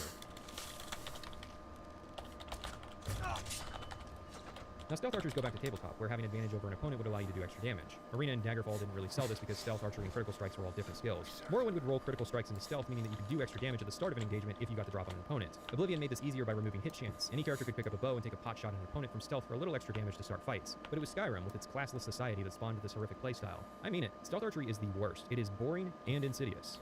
Because there are no classes, there's no reason for all characters to not use a little bit of stealth here and there. It starts small. I'll use this bow I found to open up a fight from stealth and then finish it normally. It levels you up, or you eventually kill your first opponent purely from stealth, and it gradually starts to take over your playstyle. Eventually, you'll be slowly clearing dungeons entirely from afar with a bow and arrow while sneaking. Unlike a melee character who can juggle staggers with a shield bash, or the magic character who has lots of utility spells to try switching to, stealth archers have one move: draw bow, aim bow, loose, repeat. In Oblivion, you either had to knowingly pick the sneak skill at the start or train it from a very low level to get use out of it. But Skyrim intentionally made sneaks so easy to pick up and use that there's zero reason not to. I know people meme Legolas for being overpowered, but he's a great example of an archer character who didn't need stealth bonuses to do his job. Archery's a bit static, right? Ranged encounters are usually the most fun for archers since it involves leading shots and predicting incoming projectiles. But against melee opponents, archery's annoying due to getting staggered. Plus, the lack of limb damage means you don't have a lot of options like, I don't know, shooting someone who's charging you in the leg to cause them to limp slowly towards you. Again, Fallout 3 and New Vegas already have a system for this in the same engine. It also means there's no headshot multiplier. I just feel like archery level 100 should be around level 50, and the real level 100 should enter the realm of crazy fantasy stuff like your arrows landing with the force of a ballista, taking limbs off, or pinning torsos to walls.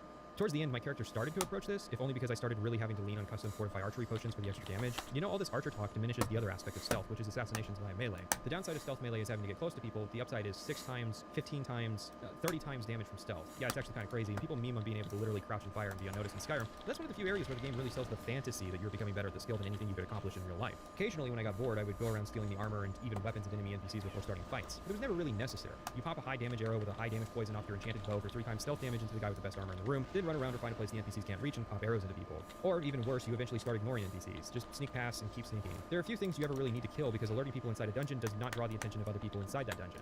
Look at a base in Metal Gear Solid 5. Superficially, it's a completely different world, but in reality, bases and dungeons are similar. Both are locations in an open world in which a number of enemies are located. The key difference, however, is that a Skyrim dungeon is a linear affair with an endpoint and a chest using a leveled list to determine appropriate loot. In MGS5, a base is meant to be a location in the world, a potential setting for missions, or open world exploits like stealing resources or people. Safe forts work like this in Skyrim. If an enemy at a fort detects you, he raises an alarm, and all their friends come to kill you. Stealth tactics are then necessary, at least temporarily, to give yourself an advantage. Or you can use the alarm state against the enemy, drawing them to a certain location, then sneaking around to complete your objective. Again, notice how it was level design that was integral to making the stealth more interesting. The heightened mechanics, artificial intelligence, and animations of MGS5 are not what makes it a superior stealth and even action experience. What's funny is that it's not impossible for Skyrim to create a competitive experience. They already have a system for making NPCs dynamically react to bodies. It's just that those reactions take place in the cities, not with generic bandits. How many times have you seen a bandit stare at their friend's corpse without a care in the world, or far too easily decide that it was safe to stop searching and that it must have just been the wind? It seems the misguided effort to focus on the town NPCs gave Bethesda tunnel vision, and they didn't realize that the bulk of NPCs the players actually interact with are enemies. You want to know something funny that kind of broke me? You can kill everyone at Golden Glow, no problem. Killing all these guards, even Aaron God, no issues. But burn more than 3 beehives. Everyone in Skyrim should be talking about the massacre at Golden Glow Estate my second character did. There's botching the robbery, and then there's hunting down and murdering every single mercenary like animals. I am actually upset though, because I've thought forever, hey, this is the Thieves Guild and killing people is bad for business, better to try and avoid these guards, but why bother? See, Garrett didn't murk all the guards for 3 reasons. He wasn't a phenomenal sword fighter, it creates bodies, and it raises the alarm. I mean, think about good stealth games. Most of them try to limit the player from just mowing their way through a level. Can't leave a trace that you were there, or killing people creates extra expenses, or a morality system for killing too many people. I think a good way would be to add in additional bonuses for not getting detected during the job. Goes to Golden Glow and the player gets a bow that puts out torches, or I don't know, anything really. The Game Jam proved there are creative people at Bethesda being intentionally held back. They added water arrows to the game in a week. You need a mess of things, and Maven's furious. I told you not to burn more than 3 of the hives. We've reviewed into everything else that's happened since you arrived here. Guilty! All counts. Despite objectively butchering the job, we get our next mission, which is to speak directly to Maven Blackfriar. So you're the one that burned down Golden Glow Estate?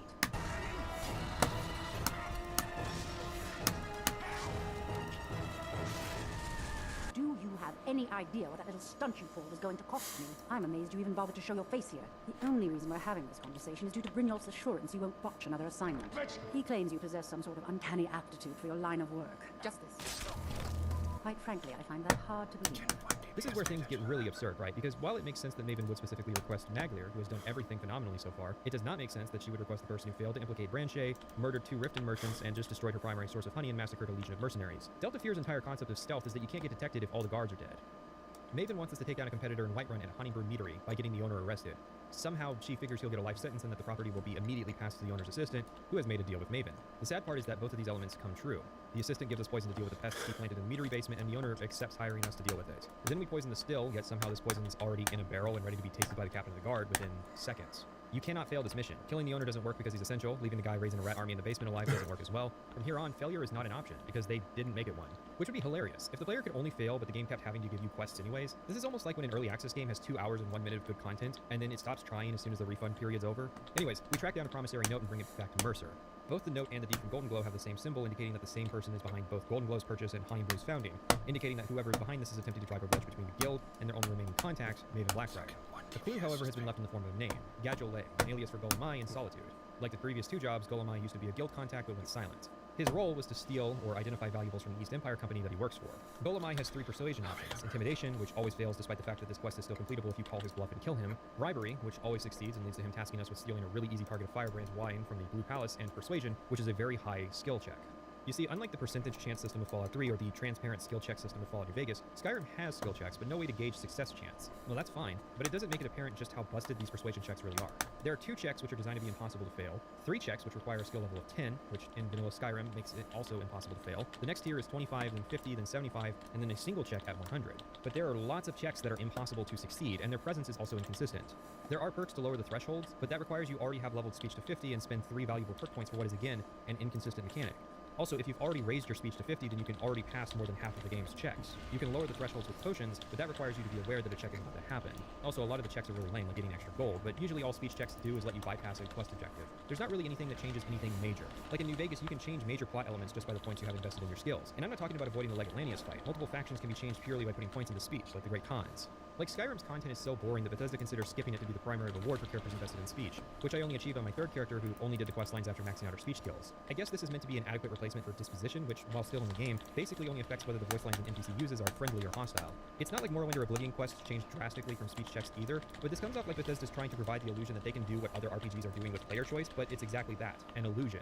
Trickery works by obfuscating the facts, which is why Skyrim provides so few details about how its speech system works. It would be backwards if the player never had any conversation options, so Bethesda tricks the player into thinking that there are options. It does not tell you the percentage chance a speech check can succeed, because by design not every speech check can succeed, or even accomplish anything if it does.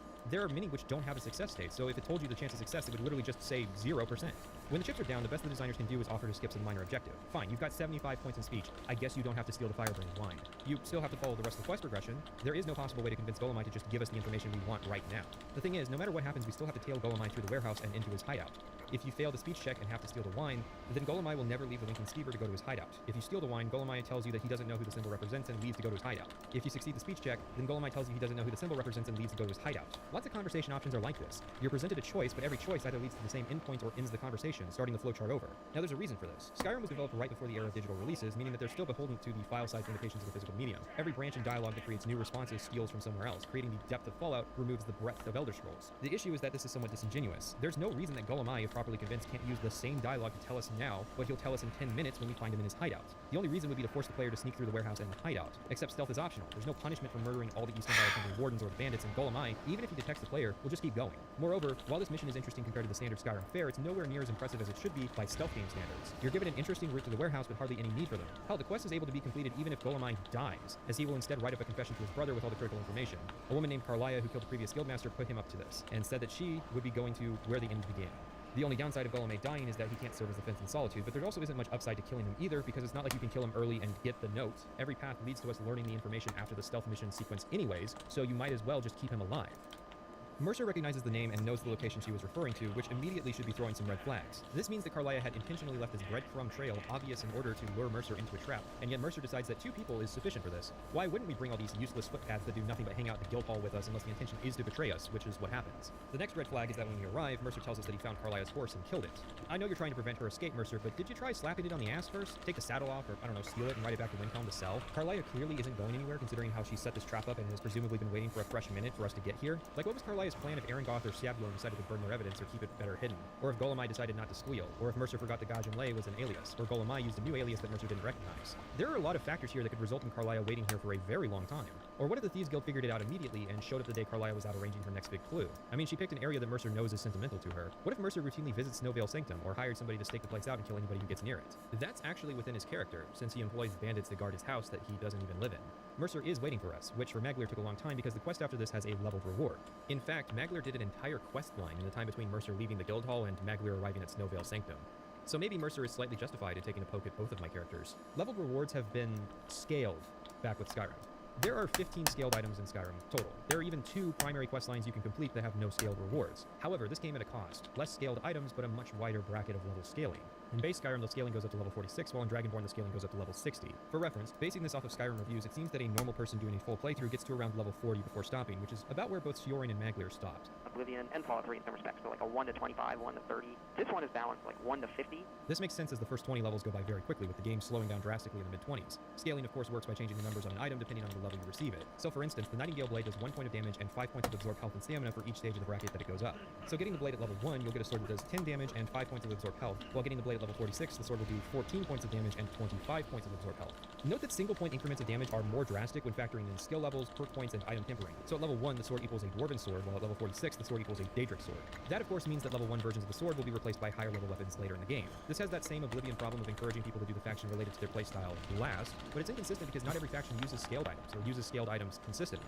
For instance, the only scaled item tied to the College of Winterhold caps out at level 25 instead of level 46. The Companions have no scaled items, while the Thieves Guild has 4 different items tied to it. There's also random side quests and even dungeons with scaled items, but no consistency. There are 2 options in my eyes. The first is to get rid of scaled items and replace items with static weapons that have unique abilities. The second is to keep scaled items but implement a way to increase the bracket position. Like maybe if you get a scaled item at level 1, then at level 20 you can sacrifice a grand soul to increase its bracket position. It just bothers me how much of the stuff either sits on my wall or gets sold to a vendor because Bethesda keeps throwing wheelbarrows full of generic but unique models of equipment at me. It's like they don't understand that fun content is a reward unto itself, and so feels compelled to make sure there is some kind of gear incentive, even if that gear is trash that ends up sitting in a box in my house. The first thing that stands out is that Mercer, who is impatient with us, can unlock a type of door that, as far as I'm aware, does not appear anywhere else in the game.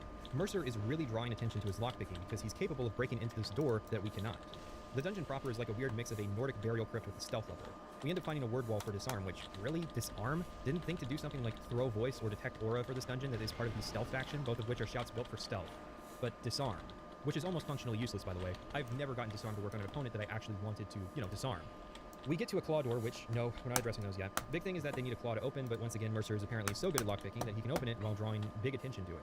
This is why this dungeon confuses me, because you cannot enter this dungeon at all without the quest, but then they have this claw door, which seems like an adequate way of keeping players out of the part of the dungeon that has all the quest scripting, since the player can't find the claw. Anyways, we enter the room only to see the very same thing that countless NPCs had seen before they had died.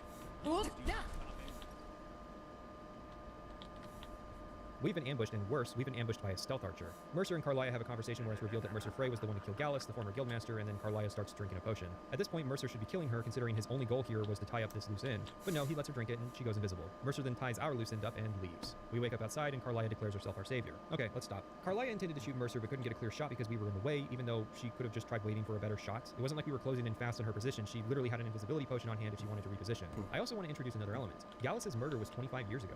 According to Carlia, she had spent the last 25 years constantly on the move, conspiring to take down Mercer, singularly focused on that goal.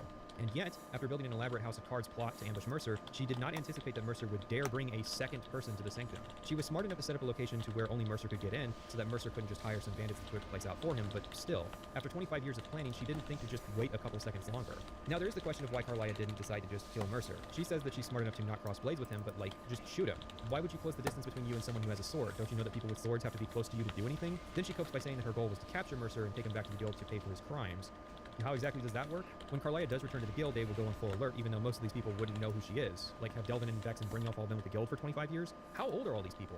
Do you know how long 25 years is, Bethesda? The actual evidence Carlia needs to exonerate herself of Gallus's murder has only just been found, and it is written in the Falmer language. Did Carlia never once in 25 years come back to Snowveil Sanctum to get it? Given that she says she needs to stick around to bury Gallus, I guess not. How is this journal still intact? Given that the journal isn't even written in the common tongue, it might actually be impossible to translate, as most, if not all of it, will be illegible. Even then, Carlia didn't know there would be a journal, so how exactly did she plan her encounter at the guild out? It would be her word against Mercer's. That might work back in the day when she would have had friends there, but after 25 years, it's almost guaranteed that everyone would side with Mercer over Carlia. At this point, Carlia would be better off just assassinating Mercer or outliving him. I mean, we have to imagine Mercer is at least 45 or 50 years old at this point, while Carlia is not only an elf, but a direct descendant of a woman who lived through the entire Third Era. If this sounds surprising, Carlia is actually the granddaughter of Queen Baronzaya, who we know lived for at least 430 years. I pitch it that way because we don't really know what happened to Baronzaya after the events of Tribunal, but the fact remains that she did live an extremely long time. Now, there is another element, which is that Mercer stole something that Carlia needs as part of her religion, the keys to the skeleton car. Oh, that old thing? So simply living her life and letting Mercer get old and die is not an option because it may make recovering the key difficult, even though the key was already being passed around by the Thieves Guild in Morrowind, and Nocturnal even gave the damn thing to the player as a token of her appreciation in Oblivion. Hey man, can I borrow the skeleton key? Don't hold out on me now. Apparently the key got two big retcons, the first being that it can unlock literally anything, unless the player has it. The second is that Nocturnal needs, or more likely wants, the key to serve as a portal to her realm. The guild being cursed with bad luck is quite literal since Mercer stole the key. So the guild's been losing its grip for 25 years? 25 years of the guild being on a downward spiral? I've got one simple editorial fix. Drop the two. Say that Gallus's murder was 5 years ago. 5 years is long enough to start believing that Carlia did it without breaking suspension of disbelief. You seriously expect me to believe that Carlia slept in a different place every night for 25 years? That's 9,125 times Carlia has had to find a new place to rest her head. 5 years is also a good amount of time to say the Thieves Guild's been losing influence. Given that life in Skyrim is supposed to be short, unless apparently you're a member of the Thieves Guild, then it may well be possible the average adult in Skyrim doesn't even know about their existence. Not because they're masters of clandestine operations, but simply because they are now culturally irrelevant. 5 years is long enough for the guild to be gone from an area to make their return actually notable. More to the point, there is zero story benefit for having the gap be so long. Anyways, Carlia claims that she saved our life because her arrows slowed our heart down, preventing us from bleeding out. I'm almost insulted. Like, seriously, you can tell the writers were writing the story cock first. They wanted a betrayal scene with no consideration for how it would make sense. Am I to believe that someone like Mercer Frey can't figure out how to cut an artery, or doesn't know where our vital organs are? A slowed heart doesn't matter if we get stabbed through the neck. I sympathize with how unenviable a task it is to engineer a situation where the player is taken down without making it feel forced or cheap. I would look at something like Half-Life or Dishonored to see how hard it really is to pull this stuff off. Showing a character who can survive Dragon's Breath and bounces back from mortal wounds like it's nothing suddenly getting taken down really easily creates cognitive dissonance. I'm supposed to now accept that this can just happen to my character, even if I have 100% poison resistance. Here's my rewrite. We enter enter the room, only to have the puzzle door shut behind us. Carlia and Mercer have a conversation, but Carlia is hidden somewhere in the room, invisibly. Carlia puts Mercer on the back pedal, and Mercer has a mask-off moment. Maybe he realizes our sudden streak of popularity might make the guild more willing to take our word than his. Or maybe he realizes someone who routinely messes up as many jobs as we do is not going to be missed. Realizing that he can't leave us alive, Mercer betrays us, when suddenly we are shot and fall to the ground. Instead of the animation made for this, it would just look like a normal paralyzation effect from the game. Mercer makes a quick insult at Carlia's bad aim, but decides it's not worth it to stick around. So instead of going on a monologue gloating about how we engineered our own downfall, Mercer just takes a quick stab and has to rush out. Then we wake up with Carlia, and this time she tells us how she saved our lives. It makes more sense. Instead of not having a clear shot, now there's no mistaking it. Carlia shot us because we were about to die. Instead of getting impatient or changing her mind. Oh, my poison slowed your heart. Yeah, well, I wouldn't have gotten stabbed if I wasn't paralyzed on the floor. She figures that Mercer will think we're dead. You remove the issue of Carlia deciding not to at least shoot Mercer in the leg by limiting the amount of time he's in the room, and you don't strip the player of agency in a way that isn't at least consistent with how paralysis works in the game proper. It's sort of like how Half-Life 2 has the player get knocked out the same way it would work in the actual game. It works way better than turning off the lights and taking the controls away. So Carlia brings up that Gallus's journal is written in Falmer, so it'll be difficult to use as evidence. And we mentioned that, like, hey, why don't we try getting it translated? And Carlia's like, oh yeah. The implication is that maybe Carlia's been eroding Thieves Guild relations down for years and only recently started putting her signature on it so she would be found. But really, it feels like it took Carlia 25 years to have the idea to alienate the Blackbriars, because she doesn't seem very intelligent. She's definitely not the sort of woman that scholars would like.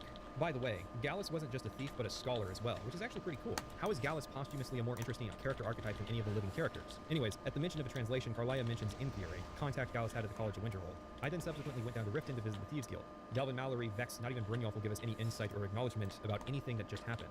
Why are you here? Did Skullface send you? Sorry, lass. I've got important things to do. We'll speak another time. Bullshit, Brynjolf. You literally do what everyone else here does. Hang out all day in the cistern while I work. Bethesda is so sure that the player's just going to follow the quest marker and trust the purple-eyed lady. They had zero contingency for if the player actually tries to find Mercer or tell anyone what happened. What if Mercer returned, claimed we were a traitor, and the frontman of the Ragged Flagon, while feeling bad about it, or maybe not trusting Mercer, allows us to leave alive? Fucking right. Instead, Delvin's like, wow, nice model ship. Where did you find it? And did you find anything interesting and plot relevant when you did? And my character has to respond, oh, you know, places, not much. You too. Inthier, who typically lives at the college, happens to be spending the night out in the tavern of Winterhold, because that is what mages of Winterhold do. They hang out among the plebs of the ruins of the city that hates them. Carlia. Then she's finally found it. Wait, what do you mean found it? It was on his body. Where he died 25 years ago? I mean, I mock it, but the alternative is having the player enter the college, which is impossible to do without joining, apparently. Inthier doesn't know how to translate Falmer, but he does know how Gallus figured the language out, which was to steal the information from the court wizard over in Markarth. Calcemo isn't too interested in sharing the information, as he's currently working on his definitive guide to translating the Falmer language. Wait, how long have you been working on this thing? Gallus somehow stole this information from you 25 years ago, if not longer, and you still haven't finished it? Just in case you guys thought it took me a long time to write a script. So this dialogue has 6 conversation options, although generally 5. Even though I hooked him up with a dark-skinned tomboy waifu, he'll only give us a key to his museum and not the information we want. The path of last resort is to do a task with Calcemo, killing a spider who lives in the ruins of studying so that research can continue. Or you could steal the key or pick the lock. It's the speech options I have an issue with. Intimidation and bribery always fail, which kind of highlight my issues with them. There's a perk that makes intimidations twice as likely to be successful, but I swear a minority of them ever even have success states. This makes no sense because sure, Calcemo could call the guards, but will they get here before his body hits the floor? Intimidation should be harder than persuasion in this circumstance, but not impossible, especially considering we are talking about a woman who has a terrifying enough presence to scare the ancient dead companions. Likewise, Calcemo declines bribery because apparently scholars are uninterested in personal wealth. Fucking what? What about grant money? You know, having the freedom to research whatever you want without having to serve a Jarl? What about the possibility of earning enough money to found your own college? What is the motivation of publishing your work on translating the Falmer texts? Esteem? What is this, Star Trek? Is there really no quantity of money that could be offered to Calcemo to sway him? I have 100,000 gold. Not even that merits a day pass at the museum.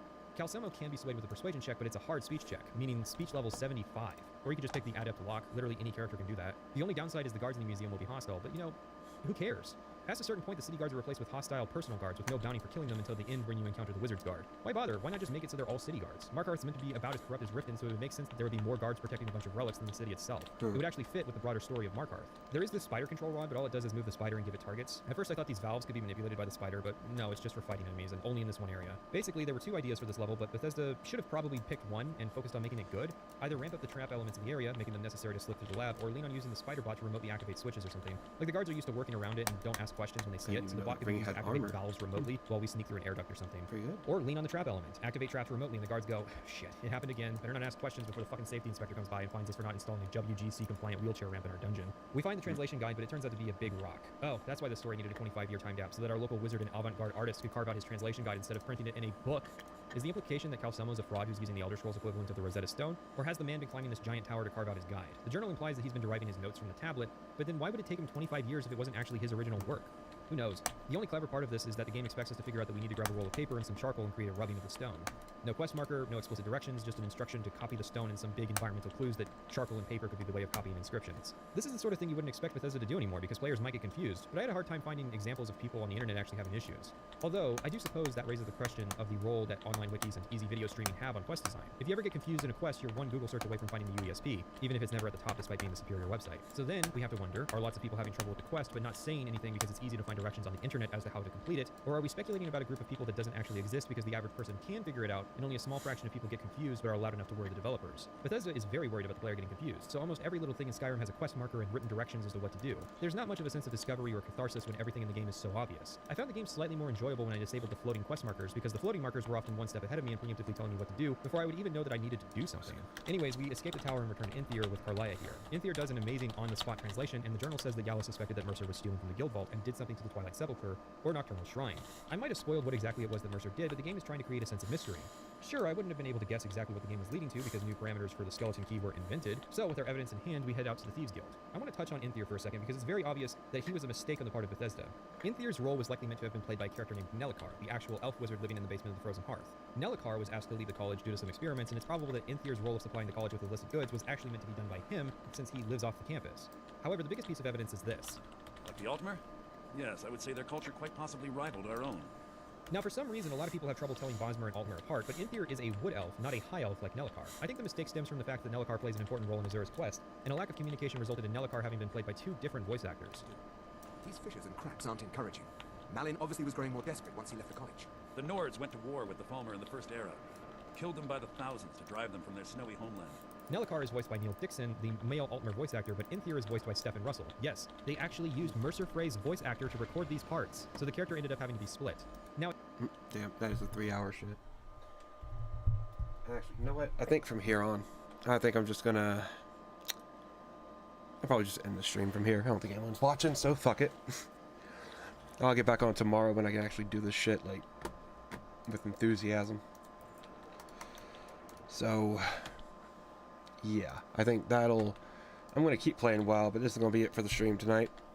Terrible stream, I know, but who cares? So, yeah. Thanks, anyone that's not watching. I hope everybody that did watch at one point has a good day. Or good morning, good afternoon, good evening, good night. Whatever y'all going to have. And I guess... yeah, I guess until tomorrow when I get back on here with more fucking World of Warcraft. Then until then, I hope all of you manage to stay golden.